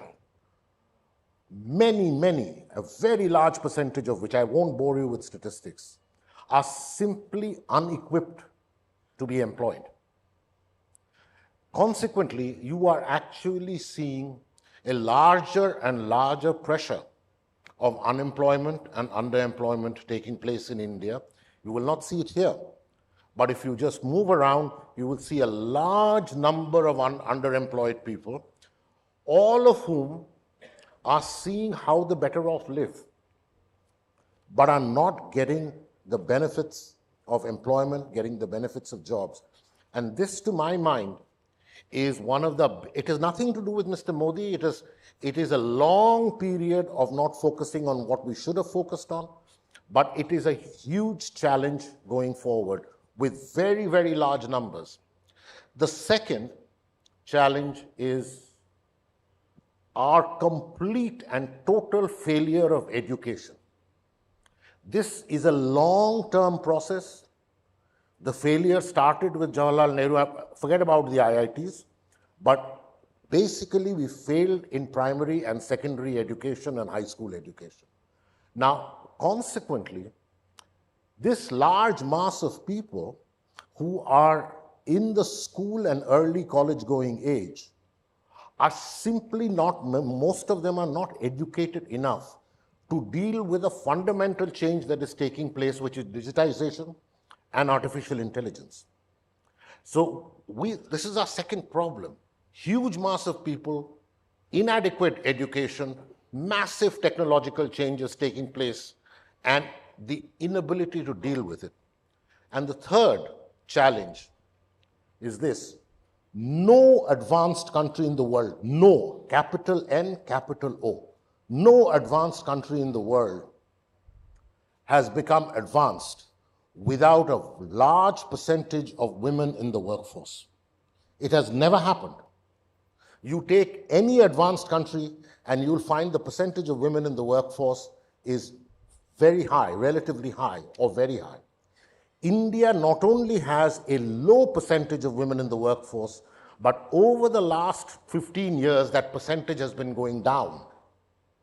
It was 35%, it's gone down to about 23, 24%. You can discuss the numbers, but the fact is it's going down. And if we continue like this, it is not possible to get to being an advanced country, you need many more women with capabilities joining the workforce. And this is the three things. So one, 6%, 6.25% for the next 6 years, no question whatsoever, no problems. But there is a huge problem of unemployment and underemployment, which is now showing up in the urban landscape. Okay. Second is the failure of our education, a long-term failure, and the more so in the age of artificial intelligence and digitization. And the third is the abysmal failure of having women in the workforce. I think if we don't take care of these, none of this is because of this government.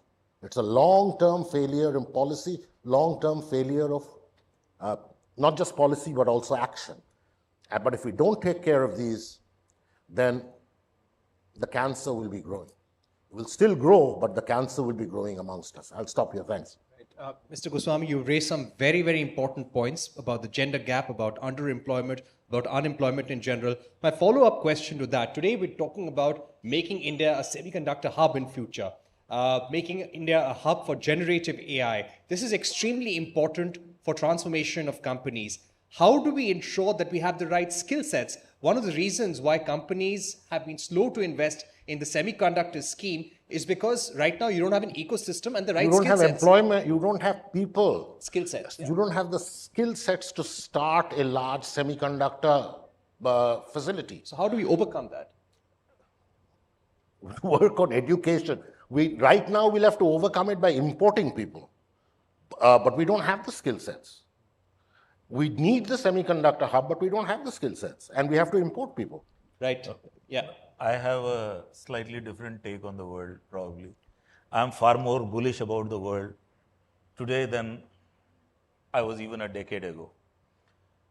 The fact of the matter is that today education cannot be on the same basis as it used to be earlier. Today, education is far more democratized. It is available.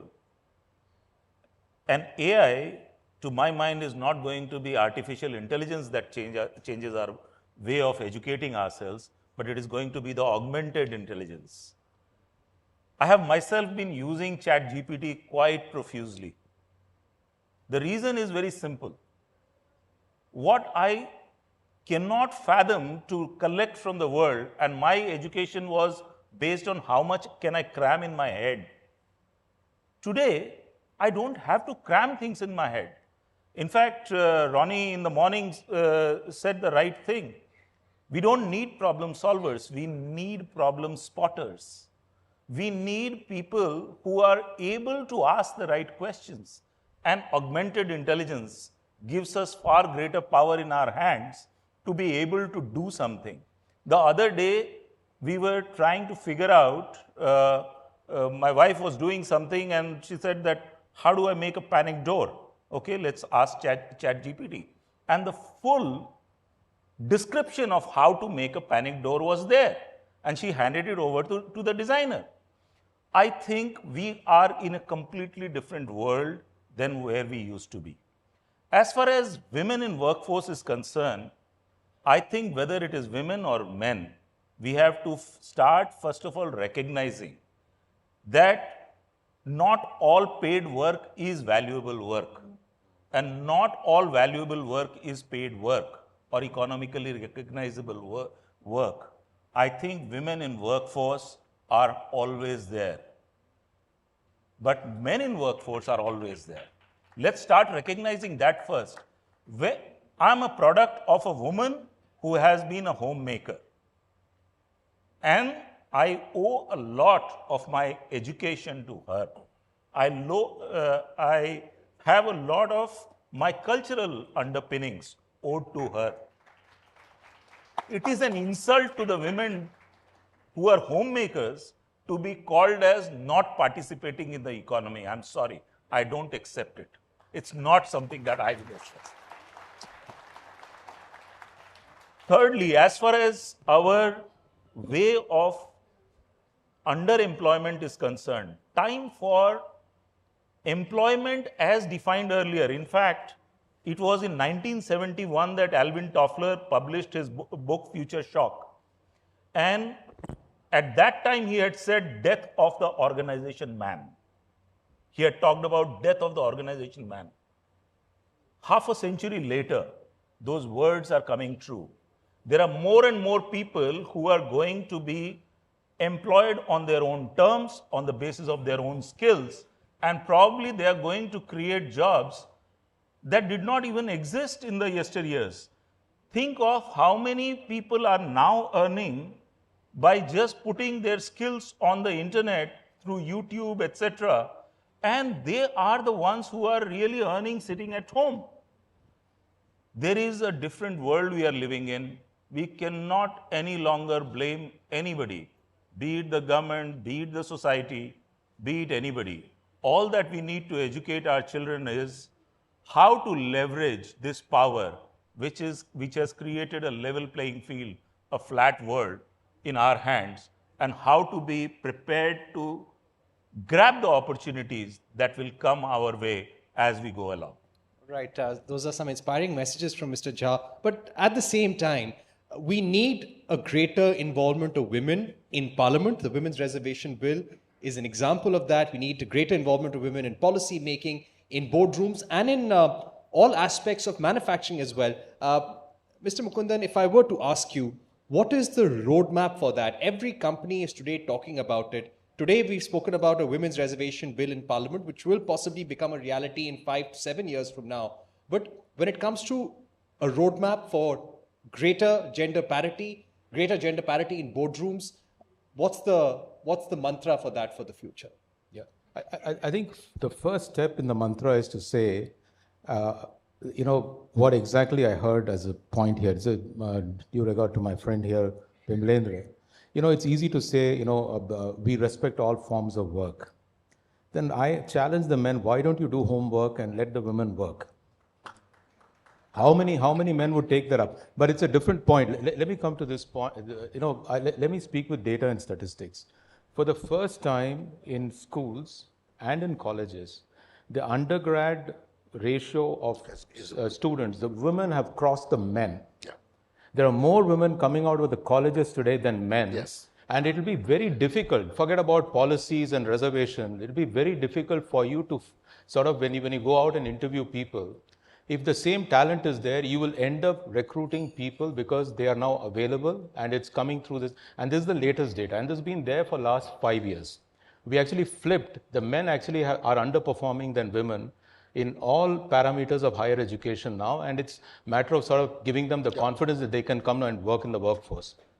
Second is that in my own company, last 2 batches of GETs, we've got more women than men. And it used to be a point that, they will not stay, but they are staying now.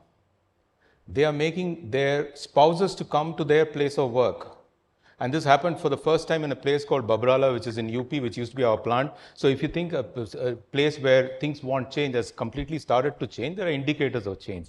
But let me go back to address the issue which I think Onkar has raised, and very important points. We need to address them. In my view, I think there are 3 issues India needs to focus on to deliver on the opportunity which is out there. Number 1, I think we need to focus on scale. Whatever we do, we need to do it at scale. For example, the issue we have is that we've got a hall like Darbar Hall. Can Delhi have 100 such Darbar halls for conferences, for meetings of the same standard? The second thing we need to sort of, you talk about Bharat Mandapam where we had the G20, that's a different scale altogether. So we are beginning to think of scale. We are building scale in railways. We are building scale. Fastest electrification in the world has been done by Indian Railways, and I can see that as a fact. What we can deliver on the ground, the roads we have built. So infrastructure is getting built, but we must continue to build at scale and not just run away because, if you think 5, 6 years, we'll not build scale. If you think, let's say 30 years, 40 years, we'll build scale, and it's very important. The second piece in that is we need to have standards. We will be plugged into the global supply chain, and if we don't adhere to standards, we will not be able to sort of embrace the opportunities out there. And standards are going to be important in every sphere. And that AI or energy or including education, emissions. including everything, you'll have standards. And when you talk about education, one of the big success stories in Asia is Vietnamese school education.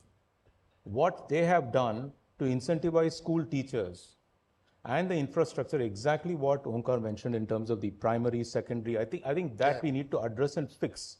So these are fixable problem, and the basic skills you learn when you're together in a closed environment are not going to come through a Zoom screen or a digital screen. They're going to come from a different level of point.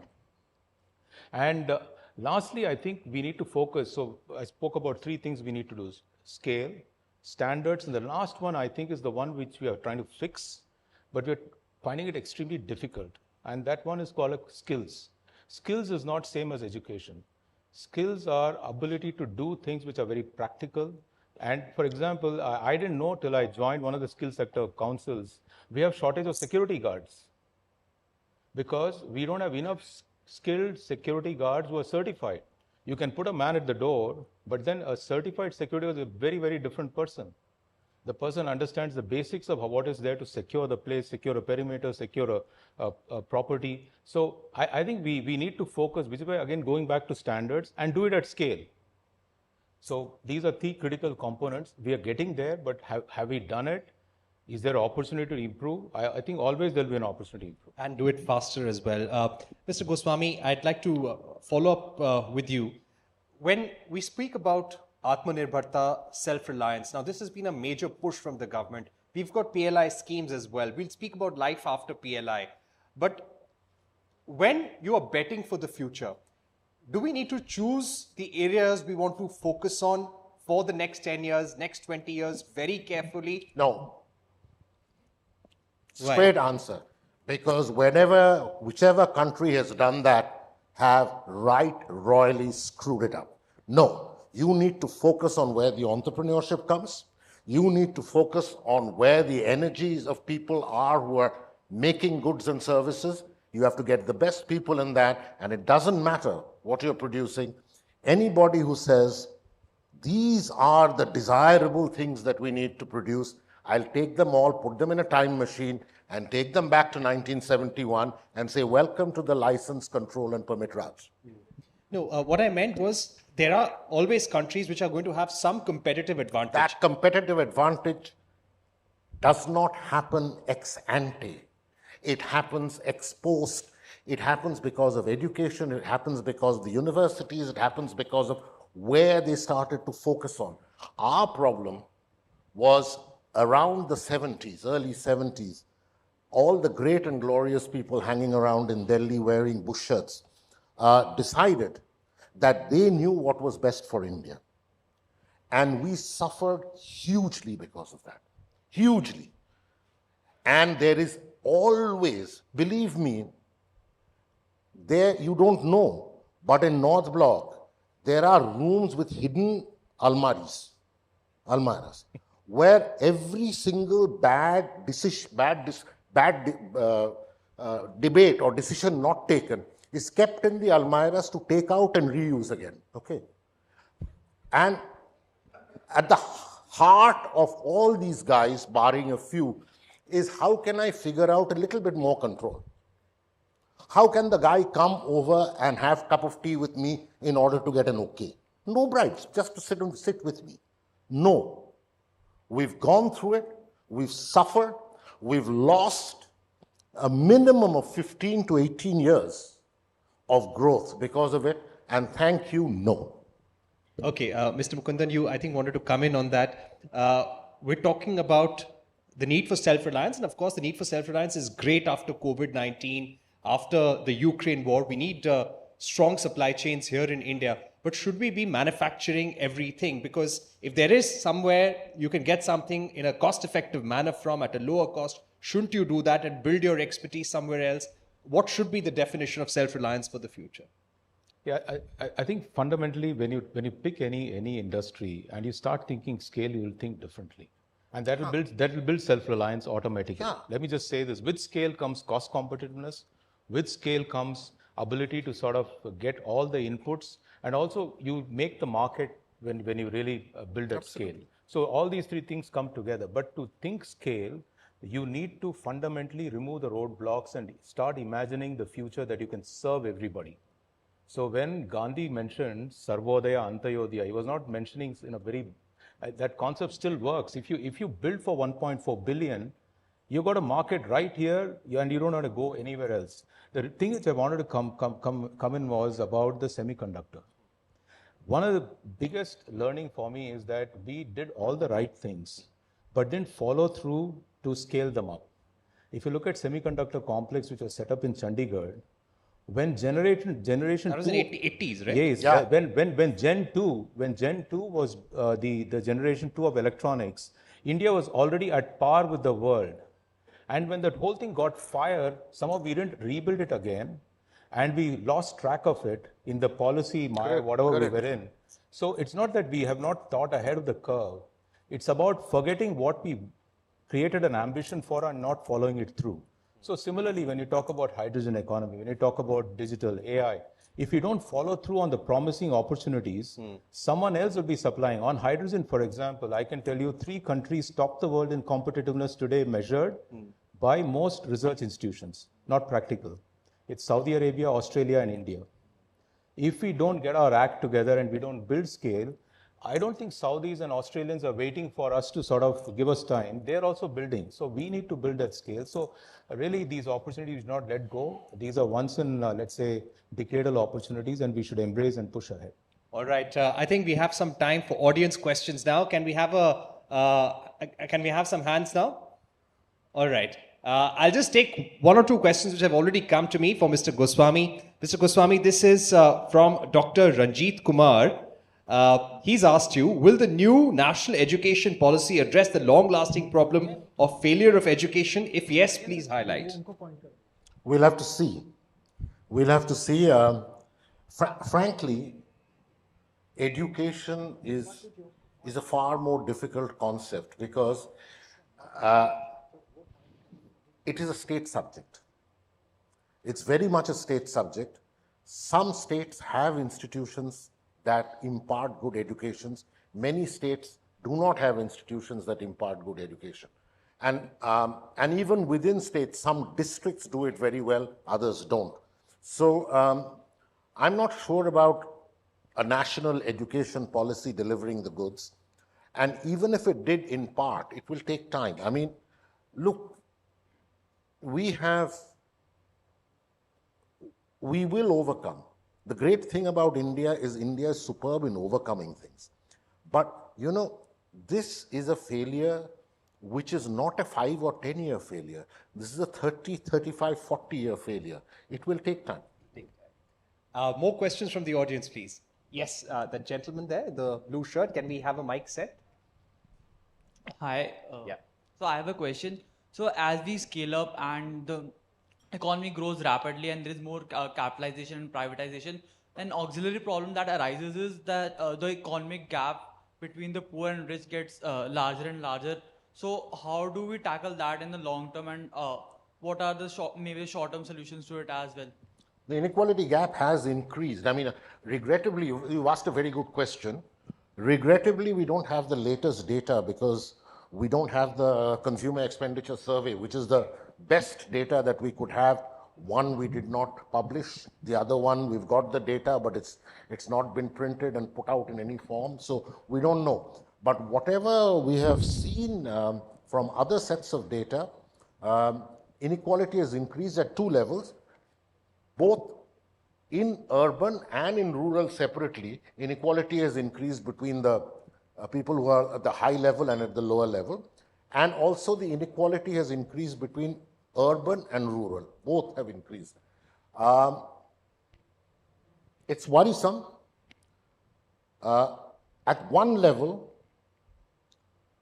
growth can lift a lot of people out of it. If growth trickles down, moves down, it can lift a lot of people out. Inequality will remain, but growth can actually lift a lot of people out of it. It is something that is worrisome. It requires a lot of very well thought out redistributive measures, but ones which don't dampen the economy. So you asked a hard question, not easy to answer in this conference. I think it goes back to what you said, Onkar, which is about if we don't spend enough on education, if we don't spend enough on skills, this gap is going to accelerate because there are going to be a lot more people who will not be able to participate in the economy which is growing. So you're absolutely right. If we create barriers, the biggest barrier to participation in an economic activity is education and skills. If you address that, we take away a hurdle that enables people to participate, and with entrepreneurship, they will sort of go ahead. So that's the only way I can think of addressing this. There are redistributive measures, but I think this is the best redistributive. This is the best. This is the best. So I have a take on this. Just yeah, one please, moment. please. I think if we look at the world's economic ratios, they are shifting in the hands of fewer and fewer people. The total amount of wealth generated is getting concentrated in fewer and fewer hands. And there is a winner takes it all kind of a situation that is emerging.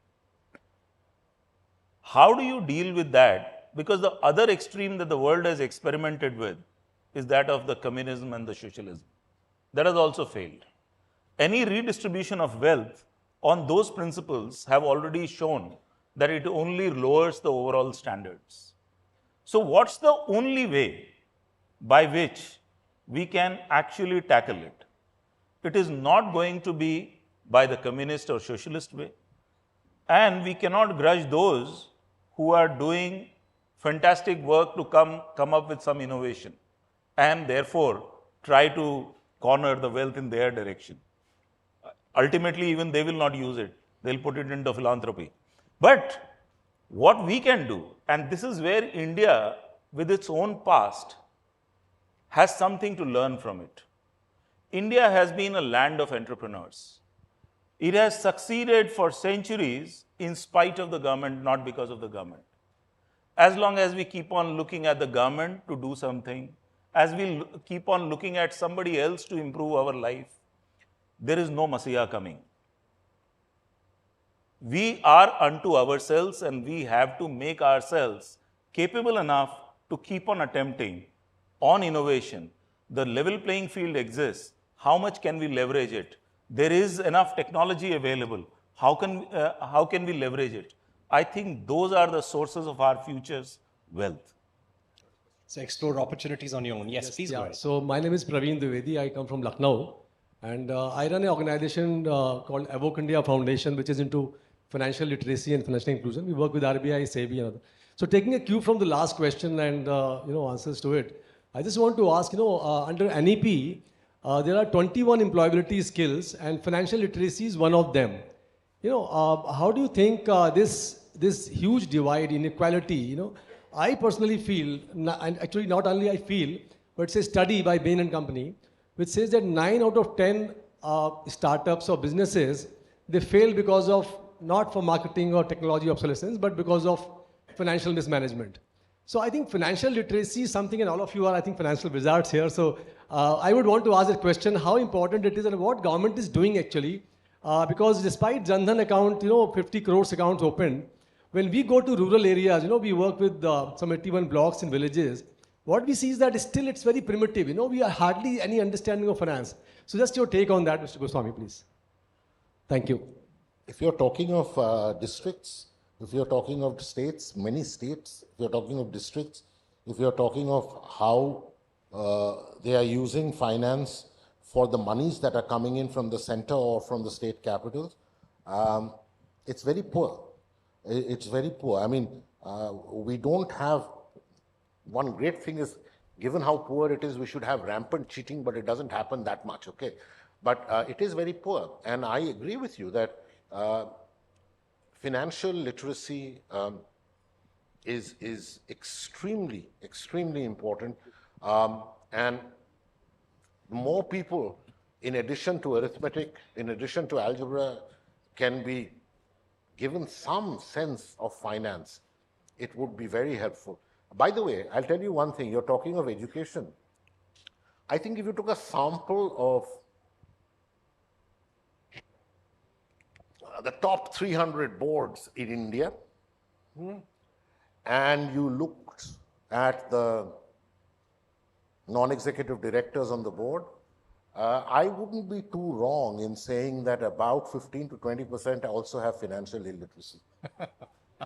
So let me take a very You are not looking this side, I think. Yes, if please. you can give me an opportunity. We'll do that. We'll take three questions together now. I just want to address this. I think if you really want to drill down on the financial literacy piece, fundamentally you go to your local issues. In your housing society, how many people read the P&L and balance sheet back there? You're all members of AIMA. Have you looked at AIMA's balance sheet and P&L? I think it starts with fundamentally wherever we are participating, take interest in that. I think it starts with building very small. I tell you, most cities don't have their P&L statements. Most cities actually lack a proper balance sheet. Lucky that our federal and state governments at least have some semblance of it. That's why we are surviving. But when we go to local bodies, I think we've got a huge task, which is why younger people who have right education and background, when they go and manage these institutions, they bring in that transparency. Very, very important point. We'll take three questions. Let's take 2-3 questions together. Yes, I'm Narayan Swami, President, Bangalore Management Association. Just have one sector, which is still one of the prime sectors in India, is agriculture.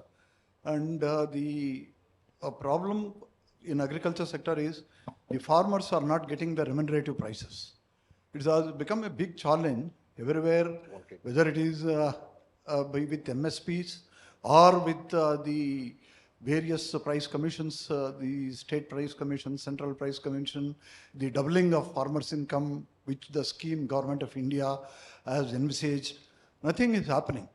To just give an example, in the state of Karnataka, there was a big challenge of tomato prices rising up to 150 to No, we got it. We got the question. Let's keep it short. We'll take one or two more questions. And Okay.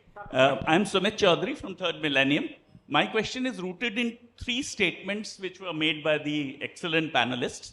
Onkar said that our demographic dividend may convert into or is converting into demographic disaster. I tend to agree with, but going on to Bimlendra, while I agree that knowledge and skills can be imparted by technology, but somebody has to tell the upcoming generation the difference between velocity and speed. On ChatGPT, what are they creating? That is very important. So that has to be under guidance. That is what my feeling is. And just one last bit, again going back to Onkar, and this is my colleague's question here, Leena.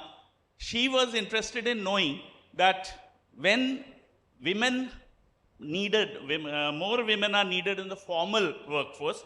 I think Onkar meant formal workforce. So therefore, what are the corporates even doing for the ladies who have to quit for a while, for their sabbatical, for childbearing, marriage and other things? And even the corporates, the best of corporates are not doing enough to take them back into the stream. So these were the two queries I had. Thank you so much. Very important point. One last question. Yeah. Theme of conference is Indian Dream. So if you look at women participation, how Indian Dream is different from American Dream and Chinese Dream. And gentleman quoted women as a challenge. So why we see women as a challenge as far as participation in workforce is concerned? In fact, they are a big contributor. If you look at recent study, it said if give you non-economic economic value to non-economic activities of women, it will be bigger than tourism industry. All right. So why is it masculine mindset or something different? I've got your question. Oh, thank you so much. This is Professor Rakesh Mohan Joshi. I'm a professor of international marketing, presently based in Bangalore, Indian Institute of Plantation Management. Thank you so much. But, despite of all the apprehensions, what I feel is that, India is probably one of the only economy in the whole world today which is optimistic in nature, where the people are still optimistic. There is no need for us to be pessimistic about anything. Sir, 2-3 things. Number two, as far as the education is concerned, this is probably the first time I have been very actively involved in, formulation and implementation of these education policy. Education was one field which was totally kept closed. While the industry globalized, education did not globalize. This was the first time when we opened doors for the foreign institutes in India and Indian institutes when going out, and we are actively working on that. It is probably the game changer for the education system. This is the first time in the education policy when the regional and local languages have been recognized, and this makes us very optimistic as for that. Sir, can you come to your question? Economy, last. India is the only country based on the empirical definition of PMI, Purchase Managers Index, which has been 55, 56, wherein the America and UK it has been below 50. India is the only progressing economy and no other. Okay. If you want any question, I'll be very happy to answer. Thank you. Thank you. Appreciate your views. We've taken all the questions, comments from the audience. We're running out of time. Let's just get our panelists to answer one by one, starting with No, Mr. we're not Nikhil. going to go one by one. Parikshit, I think I'm going to address most of them. They can add on. In the interest of time, because we have to finish by, I think, another 1 minute. So on agriculture, sir, I think your point is valid. We need to do a lot more, but a lot of changes are happening. I think we must switch from field crops to horticulture and other multiple cropping, but that needs the development of food processing industry. We can spend an entire one separate conference or multiple conference discussing what needs to be done. Some states have done better, others need to sort of implement it. Maharashtra, for example, has done much better than the rest. But I think we have to learn from each other. But at least much better than before. If you look at the issues in Punjab, there are fundamental issues related to not having been able to switch from field crop to, and the MSP issue is always live. But MSP is not the solution. We have to create market forces. MSP is one of the support mechanisms. In terms of demographic dividend, there were a lot of comments you made, sir. Thank you so much for it. But what corporates have to do a lot more, and I think you highlighted one of the problem with women participation. It's not a glass ceiling. Actually, there's a leaky pipe. They need to go back for various elements during various stages of life. So what some companies have done, like our group, is to start what is called a SKIP program, which means actively seek out in those programs women who have left workforce and want to return back. And the way we do it is that we allow them to come back and work for us about 2 years with an option for them to decide whether they feel they can continue to work with us, because there'll be other pressures which may come on them, and if they're able to acclimatize, they join the formal workforce. But this is one method we've seen which works out well. Maybe more corporates need to adopt it, and it's a wonderful point you raised that how do you sort of bring women back in workforce after they work for 7 years, they take a gap of 3 years, is there enough opportunity for them? As far as the whole issue on valuing work, I think that's a wonderful concept. We should value every type of work. I think there is no one is disputing that. But I think we are looking about factors by which we actually see greater participation of women. It'd be a great day if we can see in AIMA conference like this, 50% women and 50% men. It's a long way off, but we need to work towards that. And lastly, sir, we are all very optimistic about India. That's why we are here. We support your point. Brilliantly done in a minute. I have a couple of things on agriculture, first of all. I think two things that can make a big difference to agriculture is one is financial inclusion, which is directly linked to land title, which then gets linked to the blockchain concept that I talked about earlier. So if we have clear land title, financial inclusion is possible, and the real wealth can also come into the economic wealth that can be deployed. The second thing is cold storage. I think India suffers a lot of surpluses and famines because of lack of cold storage. Yep. The moment cold storage comes into the equation, the farmer income will be completely different. Second thing about women, lest I be misread, actually women have huge capability of multitasking, and they bring a completely different sense of balance into the boardrooms and into senior management. So I'm all for it. All that I am saying is that do not undervalue the work done at home. And that is all that my point was. But the most important thing is that their participation in formal economy is more than welcome, actually. Okay? Absolutely. And it was a fantastic session. I think the audience loved it. Thank you very much, Mr. Goswami, Mr. Mukundan, and Mr. Jha for joining us. And thanks once again, everyone in the audience. Thank you, Mr. Lustra, for conducting and concluding this session. May I request Mr. P.S. Puri, Council Member AIMA, to please join us on stage to present the mementos for this session. We start by thanking Mr. Mukundan.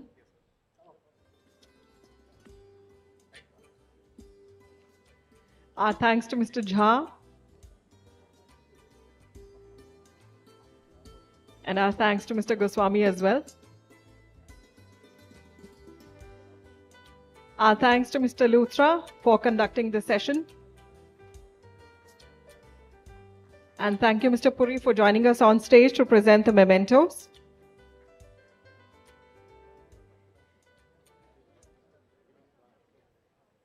Thank you, one and all. Ladies and gentlemen, please remain seated as we are starting the next session, which is Reinventing Maruti, Continuity with a Change.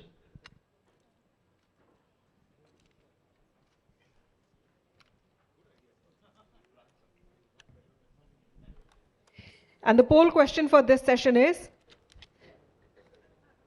would India be better off favoring hybrid cars over purely electric cars? You have the choices on screen. Yes, no, can't say. Please be a part of this discussion and let us know what your thoughts are on would India be better off favoring hybrid cars over purely electric cars. And with that, we are now ready to start this session.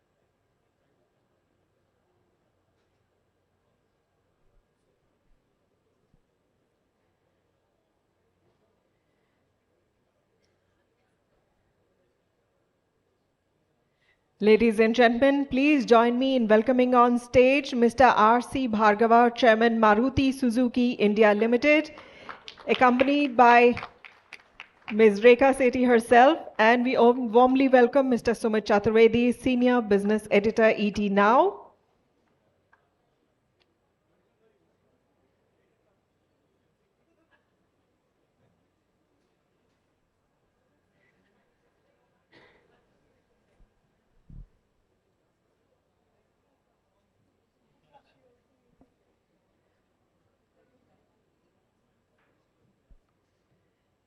A very warm welcome to both of you. May I now request Mr. Sumit Chaturvedi to conduct the session.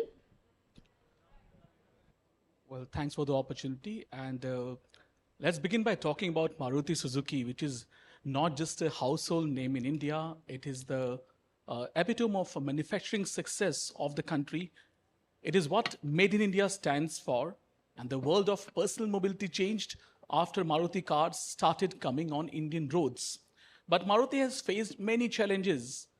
And what about future? What about reinventing Maruti and continuing with the change? Well, to talk all that and much more, I am joined by Mr. R.C. Bhargava, Chairman Maruti Suzuki. He's a doyen of automobile industry in India as well. Well, thanks for talking to us here, sir. And let's begin by going into history first. And I would like to you to throw some light on how a small car, Maruti, gave birth to a billion dreams, how it all started. Can you tell us briefly about the history when it started? You must be knowing. How the history of the Maruti Suzuki, how it happened, how a small car started or gave birth to a billion dreams. I think most people are aware of the history of Maruti, though I would imagine some of the younger generation now may have forgotten how Maruti came into existence. The decision to manufacture cars in the public sector was taken at a time when socialism and socialistic planning was at its height, and private cars were not a product which was encouraged by anyone. The reason Maruti got actually created was because Sanjay Gandhi, who was planning to make a small car, hadn't succeeded for a decade, unfortunately died in an air crash. And the Prime Minister, Mrs. Gandhi, decided that his ambition to make a small car should not be allowed to die with him, even though cars were not part of the socialist planning system. And that's why she and the government decided to create a public sector company to manufacture cars against all policies at that time. It was a one-off kind of deviation from policy. And then Suzuki became a partner, and after that it's just been, everybody knows how the market has grown for cars in India. The people in India have huge aspirations for a better life, always have had. They got a chance to buy a modern, low-cost car.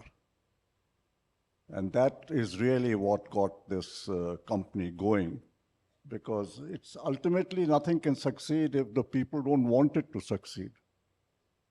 So India is now the world's third largest car market.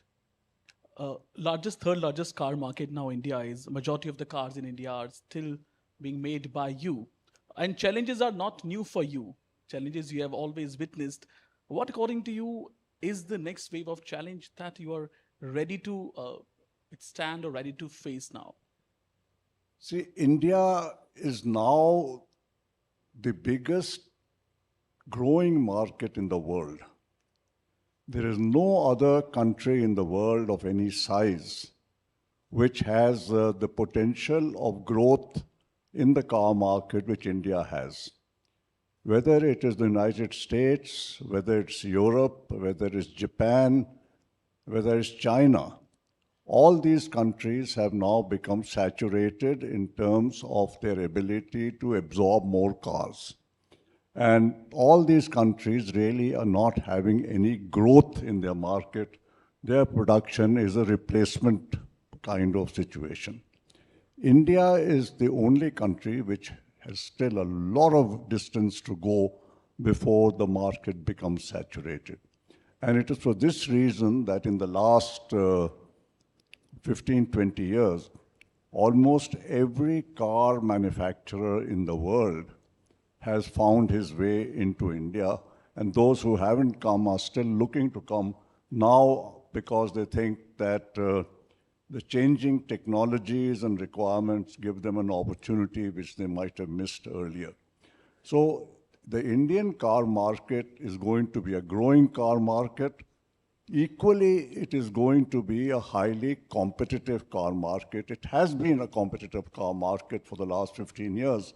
Is going to continue to grow to be a very competitive market. In any competitive market, the beneficiary is always the customer.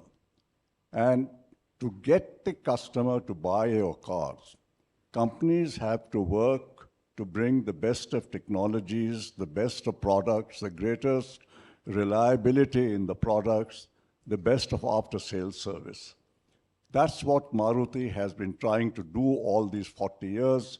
That is what we will continue to do, and we will continue to see that we make our best efforts to keep a large part of the market under our control. Let's shift focus to manufacturing sector. Now, manufacturing sector of the country, a large part of it is contributed by you. You are what Make in India stands for. 20% of GDP overall is contributed by manufacturing sector. But according to you, what is happening now, manufacturing sector? Is it really the way we should be growing? About policies? What do you think about the manufacturing sector of India? I think you've raised a very important point, Sumit, because as the Prime Minister pointed out in 2014, if we are to solve our problems of poverty, if we are to create enough employment for the large numbers of young people who are joining the workforce, and if we are going to have greater equity in our society, all of this would only be possible if manufacturing sector grows faster and we reach at least 25% of GDP through the manufacturing sector. To get to this point, the center over the last 9 years and 10 years now has been making a series of reforms and improvements in the environment. The ease of doing business, as you know, we used to be somewhere 140, 150 at one time. We have come down to 62. A lot of tax reforms have happened. GST has come in. Tax rates have come down. More than 1,000 old acts have been abolished. And a whole series of reforms have happened, all designed to make it easier to do business in India, easier to be more competitive in manufacturing. Unfortunately, the results are not yet apparent. Manufacturing growth continues, and the reason I think is that the bulk of the interaction of manufacturers, entrepreneurs is with the state government. And in state governments, the bureaucracy, the entire administration is still not changed the way the central government has changed. And there are lots of delays. Time is not a factor which is valued highly by most people in the states. And the attitude of administration is very much similar to what it used to be in the license and control days, that the job of the bureaucracy, the job of the civil servant is to control rather than facilitate. That change has not happened. I think along with that, the entrepreneurs also are largely maintaining a mindset and practices which were developed during the license and control Raj. Because in those days, private sector was not in a position to grow or in any way innovate, because the license laid down every condition of their functioning. Now, that resulted in various malpractices developing. We are all aware of the growth of black money in the country. We are all aware of what black money growth meant in terms of ostentatious consumption. Now, if you look around, I doubt if any one of us here will be able to say that ostentatious consumption has gone down in India. If at all it has happened in the opposite direction, that people now like to show how much they can spend on a grandchild's birthday or some such event. And the race is that, oh, that guy spent 20 crores, I must spend 25 crores to show that I have more money than he has. So as long as the system continues where entrepreneurs, businessmen are more concerned about showing off their personal wealth and generating personal incomes, and are not so much focused on growing their companies, I'm afraid the growth rates will not go up. But just give the example of Maruti. Maruti grew at a time when all the conditions were unfavorable. Whatever Mr. Modi has made easier to do business now were not there in that time. Many of the other things which have happened which have made it easier to do business were not there. For example, the communications which we have today, the kind of productivity that you have because of all the computers and things. In 80s and 90s, we didn't have these things. We were still using typewriters, and we were using fax machines and copiers and all kinds of things. It was very, very slow work. But we still managed to become highly competitive. We started exporting cars in 1990, few years after we started. We could still do that. Today, with all the ease which is available in this country, why are our entrepreneurs not able to grow faster? I think that's something which AIMA and other industrial associations should look at, that what is it that, just blaming government and saying that government should do something, government is not changing labor laws, government is not changing this law. I don't think that is the reason. I think we have to look ourselves, that have we changed enough from the days of the license Raj? I think that is really what needs to be done. After COVID, we were adopting this China was 1+1 policy. We were hopeful that companies will come to India, looking at India as an alternate base for manufacturing. You think it's on track? It was a good, the China +1 policy we were adopting, we were looking forward to or hopeful of, that India will be an alternative to China when it comes to manufacturing. You think that is something which still should be hopeful of? It should be still be thinking of that companies will come and manufacture in India because of that? See, companies are moving out of China, that's a fact. I think there's a great awareness amongst a lot of companies all over the world that they need to de-risk their supply chains, and total dependence on one country is not a good idea. But they don't think that the only option they have is India. If you look at what's happening, a lot of the people who are moving out of China have gone to Vietnam. Now, it's something which we should think about. Why is it that people are preferring to go to Vietnam and not come to India? And is it still that things are not happening in India the way they should? And that's where I think the whole atmosphere of management and the kind of assistance and time which is taken is something which we need to look at.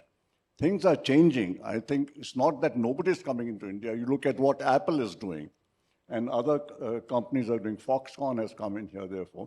That's happening, but it's not happening on a large enough scale. Manufacturing growth in India is still about 5% a year. We need to get up to 12% a year.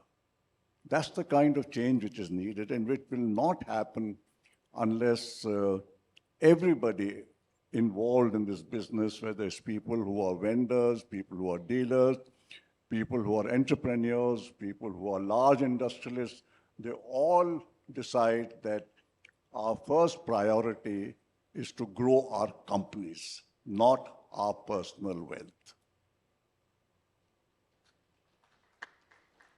Yes, sir. Moving forward and shifting focus to the future challenges, reinventing Maruti. Now, government is more focused on safety of the cars. Bharat NCAP, those norms have come. Technology is changing every week, month, year, every time. Earlier, those were not as fast as which is now. What about these future challenges? How Maruti Suzuki is now standing to maybe tackle those challenges, and how are you giving a vision to the company to tackle these challenges? See, safety is something which we cannot compromise on. And especially if you look at the numbers, which I'll just mention to you, India has now in 2021, we had over 153,000 deaths on road accidents. It has been going up. It has been going up despite all the new regulations which have come in to make vehicles safer. We had no regulations till 2010 almost. 2000 actually, BS1 came in 2000. 2010 we got into BS4.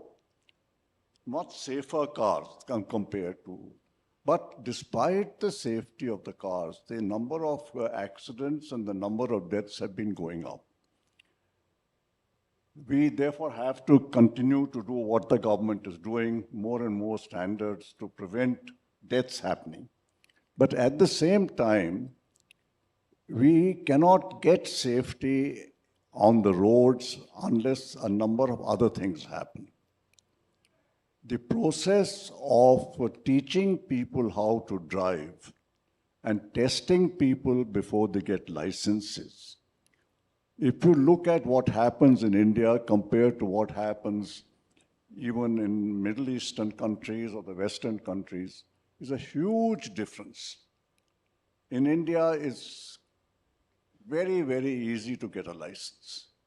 There's no real testing of the knowledge of the driver on how to drive or what are the safety regulations, in what way should you observe the road requirements of other customers so that accidents don't take place.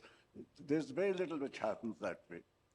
And if you start with people who drive without knowing all the safety regulations, you are starting with a huge handicap.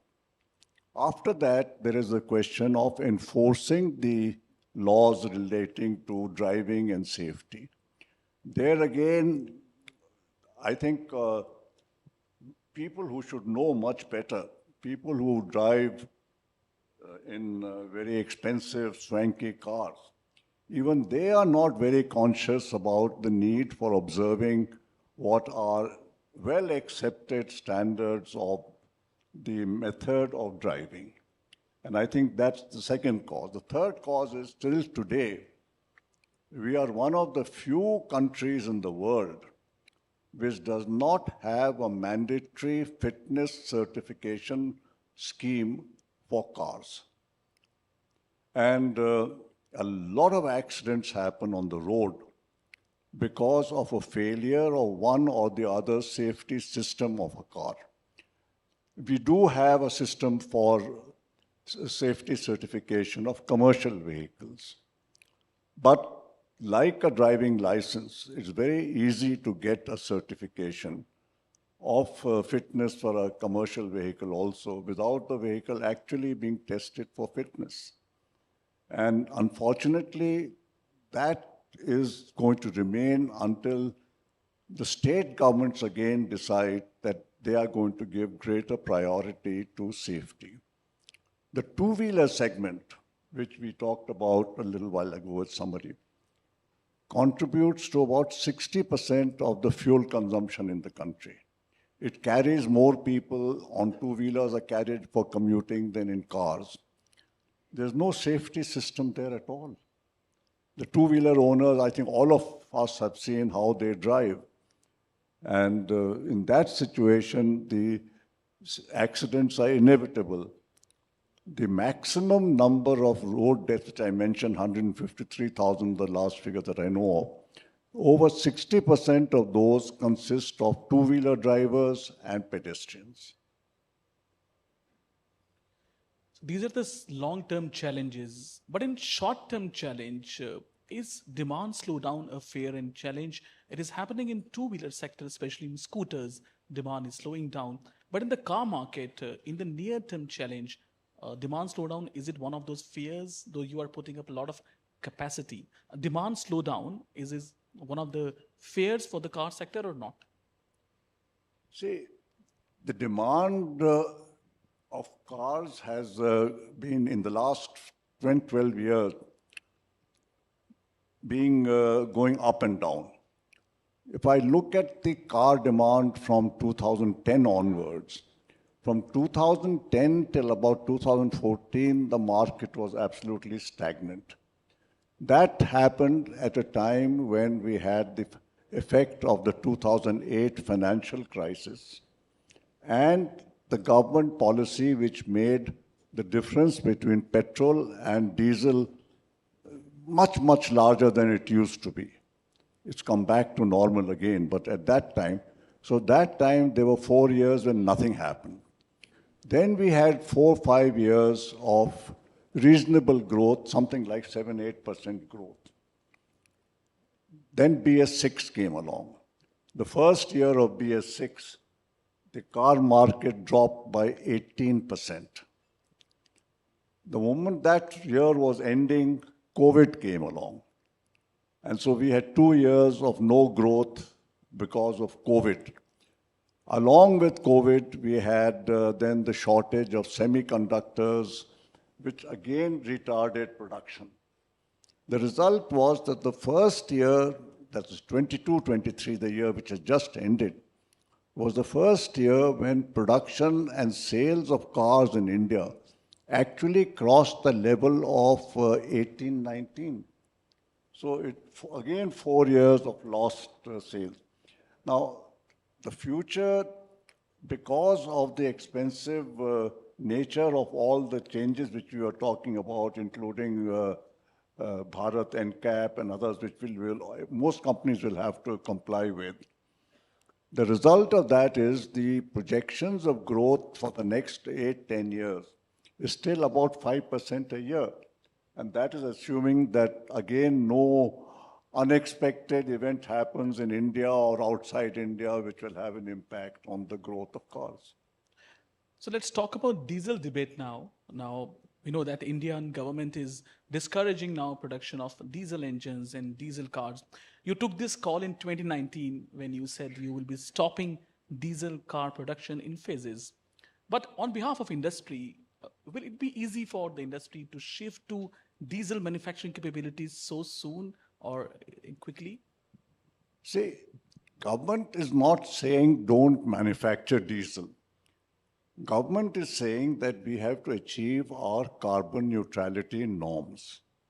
And the CAFE norms, as you know, are being enforced in the country.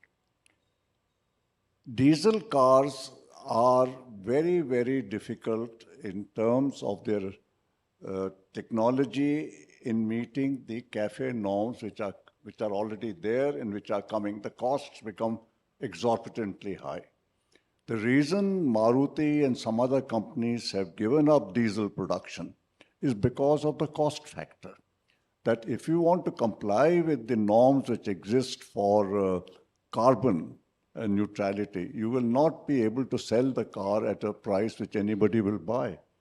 And I think companies are changing. Most companies have got alternatives available with them.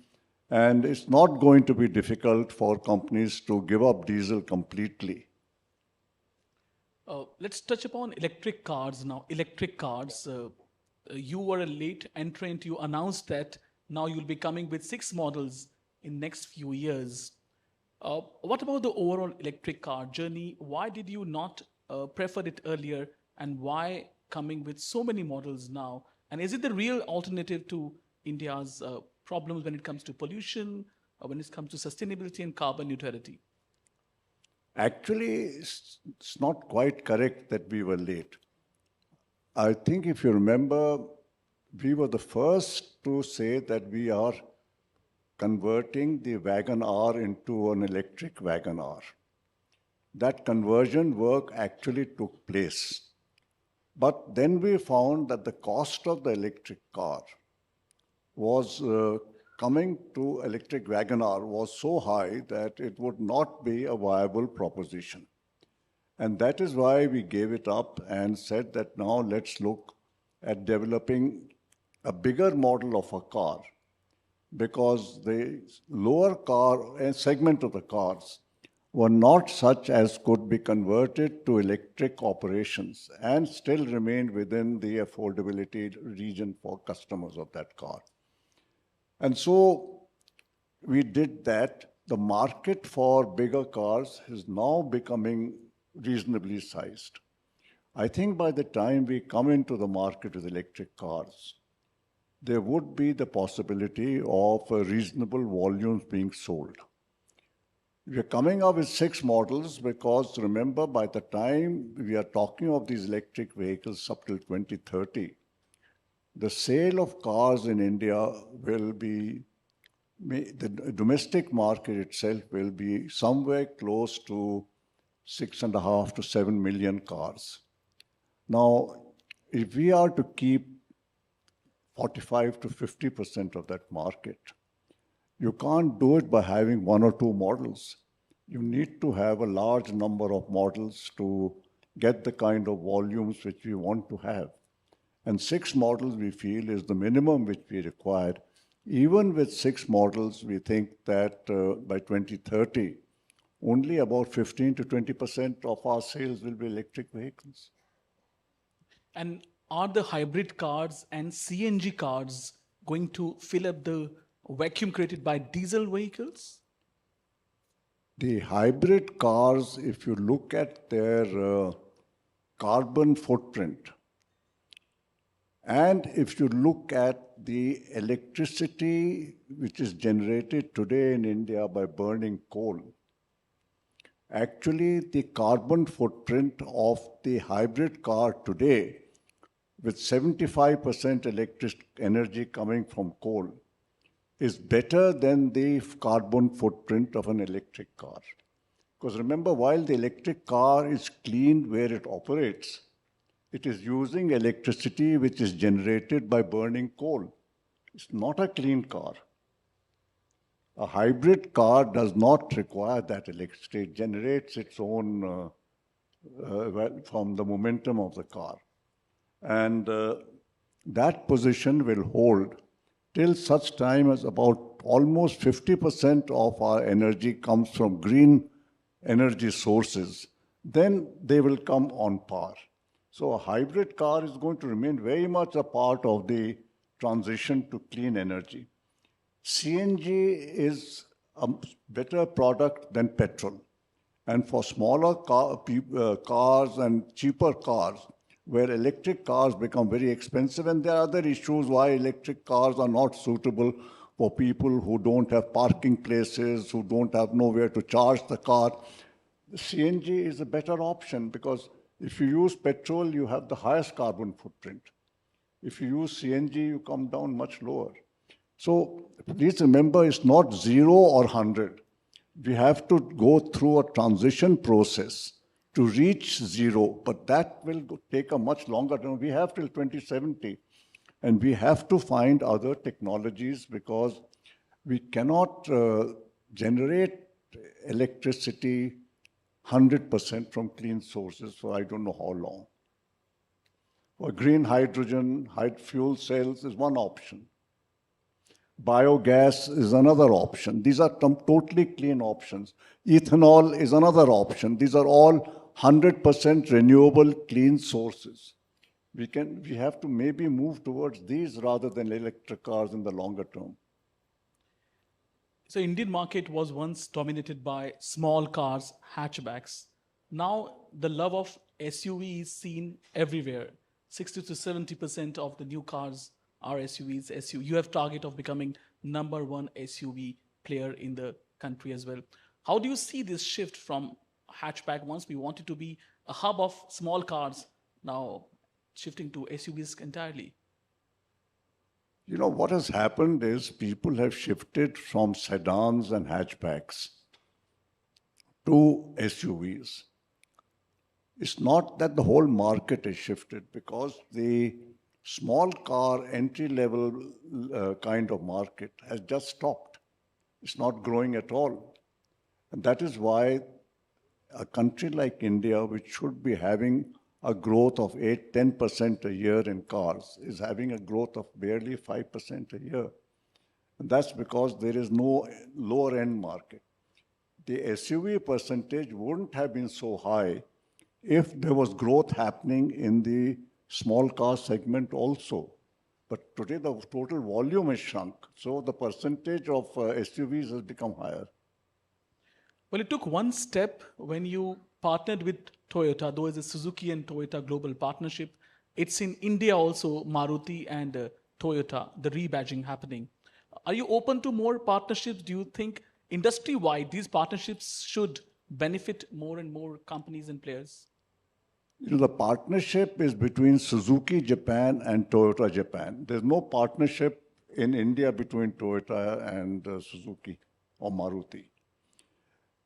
If Suzuki has a partnership with Toyota, I don't think there's need for any partnership with anybody else because Toyota is the #1 in the world. And it has access and the capability of developing any kind of technology which any other company has. So I don't think that the option of looking at other partners is at all required. Before going to audience for the questions, sure. I would like to ask a question to you. How do you plan to achieve the targets in sustainability and carbon neutrality? Sustainability, environment sustainability, and carbon neutrality, the targets there. As I mentioned, we are looking at a mix of fuel technologies in India to get to zero carbon neutrality. And this will include EVs, it will include hybrids, it includes ethanol, it includes CNG, includes CBG. I personally see a big future for compressed biogas in India. I think, given the circumstances, we have the largest number of cattle in the world. We have the largest amount of agricultural waste in the world. We have problems with the global warming coming from the waste from cattle because it generates methane as it decomposes. And methane is 21 times more contributing to global warming than carbon dioxide does. So actually using of animal waste is carbon negative. Similarly, this whole problem of burning of the paddy husk could be considerably reduced, if not eliminated, if that same paddy husk was used to generate biogas. Actually, the best fuel for biogas is paddy husk. There are logistical issues involved. But I think that we have enough requirements of the environment and for cleanliness that we should make the effort to give biogas high priority. As you know, in the Siam meeting recently, the Prime Minister said that we have to look at all alternative technologies for getting to carbon neutrality. He mentioned all of these 5 which I mentioned, that these 5 technologies all have to be looked at. It's just not EVs. Now I would like to invite audience for participation. Anyone wants to ask, please identify yourself before asking the question.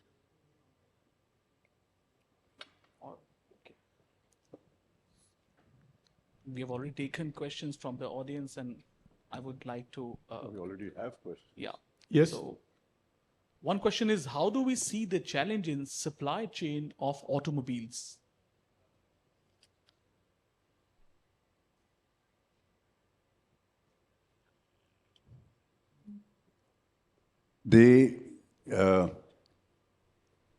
One of the strengths of the Indian car industry is the way the component industry in India has grown over the years. And today, the Indian component industry is not only supplying to India, but it's exporting. I think exports have gone up to about $20 billion of components are being exported every year. So we have a strong supply chain. The weakness we have is that there are a few new technology internal components of assemblies which are not being manufactured in India. And we need people to come and manufacture in India. The biggest area is semiconductors. Today, virtually all electronics which goes into cars is being imported. There is no real electronic industry in India. So if we are going to get the supply chain to become more, reliant and stable for India, I think what the government is doing about getting electronic manufacturers, semiconductor manufacturers into the country is one of the very, very essential requirements. The second is, of course, every car manufacturer has to move to get more component manufacturers into India so that India not only becomes self-reliant in its supply chain, but becomes an integral part of the supply chain for many other countries so that who are looking for something other than China. Another question is, which I have asked you already, why Maruti is slow in electric vehicles, bringing electric vehicles? I thought I'd answered this, that we are actually not slow. And we will be there very... You know, the penetration of electric vehicles in India today is less than 2%. It's not as if somebody has gone and taken a huge market share and we have been left behind. 2% next year we are in the market. So what is it that we are slow with? So do you hope to revolutionize the electric vehicle industry the way you changed the small car market? No, for SUVs also we were told that we were delayed and slow. We were to an extent. But you see, this year we are the largest seller of SUVs.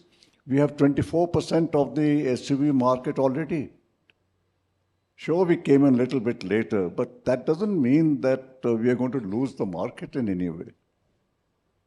Okay, and one question is on semiconductor crisis. So a lot of it is already solved, but any timeline when this will completely go away?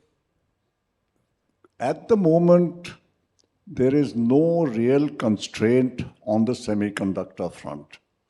And in the second half of this year, now beginning from October, I don't think our production will at all get affected because of any shortage of semiconductors. So I think you can rest assured that if you're planning to buy a car, it will not get delayed because of semiconductors. So there's a question from Mr. Parth Patel.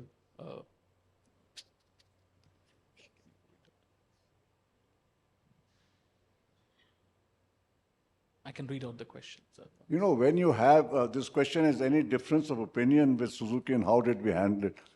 When you have a partnership between two people, it can never be that on every issue there is total unanimity.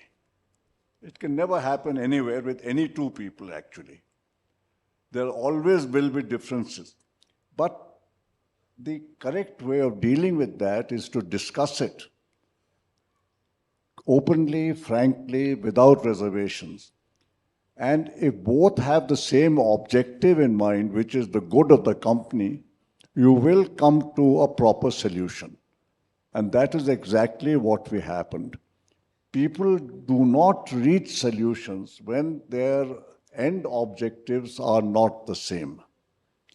And that is where problems come. So I don't think one should worry about differences. Differences will keep happening, will happen, and when will get resolved. Because there is no issue which will break things down. How do you value the future road? How do you visualize the future roadmap of Maruti leadership in view of G20? What missing? One small, one South, one family, one future. Let me read out for you. I'm not sure what this question means, frankly. But the leadership of Maruti will be within Maruti Suzuki family. I don't think we need to look at the South-South leadership or anything with G20. I don't think that concerns us. The leadership of Maruti will come from within the Suzuki Maruti family. So there's a question, how do you see the car market as we improve on comfortable and rapid public transport system? As the public transport system improves, how do you see it impacting car market? A public transport system is an essential part of the transport system of any country. There are lots of situations where it is actually advantageous for a car owner to use the public transportation system rather than to use his personal car. For example, if I have to go to the airport, actually it doesn't make sense for me to get a driver to come at 5 o'clock in the morning or 2 o'clock in the morning to drop me off to an international flight and then come back at night. It's much better to use a public transportation system, maybe Uber, and get dropped at the airport. Similarly, in areas where parking is very difficult or very expensive, and the best example is, of course, Manhattan. It's so expensive to park there that nobody likes to keep a private car there.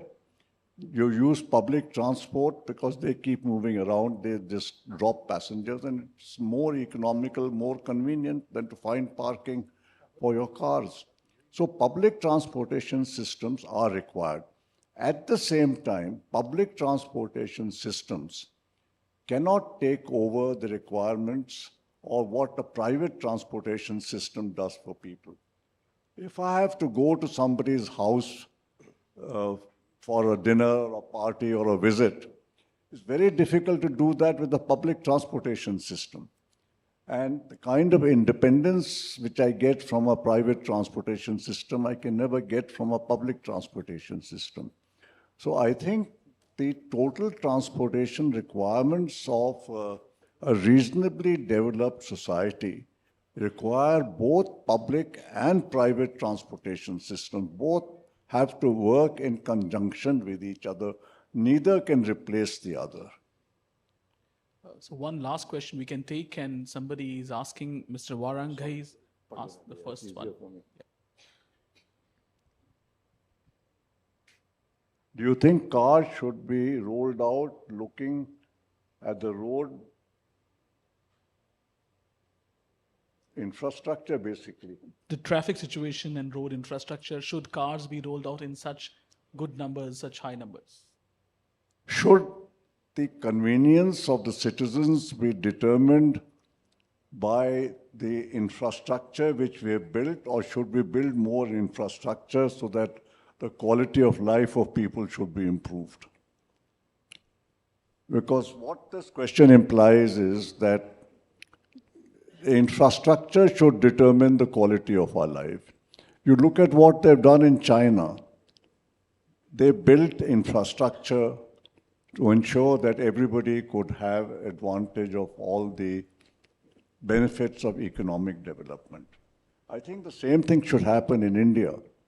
The infrastructure development should move at a faster pace, which it is doing, by the way. The present government has given a great deal of emphasis on infrastructure building. And I think infrastructure building is one of the major activities of any government. So I think that both the growth of the car market and the development of infrastructure have to work in conjunction with each other, so that overall, over a period of time, there may be periods of inconvenience, but overall we should get to a situation where people can meet their aspirations of what they want in the future. So with this, we come Excuse to me. One last question. Here, this side. Oh, right from you. Yeah. Sir, in extension to your RTO system of issuing the license, how about seeing the night driving test required to be, because it's a different set of skill set when you drive a car at night. So would you like to recommend government to have implement kind of a night driving test for eliminating the number of accidents at night? Night driving tests? Night driving tests to eliminate the drivers who have problem driving at night. So I think one of the requirements of licensing is that you should have proper eyesight. Correct.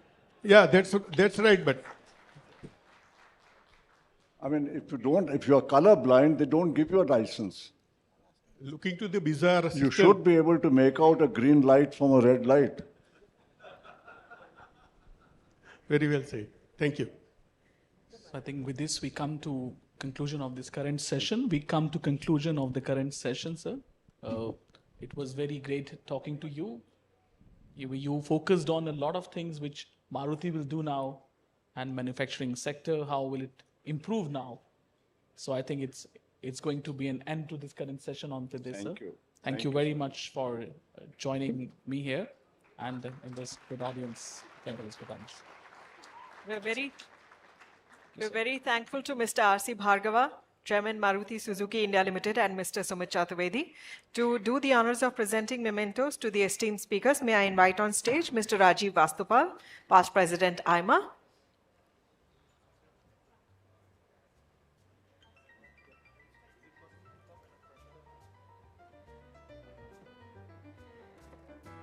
It's an honor to have Mr. R.C. Bhargava here in our midst.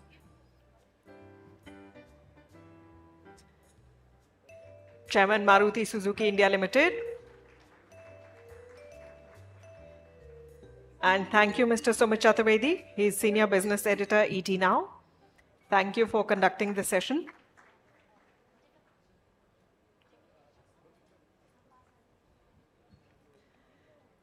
Thank you, Mr. Vastupal, for joining us on stage to present the mementos.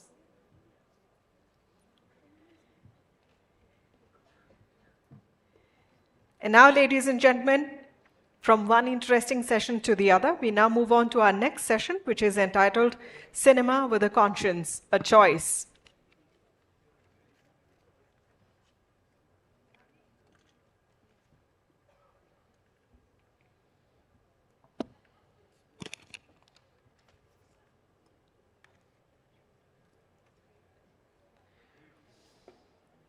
We are now starting the next session of the Golden Jubilee National Management Convention on Cinema with a Conscience, a Choice. And the poll question for this session is, does politics sell better than romance in today's Indian cinema? It's an interesting question, so please do be a part of this poll. The choices are on screen: yes, no, can't say. Once again, to repeat, does politics sell better than romance in today's Indian cinema?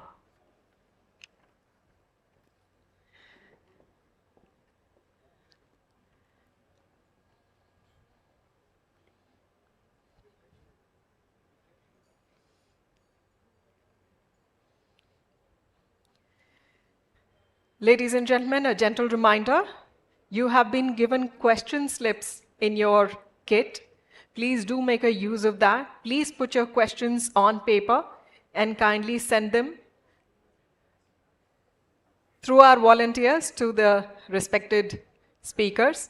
Please refrain from asking your questions on the microphones because it does take time for a person with a microphone to reach you. And we are not able to give as many opportunities to as many people for their questions. So it would be time much better served if you could please write your questions on a question slip. Please hand them over to our volunteers. They would be happy to take your question slips to the respective speakers.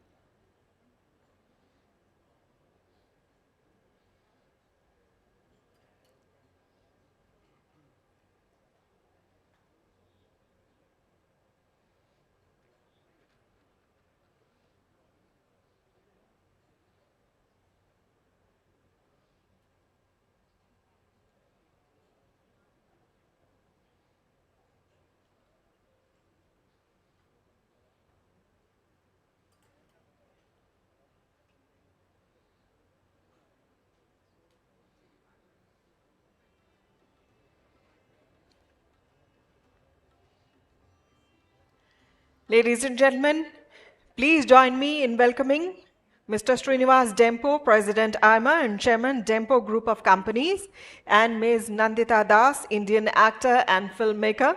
Please let's welcome them with a huge round of applause.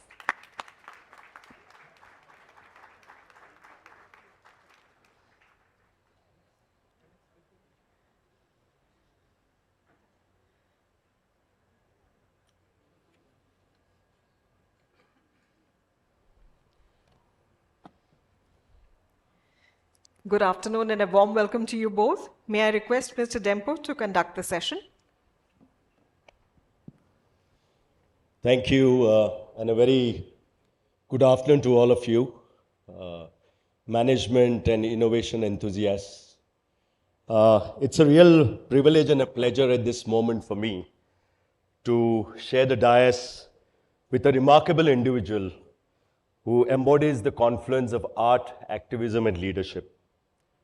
She is a celebrated actor, an accomplished filmmaker, and an unwavering advocate for social change.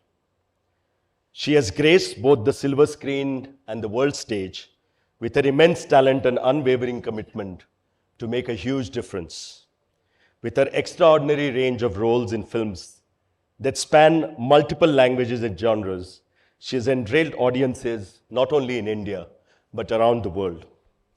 Her portrayal of very complex, multifaceted characters has not only garnered critical acclaim, but also challenged conventional norms and stereotypes. I'm talking about none other than Nandita Das. A very warm welcome to Nandita. It's a pleasure having you. And Thank you very much. Thanks for doing this for AIMA. Thank you. We've been awaiting, I've seen some of your films, both as an actor as well as a director. And I think you bring a lot of strong messages which are required for a country like ours. Thank you. I would request, for her brilliant work, to get a flavor of her brilliant work, because a few of you all might have not had the opportunity to see her films that she has directed or acted. I would request the AV to be played, which will give the flavor of her brilliant work so far. And I'm told your mother is here. Yes. She is also a very acclaimed author. Very warm welcome to you on behalf of AIMA. May I request the AV to be played, please? These are just glimpses of the 3 films that I directed. Sure. Switch off the lights, please.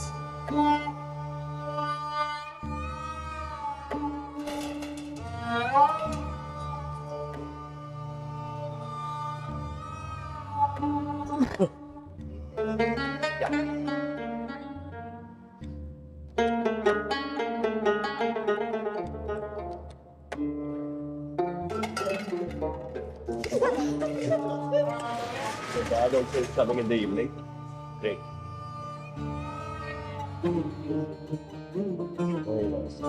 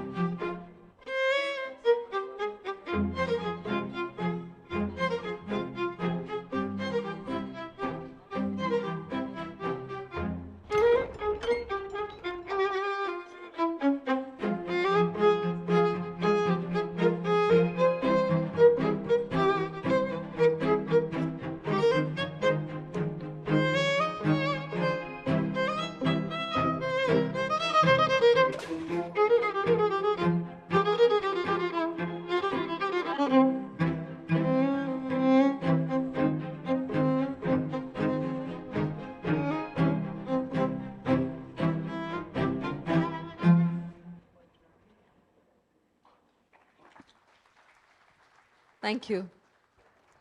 Thank you for that, Avi. Friends, as you must have seen, that Nandita is more than just a brilliant actor. What is unique is she's a torchbearer for important social causes, as you've seen from the AVs and, just get a flavor of the films that she's directed and acted. Her work often dwells into pressing issues of our times, shedding light on topics that both demand our attention and action. She has used the traditional power of storytelling to raise awareness, challenge societal norms, and inspire change. She's also very well known for her advocacy of gender equality and women's rights. We will now begin the fireside chat.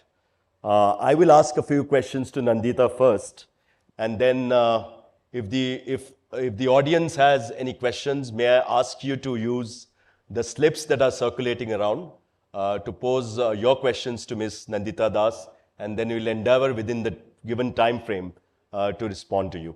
Thank you so much. Nandita, if I may begin by asking you, your father is a very famous painter, and your mother, who is here, we are fortunate to have you as a writer. You also did your master's at Delhi School of Social Work. How did your early years actually impact the choices you made in your work in the films? I think we're all impacted by our childhood, our upbringing, our early years. And the impact, you only realize it when you have questions like this and you get time to reflect and you're able to connect the dots. Because you don't consciously learn or you don't consciously find out what those impacts are. But largely, I think the way my childhood impacted, that both my parents, always encouraged me to question. That is, I think, fundamental. Now that I'm a mother of a 13-year-old, I realize the importance of that. That space to think freely, the space to question, space to follow what your heart really tells you to do. I think that in itself is such a luxury, unfortunately, for our children. There's so much of pressure from parents, from peers, from teachers. There's so much of defining of what success is. So I think the fact that my parents gave me that freedom to themselves, to, yourself explore what success means. In fact, we never used words like career, success, money. These were not motivations for them. So it actually very organically, I learned these things. I learned the isms much later, like feminism, secularism, all these, all the good liberal ideas that we talk about today. For me, the vocabulary came later, and I just saw it at home. I saw them interacting with different people, being open, So I think that has been the biggest contribution of my parents, and I'm very grateful for that, not just because my mother is here, but truly, now, like I said, now that I'm a parent, I realize that just providing that right kind of nurturing and that right mitti, can help you blossom and can help you find your own path. So thank you, Ma. Thank you. That was very well put.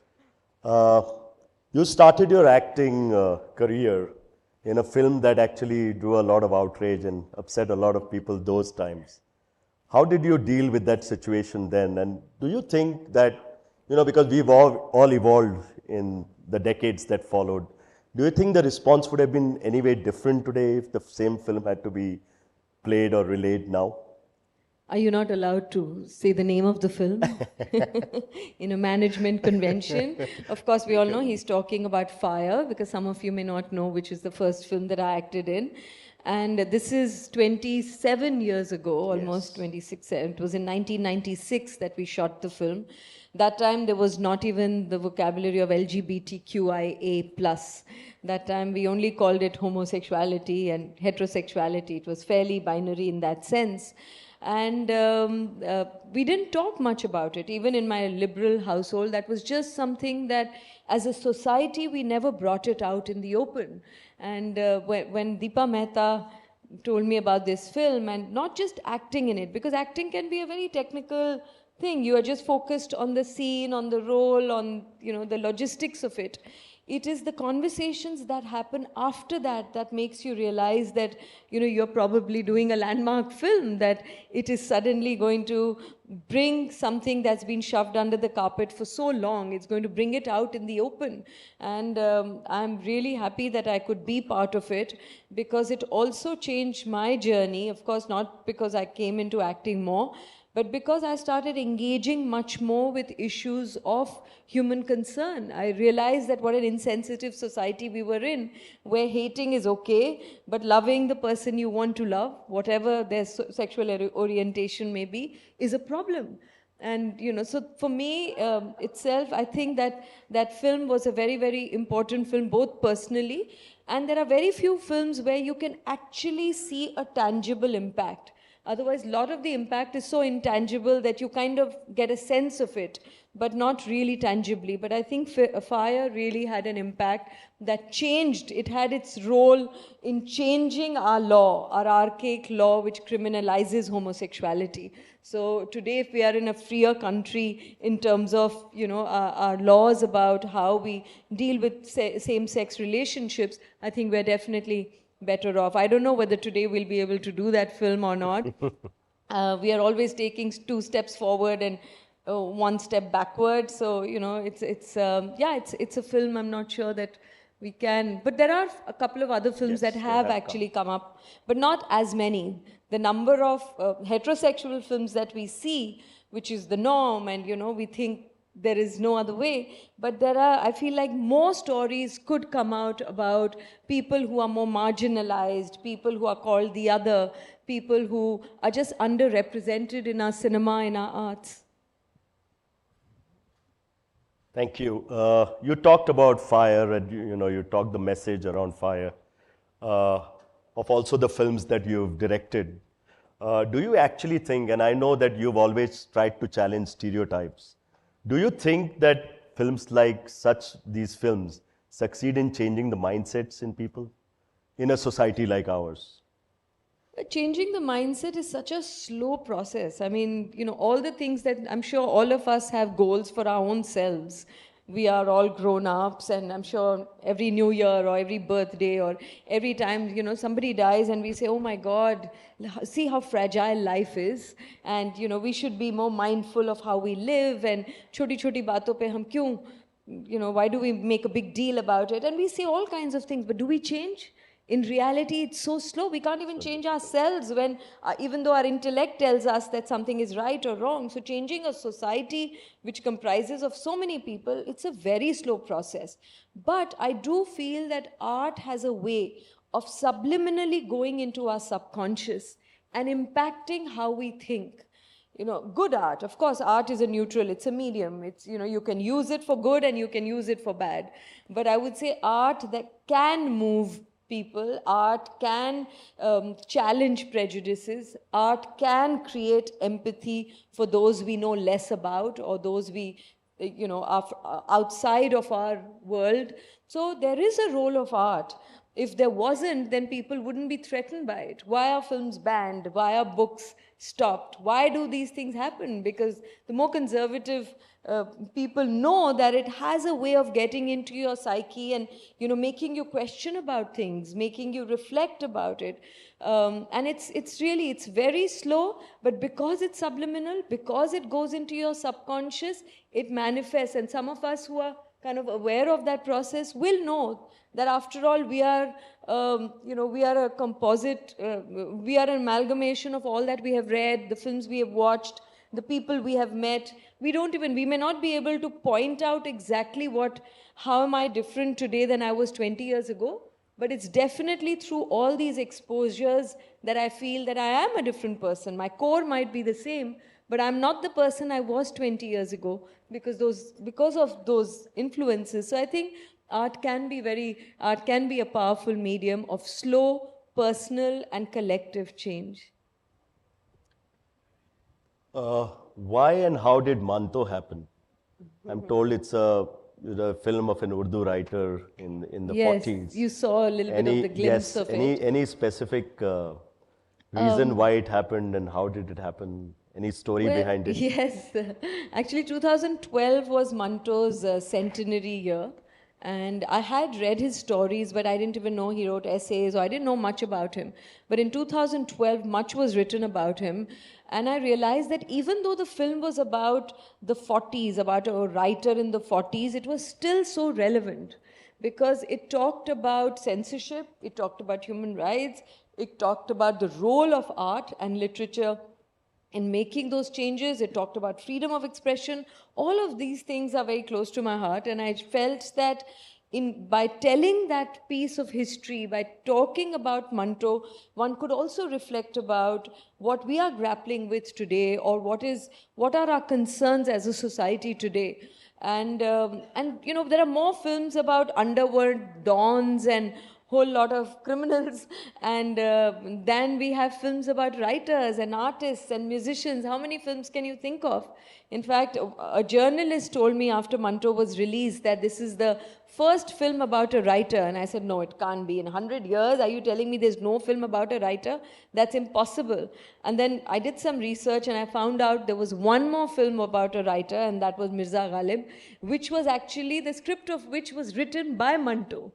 Sohrab Modi, I don't know if somebody knows these names, but of 1950s. So, you know, it was uncanny that those two. So I think we don't celebrate our artists and our writers and the people who contribute to making the society that is. So I'm happy that I was able to do it. I researched and wrote the script and worked on it for almost 5-6 years. And it was released in 2018. Manto is on Netflix if any of you want to watch it.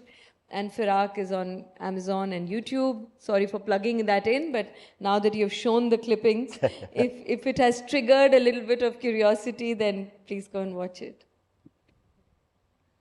In your films, you have worked with very acclaimed filmmakers, such as Shyam Benegal, Mrinal Sen, then Adoor Gopalakrishnan, Ritupurna Ghosh, Mani Ratnam.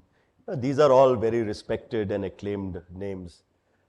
What has been your best experience so far, and who would you, I mean, if I'm not putting you in an awkward situation, you can say it in your own way. It's a difficult question only because it's I know all difficult of to them say are what so is good. best. Yeah, and also how do you define best? Because each experience was precious and different. And I remember going to a Mrinal Sen film just after Mani Ratnam's Tamil film, from a Tamil film to a Bengali film. And in fact, I was just telling somebody here that I'm not a Bengali. They were talking to me in Bengali, and I said I can speak 95%, but most people don't know I'm half Odia, half Gujarati. And because of my name and the fact people know less about Odisha anyway, they think I'm a Bengali. So I was going from this, both are amazing filmmakers, but Mani Ratnam would, like from 6 to 6, we would shoot continuously. We would be working, we would be on our toes, and you know, both are very passionate, but their styles were so different. Whereas Mrinal Sen would sort of befriend the whole village. We were in a small village on the border of Bengal and Bangladesh with a river dividing us. And he would talk as much about the fish that was going to be cooked that afternoon as much about the film. But I think I've been very fortunate that I worked with different directors who are also passionate and committed, not just to their craft, but to the stories that they want to tell. And I think that's the core of good art, where what is your motivation? Why are you wanting to make a film? But, you know, hundreds of people come together to make a film. You have to love it enough for it to sustain your interest, sometimes for 2 years or 6 years or even 10 years or more. Mughal-e-Azam was, I don't know, made in how many years. So therefore, it better be a subject that you are dying to tell. Otherwise, what's the point? So I wouldn't say a best, but I'm very fortunate that I've done 40 films, and you might struggle to name 4 because this was all pre-social media and pre-OTT and in different languages. I've worked in 10 different languages, and I've experience of just traveling through India to nooks and corners where otherwise I would have never gone. So those experiences for me are very precious, whether all of those films worked out as I imagined or not. But the intent with which I worked in it, I can still say was something that was very close to my heart. Since you mentioned about OTT, there's a question from the audience which says that OTT platform is a big challenge for Indian cinema industry, and why South Indian films take over Hindi films. Your views. I don't think it's a challenge. I think it's also opened another space. We are able to now watch films like before this we didn't watch Tamil films or Malayalam films or Telugu films or Bengali films. Now because of the subtitles we are able to watch each other's films. So it's also good. Of course the sad part is that for a film to have a theatrical release, it needs to be a big, massive blockbuster. It needs to be a spectacle film. Independent cinema, or what we call smaller budget films, now people are not going to theaters and watching it. My last film, Zvigato, which I did during COVID, I wrote it, and it's about a food delivery rider, the last glimpse that you saw with Kapil Sharma, who's otherwise known as a comedian. He did a very different role in this, and it is tough to put it out in the theater because people didn't want to. They were like, oh, it'll come on the OTT platform and then we'll watch it, and we are still waiting for it to come out on the OTT platform because the finance is always tough. So there is always a terrible tension between art and the economics, and often economics, as we know, takes over art or anything. You have to have true patrons who will believe in it. So I don't think it's that much of a challenge. When television came, I'm sure people said, oh my God, will anybody go and watch cricket match in a stadium, or would people watch film in a theater? But I think there are different mediums. They both have their own respective advantages and disadvantages. Since you mentioned your recent film, Zvigato, which talks about food delivery drivers, do you believe watching films like these, the real films, in extreme close-up help people to behave better and change their views and think better? Like I said earlier, that it's a very slow and a very subliminal process. Like for instance, in Zvigato, I know a lot of people who watched it. They have come to me months later and said that I'm a kinder customer. When somebody, a rider, tells me that I'm a little late, कि मैं थोड़ा 2 minutes late आऊँगा, इतनी anxiety होती है, then I realize that it's not the end of the world. That I don't have to take myself so seriously and say, okay, I'm going to rate this person badly. Or if somebody says that, will you give me a 5-star? It doesn't need to tick me off. Because, what that 5-star means to that person, once you watch the film, you will just see it differently. Because otherwise we don't even make an eye contact. We take our packet and they're gone.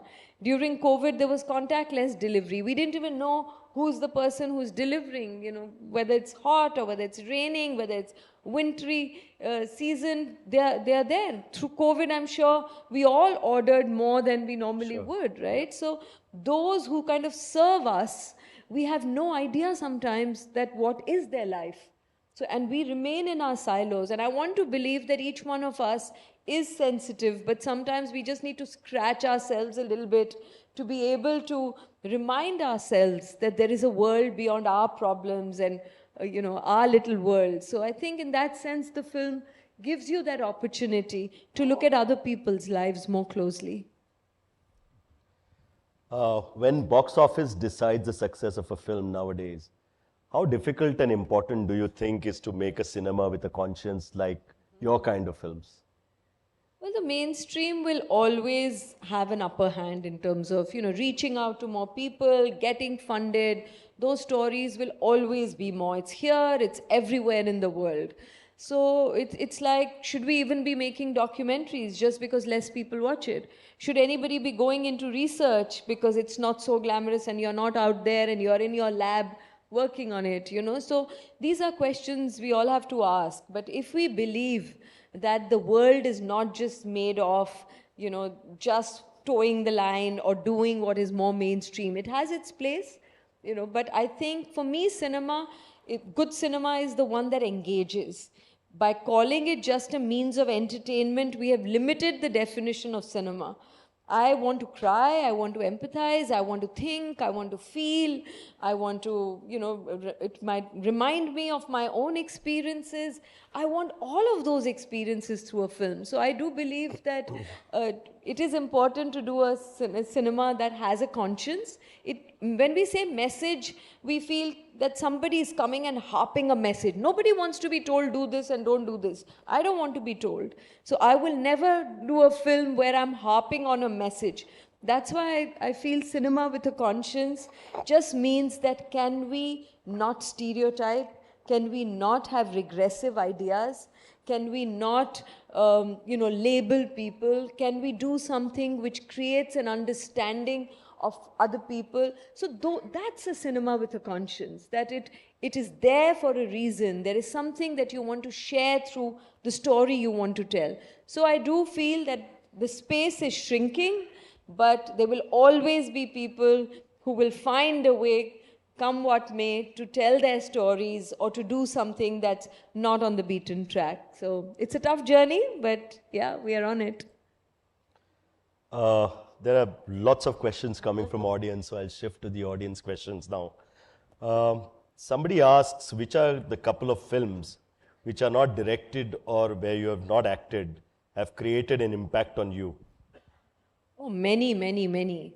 In fact, I would never watch my films again. So I wouldn't even say that, that experience of doing it has impacted me. But watching, I wouldn't give names because I know I would leave out a lot of names. In different languages in India, outside India, and not just American films. There is a whole lot of, films from Romania and Egypt and Iran and various countries of the world. And I've been very fortunate to go to various film festivals. I just went to Shanghai a few months ago. I'm going to Egypt next month for a film festival where I'm on the jury. And it gives you the opportunity to watch films from different countries and to be able to deliberate about them and discuss with other wonderful minds who all come with their perspectives. And it's exciting that two people who are both very bright and amazing in their work can have completely different views on cinema and thereby different views of life. So I think there are many, many films, and if we all open and experiment a little more and push that envelope and watch films that we normally wouldn't, we would be supporting as an audience. I think we all have a great role to play in, sort of supporting more independent stories that truly matter. I think if we all watched more films, more producers would invest in films like that. The next question comes from Harsh Arora. He says, what drives you to do very meaningful and different movies, even if it doesn't give you that commercial return or get you mass viewership? Well, I mean, my mother is a vegetarian, and I can tempt her. If I tell her this chicken biryani was fantastic, it's unlikely that she will ever be tempted. So I'm not, there is no inner battle within me that I'm resisting money or fame and not doing commercial films. Honestly, that kind of cinema I've not grown up watching because my parents didn't watch it, so I somehow never gravitated. It's not a judgment on it, it's just not, as they say, my cup of tea. But, so I feel that the motivations are different. When it gives you more fulfillment by doing films that are saying about something that you care about, and you're getting an opportunity. It's a privilege in itself. So I'm not complaining at all. The next question is, in today's turbulent and polarized society, how cinema can bring in inclusivity? What do you think you can do and people from film industry can do to create a more cohesive society? Well, film industry is not a cohesive body. I mean, I'm assuming you're all here from the world of management, and while something brings you together and maybe your professional experiences, probably this is more cohesive, but in the film world, it's about stories and it's about different technicians and it's about actors and it's about so many different people that they are not one mass. So it's very difficult for everybody to agree on something. And in any case, I truly believe that there should be freedom in, I'm no one to say that this person should make a film like this. If you believe in your freedom, you have to first believe that you must believe in other people's freedom. So I think that's why with a lot of freedom comes responsibility. And, some of us care and do maybe more than some others because they have maybe different journeys and different aspirations, but each to their own. It's really not my place. So this is again, when you said each to its own and, how you view it. There's a question on, films portray actors as heroes. And many people believe them to be role models. So when actors endorse products like tobacco and alcohol and pan masala, doesn't society get impacted negatively? What are your views? Well, I mean, where do we stop, right? You might be offended by some actor endorsing cigarette and pan masala and alcohol. I might be offended by the regressive portrayal of women. It may not be something that is very dramatic, but constantly showing women as just great homemakers and not sort of giving them the opportunity to work might be very offensive for me. Or even this whole fight between good versus evil, glamorizing violence, which we all, like in mainstream cinema, that's become the norm. That the hero finally kills the villain, but constantly justifies violence. And that's something that I may be very offended by. If you're offended by it, don't watch it. Now we have social media, we can write about it, we can influence others and tell them that, this is what I feel about it. But if those films, if those stars or whatever, if they're successful, it's because we have, made them. So I think the responsibility lies with us as much, if not more, as it lies with the people who are making it. So there will always be those kinds of films or those kind of people. So it's very difficult to say. There are actors who endorse fairness products. I've talked to many dermatologists because I've been supporting this campaign called Dark is Beautiful. And, there's so much burden already on women. That's why sometimes I'm uncomfortable with even the title. There's more to us as women than what we look like or beautiful, but the obsession with fair skin is so much that I see young girls completely losing their confidence just because they are dark, So there are lots of issues. You just scratch the surface, and every film, if you dissect it, there is so much that can be offensive, but we don't need to be so touchy about it. When we don't like something, let's talk about it. Let's create that conversation. Let's debate in a civil, in a way that can, as a society, we can grow then together instead of just polarizing and saying this is bad, let's ban them, let's stop them. I think that kind of censorship never really helps. Now we'll move on to gender parity. Okay, bring it on. Next question is on gender parity, and they say that it has been a burning issue in Indian cinema. Women, according to me, need to have a pressure lobby to pitch for it. Apart from few actors, no other actors have pressed upon gender parity. What are your thoughts on this? Gender parity, it's a subject for all of us. I mean, if you look around, what is the percentage of men versus women? And 5 years ago, what was it like? And 10 years ago, what was it like? So we live in a patriarchal, traditional, feudal society. We are, of course, now getting more exposure. We are talking much more about women. The reservation bill is in the parliament. We are talking about that, and hopefully it will happen. So it is a tough battle. Because today I was talking to someone and they said, but you want equality, but you also want reservation. How is that justified? Unfortunately, there is less and less nuanced conversation. Everything is about black and white.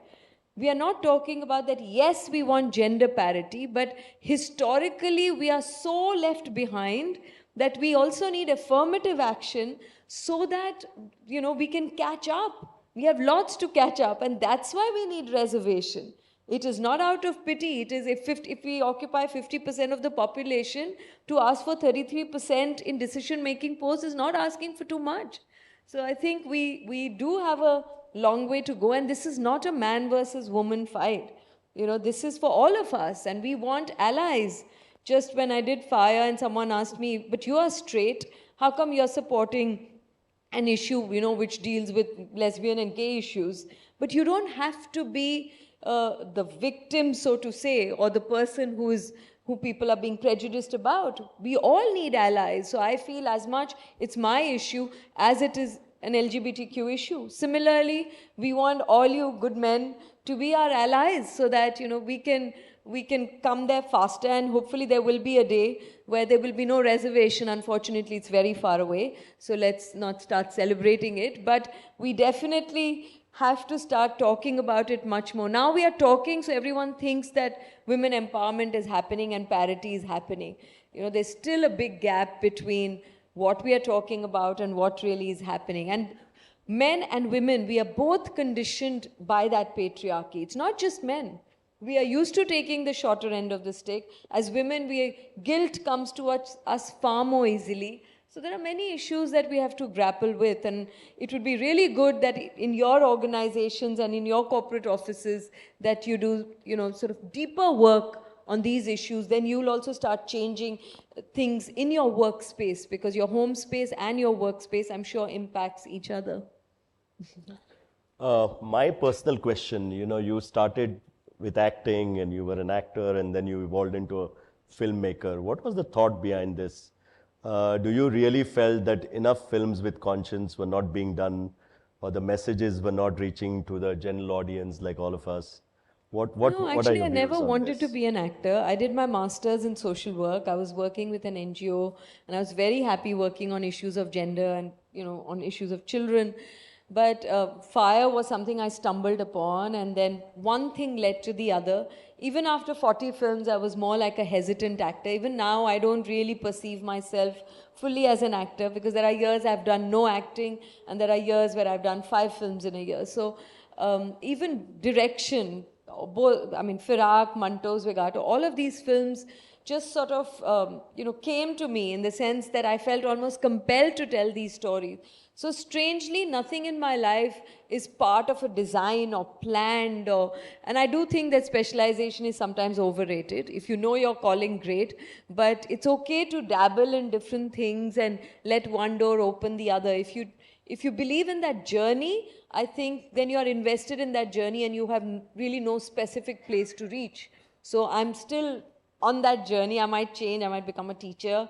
I'm going to my son's school often and I take classes and I say, oh, this life is lovely. It's lovely to teach little children and, have those interactions, and there's so much to learn. So yeah, I'm still on that path. Since you mentioned earlier about your campaign, Dark is Beautiful, there's a question from the audience. How successful was your campaign?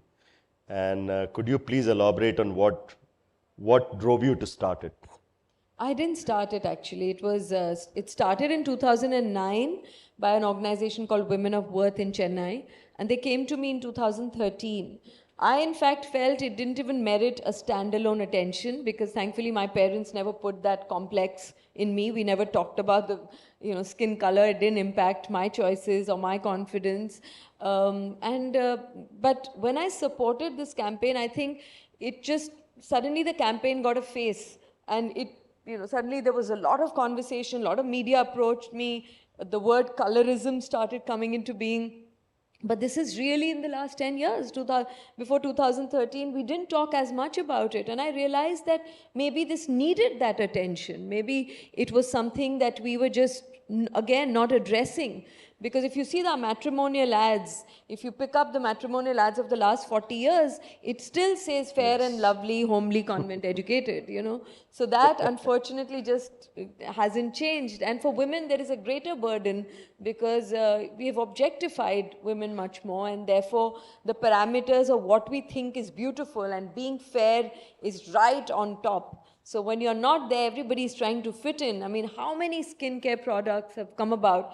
So because of this campaign, I think a lot of conversations have happened. The fact it's made its way into an audience question here. Hopefully all of this triggers.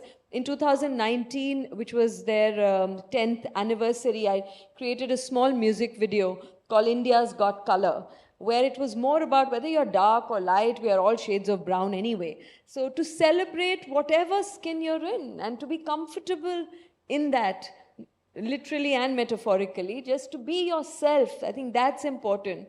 And that's what the campaign is about. The ads have changed. There is a advertising council. They actually tweaked their guidelines of what is allowed. As you know, Fair and Lovely has become Fair and Glow. The ingredients haven't changed and not much has, but at least it's triggering some conversation and people are taking note of it. And only when we talk more about these things, we can expect some little, the needle to move a little bit. Since we are running out of time, one final message. India, for us Indians, Bollywood and cricket creates a huge impact. So one final message to the audience here or the viewers of Indian cinema. I don't know, there's no message. I just feel that, I was quite surprised when you invited me, Srinivas, for this event, and I was like, oh, it's a management event. I have to admit that I've been now going to various summits of corporates and, management or finance. I was at the FinTech, which was in Bombay, where I was speaking. And it's a very different world. And I'm just as prejudiced. Every time I come, I'm like, okay, the suited, booted people, and they're all, money-driven, profit-driven. And I grew up thinking this whole corporate world was full of sharks. And, I now have friends from that world. And I get to know a little more. So I think interdisciplinary conversations are always good. It's a very different audience that I get to interact with. You are used to different conversations. I'm not used to people being so serious when I'm chatting. So it's we all learn from each other and grow together. So there's no real message, just that let's push our boundaries and throw ourselves in different experiences. It's only through different experiences that we get to know about the world around us, and also, more importantly, about our own selves. Thank you. Thanks, Nandita. Thank you. Thank you for coming here this afternoon. On behalf of AIMA, I express my gratitude to you, Nandita, for, we spoke almost 6 months back, and I know you were extremely busy traveling and, doing all your work, and it's very nice of you to keep your commitment and be sharing this, experiences with us. The strong messages I carry back is tolerance. It's free thinking, inclusivity. I think you need to give people space to form their own views. You are just, through your films, you're just carrying the message of the likely issues that are arising and the social impact it's creating. But I think it's for all of us, and I think that's the message I'm carrying from your discussion. Thank you, and again, have a great evening. Thank you. Thank you so much. Thank you. Thank you, Mr. Dempo, for conducting this session. Thank you, Ms. Das, for being a part of this conversation. May I request Mr. Srinivas Dempo, President AIMA, to kindly present a memento to Ms. Nandita Das.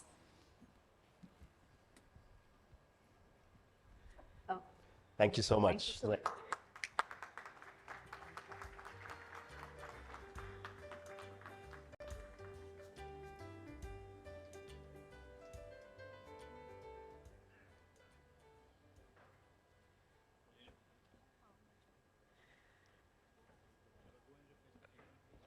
Once again, our thanks to both of you.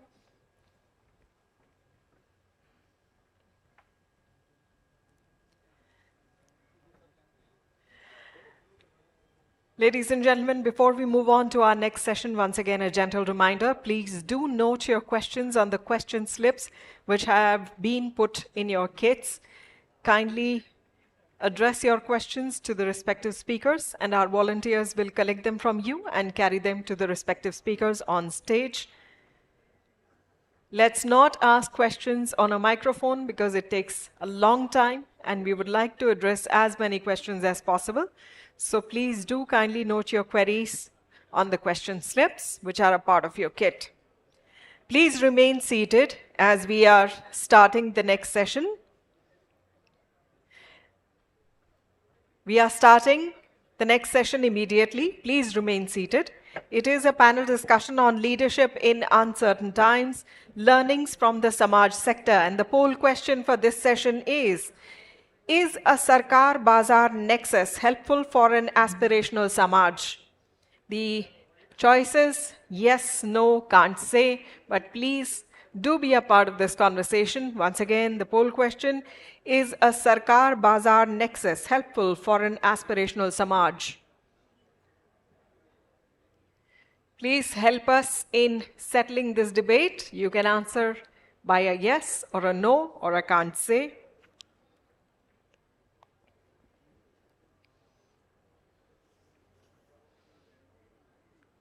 So we are ready to start the next session, which is Leadership in Uncertain Times, Learnings from the Samaj Sector. Please kindly remain seated. This is not a break. We are starting immediately with our next session.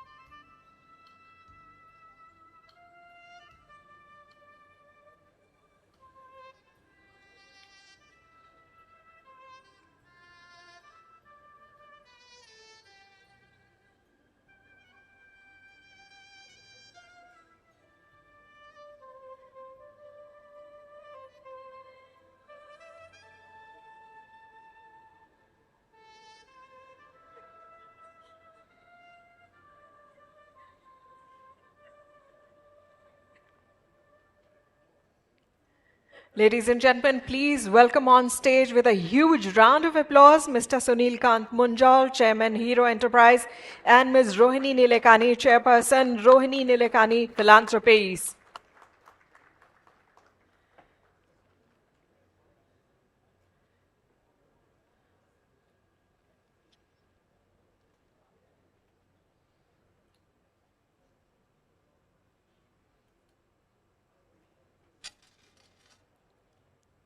Good evening and a very warm welcome to both of you.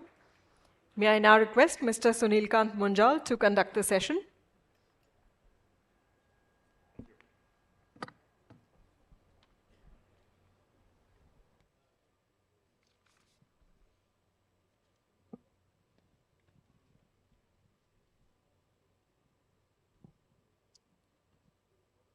Good evening, everyone. And Rohini, thank you for doing this. Thank you, Sunil, for doing this, actually, and thanks to AIMA. You know, I got called yesterday that you may have to do a fireside chat with Rohini and then also with Nandita. I said 2 firebrand women in one evening is a bit of a handful, so I shall stick to one. So let me start with you as a person, because you have been, in many ways, a very public person. And in also many ways, a very private person. You're a prolific author. You run amazing initiatives on the philanthropic side. You're a pioneer in many things you do. I was trying to figure out, what is it that drives you? I was reading about your grandfather the other day, who got driven by Mahatma Gandhi's message and actually set up his first ashram, I believe. Yeah. So, and he worked closely with Kasturba Gandhi to focus also on sanitation and education. Is that part of your driver? Is it some of it genetic that drives you? I don't know if the genes pass such things on, but culture certainly does. So in my family, we were always, you know, in those days when I was young, in the 60s, the term simple living and high thinking was something that, of course, this was pre-liberalization, so everyone had to do simple living anyway. But the high thinking part we took rather seriously. And my grandfather's legacy was very much held to us as a positive example of how you should live your life. So I was very inspired, definitely, by that. I understand your grandson Tanush was the inspiration for a couple of your books. Oh, yes. And for a lot of my work, because what is the world we are going to leave for the grandchildren and the great-grandchildren, right? That's something I think, the minute you become a grandparent, I think today, that's the first thing you think about. Yeah. It kind of tends to change our behavior and also in some ways how you look at the world. Back again to your writing. You've been writing books and some wonderful stuff. I've managed to read some of them. I find, however, lots and lots of people are very happy and comfortable just reading off a little bit off a screen, off the net, on WhatsApp messages and all, and the like. Do you think the habit and culture of reading is actually going away? Do you believe it's something we need to hold and protect? Actually, I don't think it's going away. I think reading is absolutely critical. Wherever I go, I tell young mothers, I tell grandmothers, the first gift to a child should be a book. Actually, when the mother has a child in her womb, she should start reading to him or her. Reading is absolutely critical to put yourself on the path of self-learning. And there is no path more empowering than the self-learning path. So reading is critical. I don't think people are reading less. If you look at the sale of books worldwide, if you look at Pratham Books, which I co-founded in 2004, today we've created an open Creative Commons platform called Storyweaver, And today it has more than 26 million reads, more than 55,000 stories in 340 languages contributed to from all over the world. So people are reading, children are reading, and parents are helping them to read. But reading is so critical. I'll just say one thing. A reading nation is a thinking nation. A thinking nation is a nation that is going to innovate and progress. So reading is critical, yes. That is fantastic, by the way. Congratulations. And that's tremendous I mean, work. there's a great team doing that now. Yeah. Yep. But the leader does get the credit. Yeah. So since Nandan is here as well, I'm going to ask you a question about Infosys. And also, Nandan always said that he was an accidental entrepreneur. As you said, you're an accidental philanthropist. Many people said what actually made Infosys was not just these founders, but it was these strong, powerful, purposeful women behind these men. In each of their cases, something significant was done, either a big sacrifice or to support the spouses to help build this company. I read somewhere that Sudha Murthy gave Narayan Murthy a loan, and you did some such similar thing. So how was those days for you when the early days of the struggle of setting up a new enterprise of Infosys was the norm, was the day in and day out for you? This was 1981. In 1980, they took the decision. 1981 was when Infosys was set up.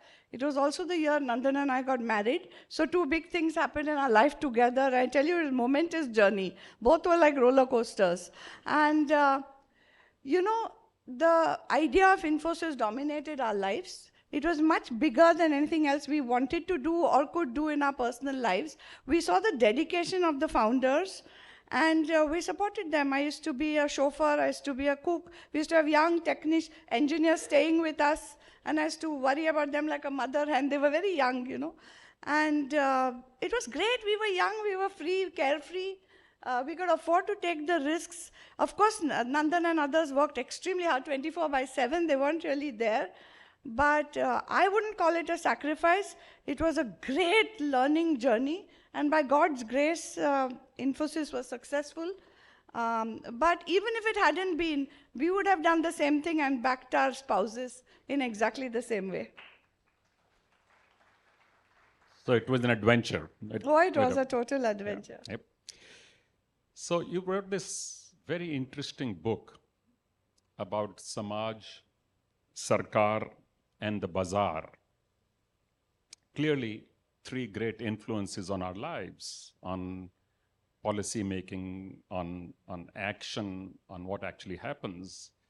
The COVID pandemic that we went through recently was a wonderful example of the ability to work together, but doesn't happen often enough, and doesn't seem to have a natural smoothness to its functioning.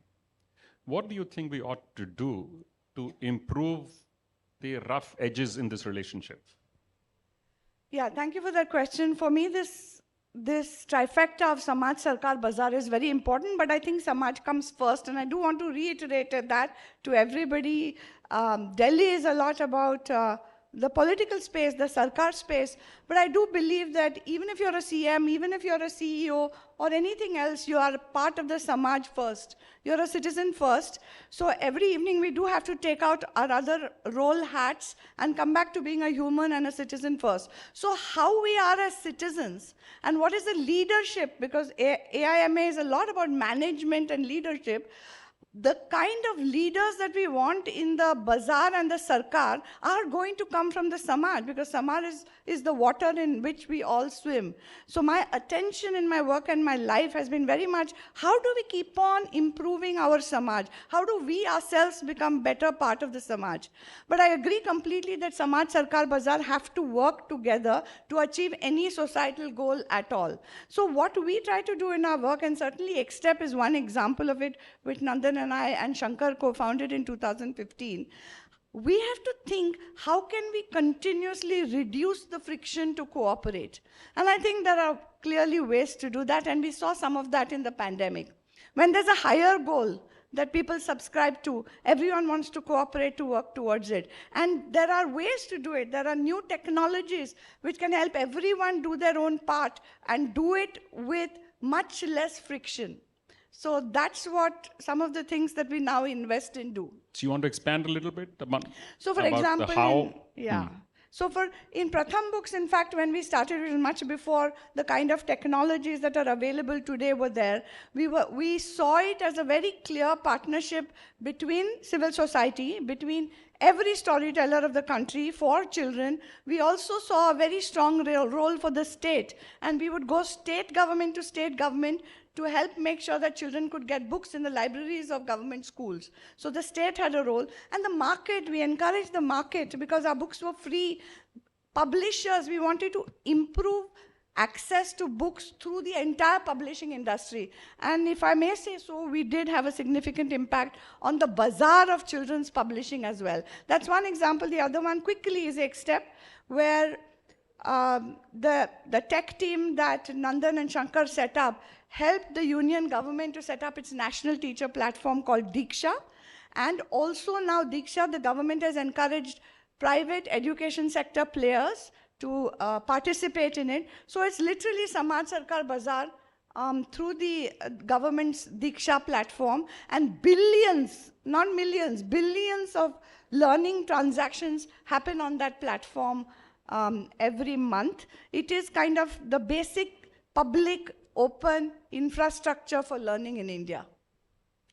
No, I think we've done an amazing job as a nation, thanks to people like Nandan, on whether it was building the India stack, building the Aadhaar, building now Diksha, and the health platform, where hopefully at some point in time, each one of us will have our medical records get anonymized and be available and ride on that. So all of this, of course, drives a whole new concern of my personal information and data going out, and security has become a big issue, as you know. So let me go back a little bit to the earlier comment you were making about your philanthropy. You have been a very open philanthropist. You have been a vocal philanthropist. You have participated in multiple philanthropies. You also participated in the India Philanthropic Initiative. And this is rather unusual in India, where a lot of people are not able to or not willing to share what they do in terms of charity or philanthropic initiatives. How come you are so vocal about this, and would you encourage others to do the same? Yeah, Sunil, you were part of IPI with me as well. And one of the things we realized is, yes, sure, there's a culture in our country where you say the left hand should not know what the right hand is giving. And that's very wonderful, because it means that you're not going to boast about your philanthropy, you're going to do it quietly. But at a time like this in India, where so much wealth is accumulating in quite a few only a few hands, to be very honest, unbelievable wealth, then you have to question what is the role of that wealth in a society like ours. Why would societies tolerate the accumulation of private wealth so rapidly and in such a degree if it was not showing itself to do good for society at large? And if we can't talk about this publicly and keep this question alive, I think we don't want a culture where the wealthy are not showing any responsibility for the progress of the whole nation. So we decided that we want to be transparent, completely transparent about our giving. And it took us a while to, again, overcome that cultural barrier. But we joined the Giving Pledge and said at least 50%. Hopefully in our lifetime of our wealth we will give away. And I think this signaling is very important. And I think every wealthy person in this country should find their own way of clearly and transparently signaling their own philanthropy. That's wonderful. You also said that in the Indian philanthropists need to be a little bit more audacious. Why do you think so? Well, look at you. Maybe I'm turning, see, I was a journalist. I always turn around and ask some questions myself. Why do you do Serendipity, the Arts Festival? And it's so great. I haven't come yet. I'm going to come this year. Tell us why you do. What motivates you to do something? Most people in the country, there's enough data, do education, health, or charitable giving when they give. Why are you doing something so bold and different? So my belief is, for any nation state to be considered successful, there are 4 pillars that need to be in place. One is a growing economy, so the people can live a prosperous, safe and prosperous life. Second is the ability to defend yourself. Third is to be able to play beyond your own borders, so be a part of geopolitics. And the fourth is to have a strong cultural underpinning. On the first 3, India is doing exceedingly well. On the last one, we have slipped, and we have slipped continuously for the last 5 centuries. So I had this conversation along with some friends of mine that we've changed the very model of how the arts in India were practiced or taught. Originally, the big patrons were the royalty. This started from the palaces and then went on to temples, then went to the traders. There were no partitions in the arts. They did not segregate theater or music or dance or crafts. So both the teaching and the practice of the arts was done collectively and was available and accessible to everybody. That has changed. Today, arts have become an exclusive domain of a very few. So our attempt was to democratize the access to the arts and to bring back the actual Indian methodology of looking at arts as a complete, as it's actually about complete life in almost in a sense of speaking, because we also look at food as an art form. So that's precisely it. You know, if more philanthropists, my God, how much there is to do in this country. Arts, culture, restoring all our archaeological monuments, water, there is environment. A million things can be done to nurture our environment. There are so many other places I can think of. So I think philanthropists need to little bit take on more risky philanthropy. When I say risky, I don't mean politically risky as much as risky in terms of that you may not necessarily see the benefits accruing very, very quickly. You need patient capital for a long time. You need to be able to trust civil society organizations to do what they do best because they know how to work in their context. Open up, go beyond your fence and work in areas that are very, for example, mental health and so many others. I think this is the time for Indian philanthropy to challenge old ideas and just innovate rapidly. I also think we need to understand the distinction between donors, philanthropists, and social entrepreneurs. Sure. Because each one has a role to play, and each one is critical to the needs. So, but interestingly, what we find is that every generation appears to have a slightly different approach to philanthropy itself. Yeah. So, how would your daughter's, Janvi's approach, for example, differ from yours in philanthropy? So, Janvi came back with a PhD from Harvard, and I thought she'll do some post-doctoral research in some archaic thing. But she suddenly switched lanes and decided that she wants to push her newfound passion, because when she was pregnant, she did a lot of research for doing respectful birthing in India. So she started doing a lot of research about what happens to women when they're giving birth. And I'm sorry to say, she believes we do things too little, too late to give them a very decent and respectful and joyful birthing experience. So she set up both a non-profit and a for-profit to do that. She's put in some of her money. She's managed to convince her parents to put in some of their philanthropic capital, and she is doing very well with Astrika Foundation. My son is part of my board, and he has several ideas about how to give forward. Both of them are solidly with us on the fact that we have to give forward as much, as effectively, and as fast as we can. So, for you, the exposure that you had, you traveled the world, you meet, leaders around the world in business, in politics, in society. Has your own view changed over this period of time that your exposure has increased towards society and towards philanthropy? Yes, I think we are at a critical juncture where people really need to understand the importance of civil society in democracies.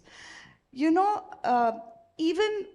people in the corporate sector, of course people in government, they are doing whatever they can to take this country forward. But business cannot go below a certain line.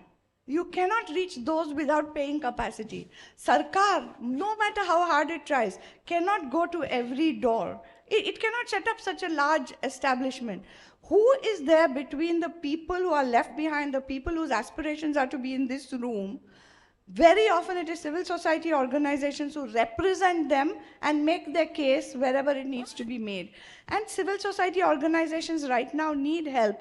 I'm happy that foreign donations are coming down. The government believes Indian money should go up. And this is the time for people like all of us in this room to support whichever area you are passionate in, to support civil society organizations. So I've seen the leadership skills that AIMA, I'm sure, talks about in all its regional meetings. You will find a lot of that leadership lessons among civil society leaders. I know hundreds of them. And that kind of passion of intent, that hard work, that moral leadership is something I think, whether you're in government or in the corporate sector, you can learn.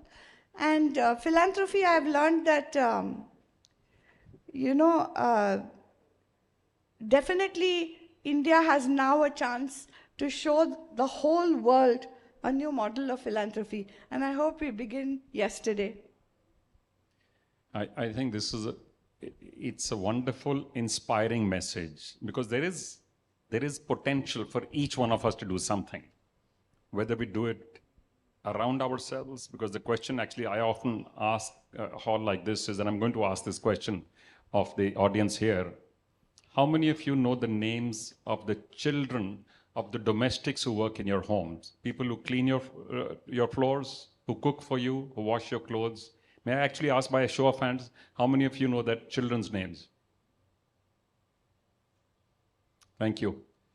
So the reason for asking this question, Rohini, repeatedly is that we often forget how blessed and fortunate we are to be able to make decisions and choices and say no to things.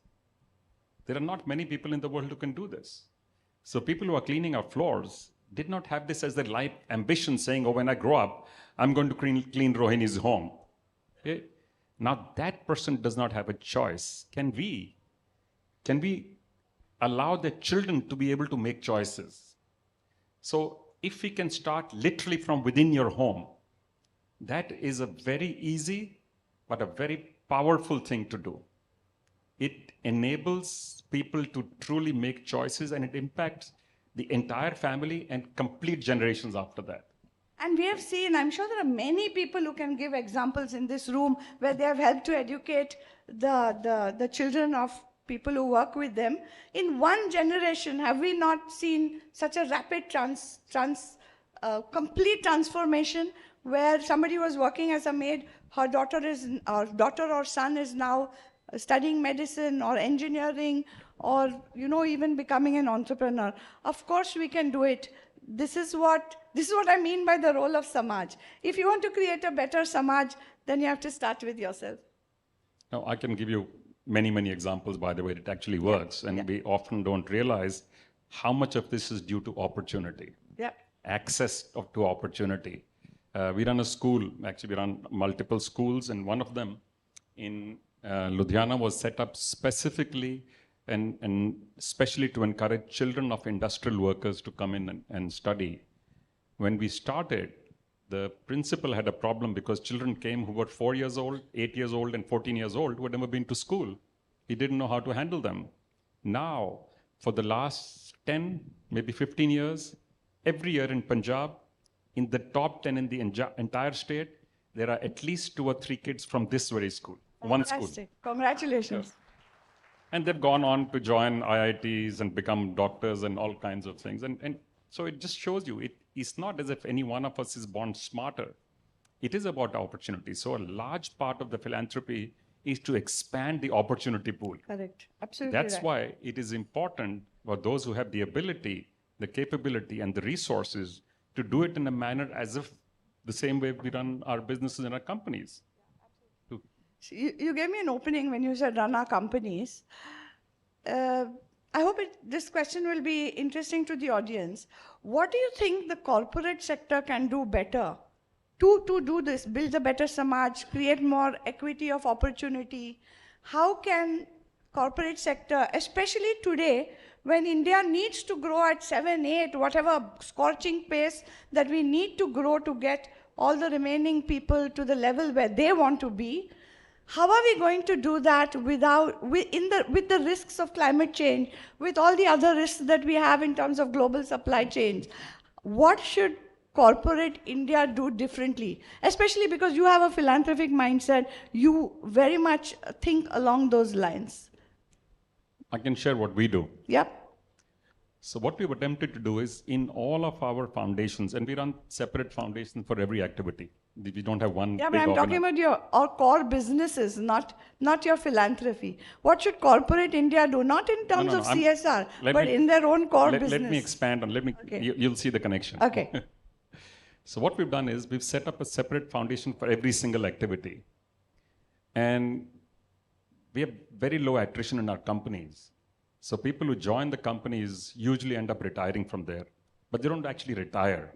When they come close to retirement, they usually say, can I join this school or this hospital or this college or this other initiative, clean drinking water, etc. So we have actually got some of the best talent available in the country running our philanthropic initiatives. We've also put in the same processes in these as we have in our companies. We've also put in ERPs in the foundations. So that's what I meant by when I said we are using our knowledge of the way we run our businesses. We've transmitted that knowledge into these foundations. We've also set up things like KRAs, goals for them to monitor. And we actively encourage people making mistakes. What I mean by making mistakes is we tell them to experiment all the time, to try and do things quicker, better, faster, easier, cheaper, lower wastage, etc. And to do that, if you have to experiment, it's absolutely fine. So fail forward. And if you stumble, so what we do is in our town halls, we call up people, and anyone who's done something special gets called up and gets a pat on the back. And somebody who tried but failed gets the exact same recognition. That's wonderful. Actually, in the non-profit sector, every year now we have a failures conference. Maybe corporate India should have a failures conference every year. Maybe AIMA should have a failures conference where you literally are able to share in a very safe space what you learned from any failure that you might have had. And we find that idea has started picking up in other places as well. So what you said really rang true to me. So in a sense, you already asked me the question which came in from here, is saying, is corporate philanthropy a strategic tool for business? So there's another interesting one. It says, do you think philanthropy is being misused by many to get political patronage? Political patronage. I don't think philanthropy has been misused. These are questions from the audience. Yeah. To get political patronage, I don't think you can get. But philanthropy can be misused, certainly to get certain kinds of power. Let's be very clear. Money comes with power. Using money comes with power.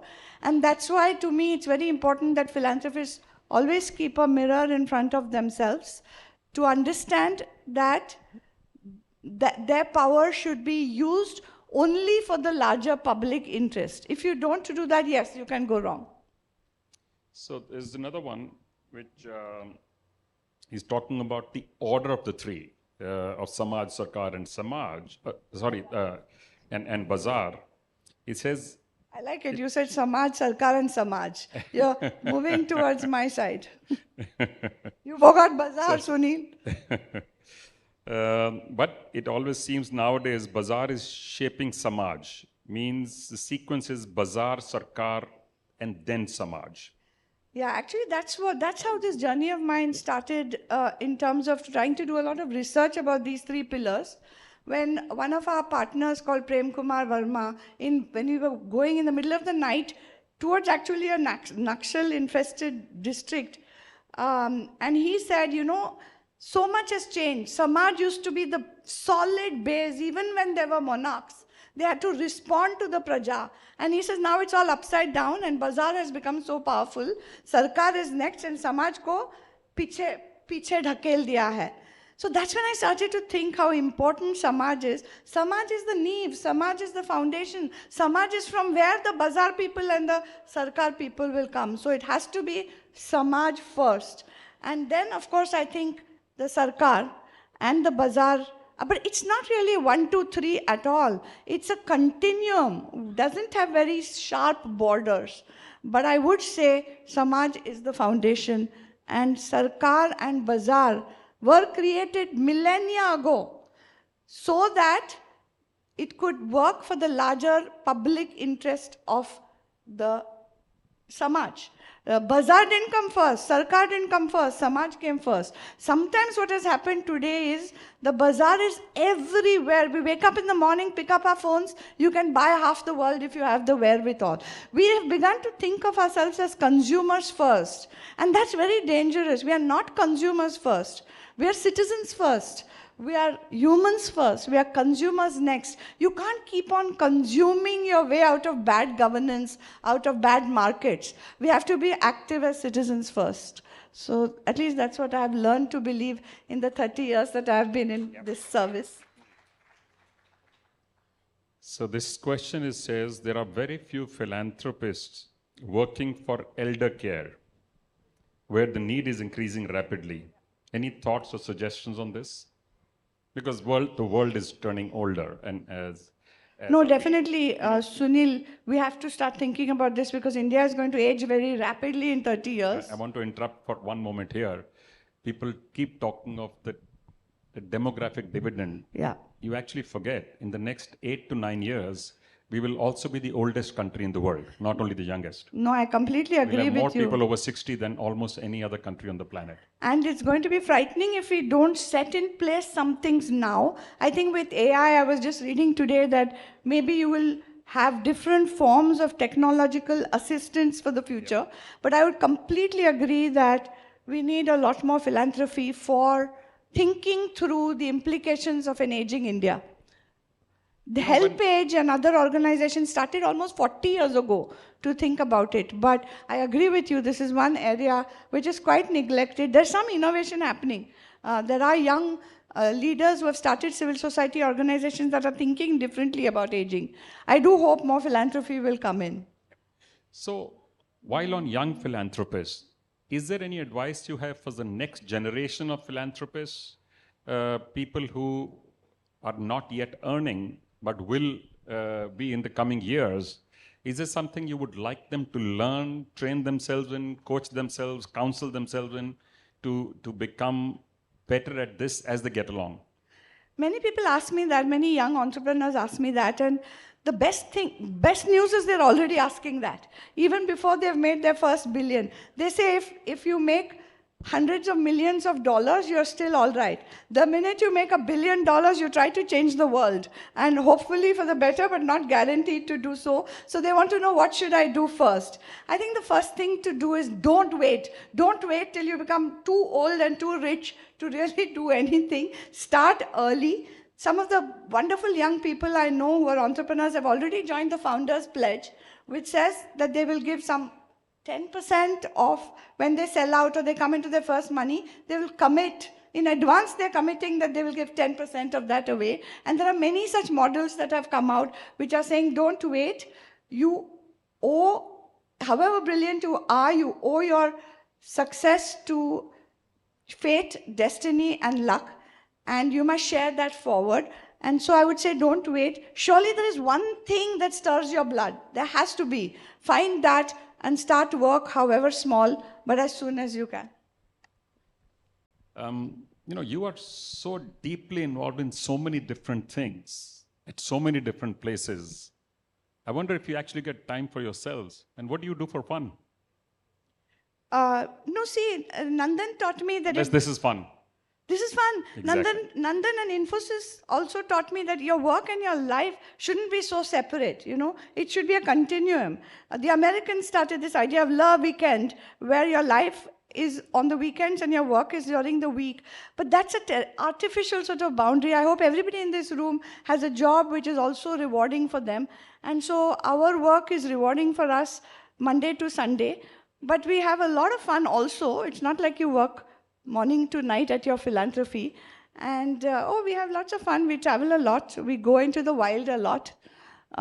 We argue a lot. It's fun. At least fun for me. Nandan will have to speak for himself. We'll have to talk to Nandan separately about that. There's a question which says, wealth comes with some social responsibility. I have heard that you believe in having contract between wealthier people with other people of society. What is that contract? I think I spoke about that. I think the wealthy have a responsibility towards society. You cannot have societies where wealth is only used to benefit the wealthy. Otherwise, why would societies want to create that wealth? So I think there should be public pressure on the wealthy. There is growing inequality and inequity in the world. Too much of the value of the economic spectrum is captured in only one space. You have to let that value flow all the way down, and this is something that, of course, the bazaar has to think about much more.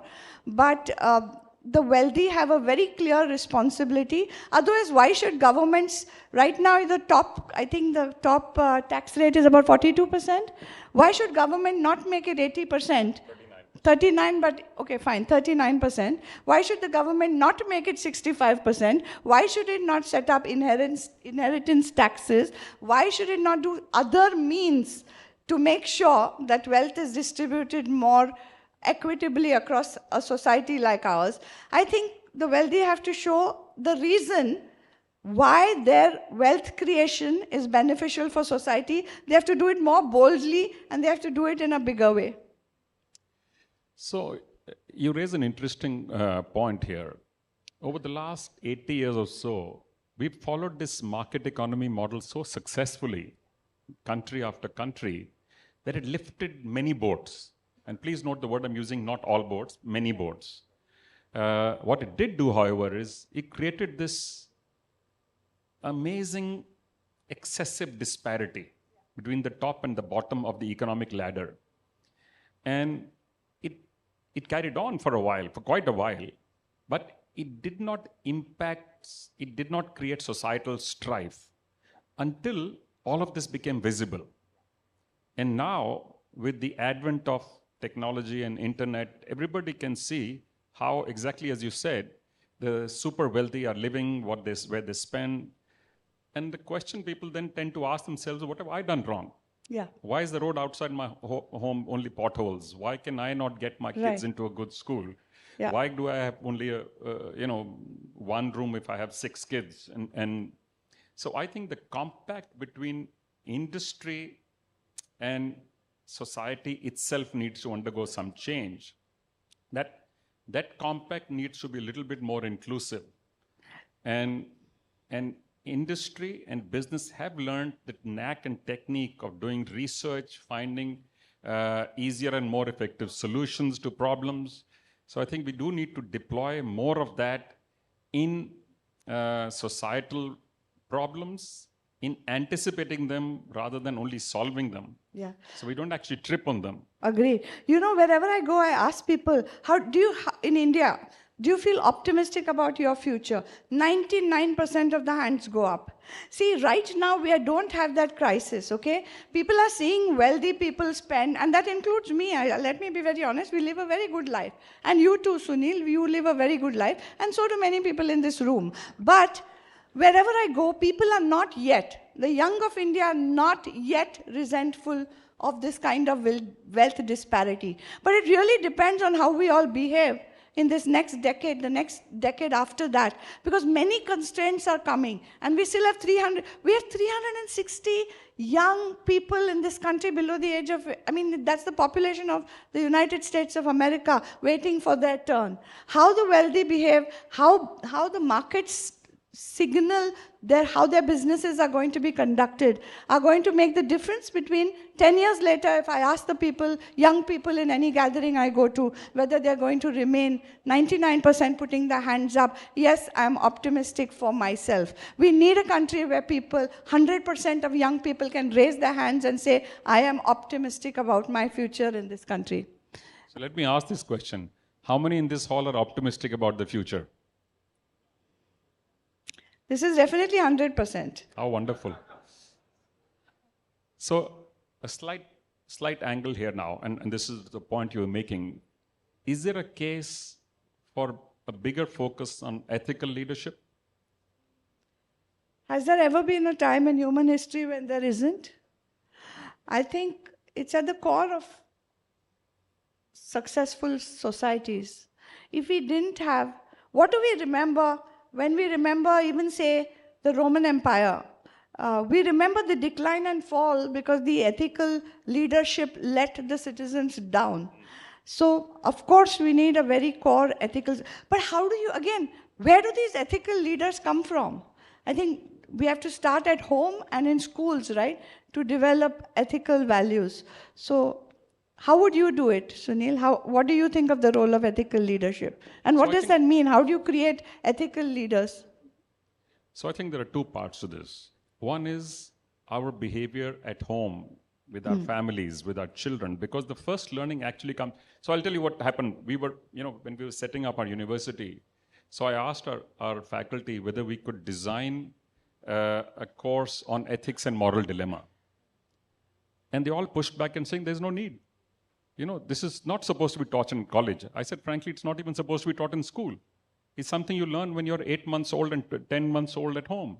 When you see the members of your family, that what they say and what they do is actually consistent. And starting from there onwards, if you can create that consistency in your life, you don't need a special focus on it. But because we have a real issue, we have a real problem right now, there is a need for us to show ourselves a mirror now and then. And therefore, to try and bring this to the fore as a need and at multiple parts of our stages in our life.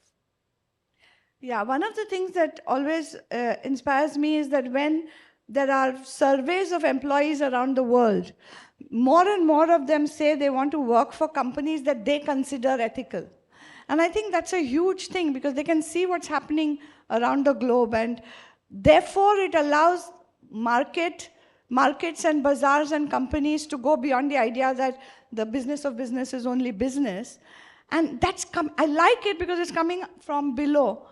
And I think, in fact, some of the ethical leadership is going to be driven by employees of the future who see the interconnections between their own lives and what their employers are doing.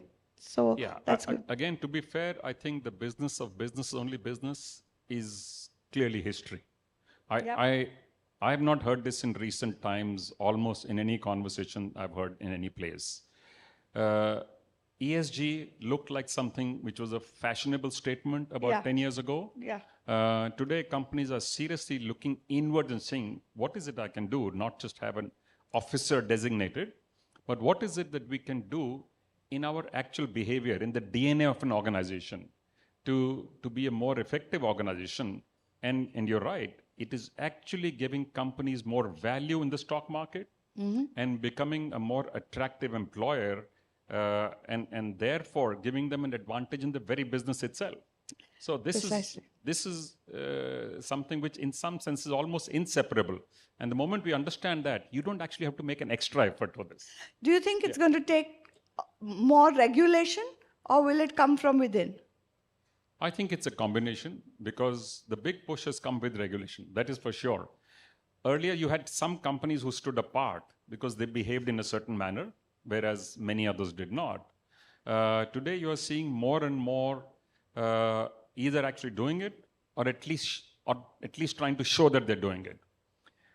I'm frankly happy even that they're just trying to show it, because what happens after that is your behavior does tend to change. True. You tend to follow that. You know, once you start to pretend. It has its own rewards also. Absolutely. Yeah. Absolutely. Yeah. So I think we're running out of time. I have a couple of more questions, which I'm afraid we will not be able to take.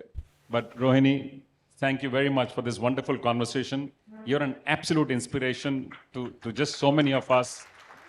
Thank you, Sunil, for being such a great moderator. And thank you for being such a role model. Thank you so much, AIMA, for having me. I'm not a typical speaker here at a management association. Congratulations for 50 years of this convention. That is really something. Congratulations, AIMA. Thank you. Dhanyavad. Namaste. Rohini, you're a superwoman. Thank you. Thank you, Mr. Munjal, and thank you, Ms. Nilekani, for a very interesting and informative session. May I request Mr. Nikhil Sani, Senior Vice President, AIMA, to please join us on stage to kindly present mementos to the esteemed speaker and moderator of this session.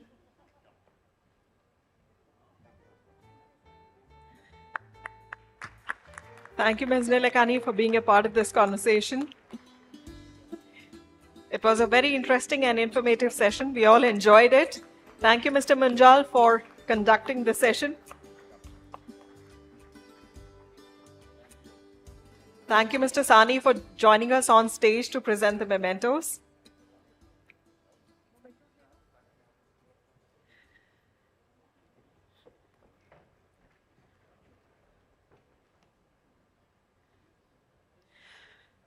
Well, ladies and gentlemen, with this, we come to the end of the first day of AIMA's Golden Jubilee National Management Convention.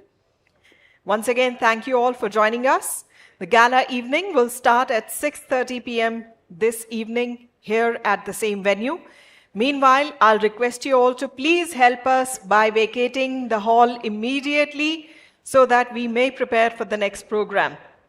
As we have shared with you, it's an interesting evening ahead. It's a gala evening. We present some scintillating entertainment for you, but meanwhile, I'll request you all to please carry all your belongings with you and kindly immediately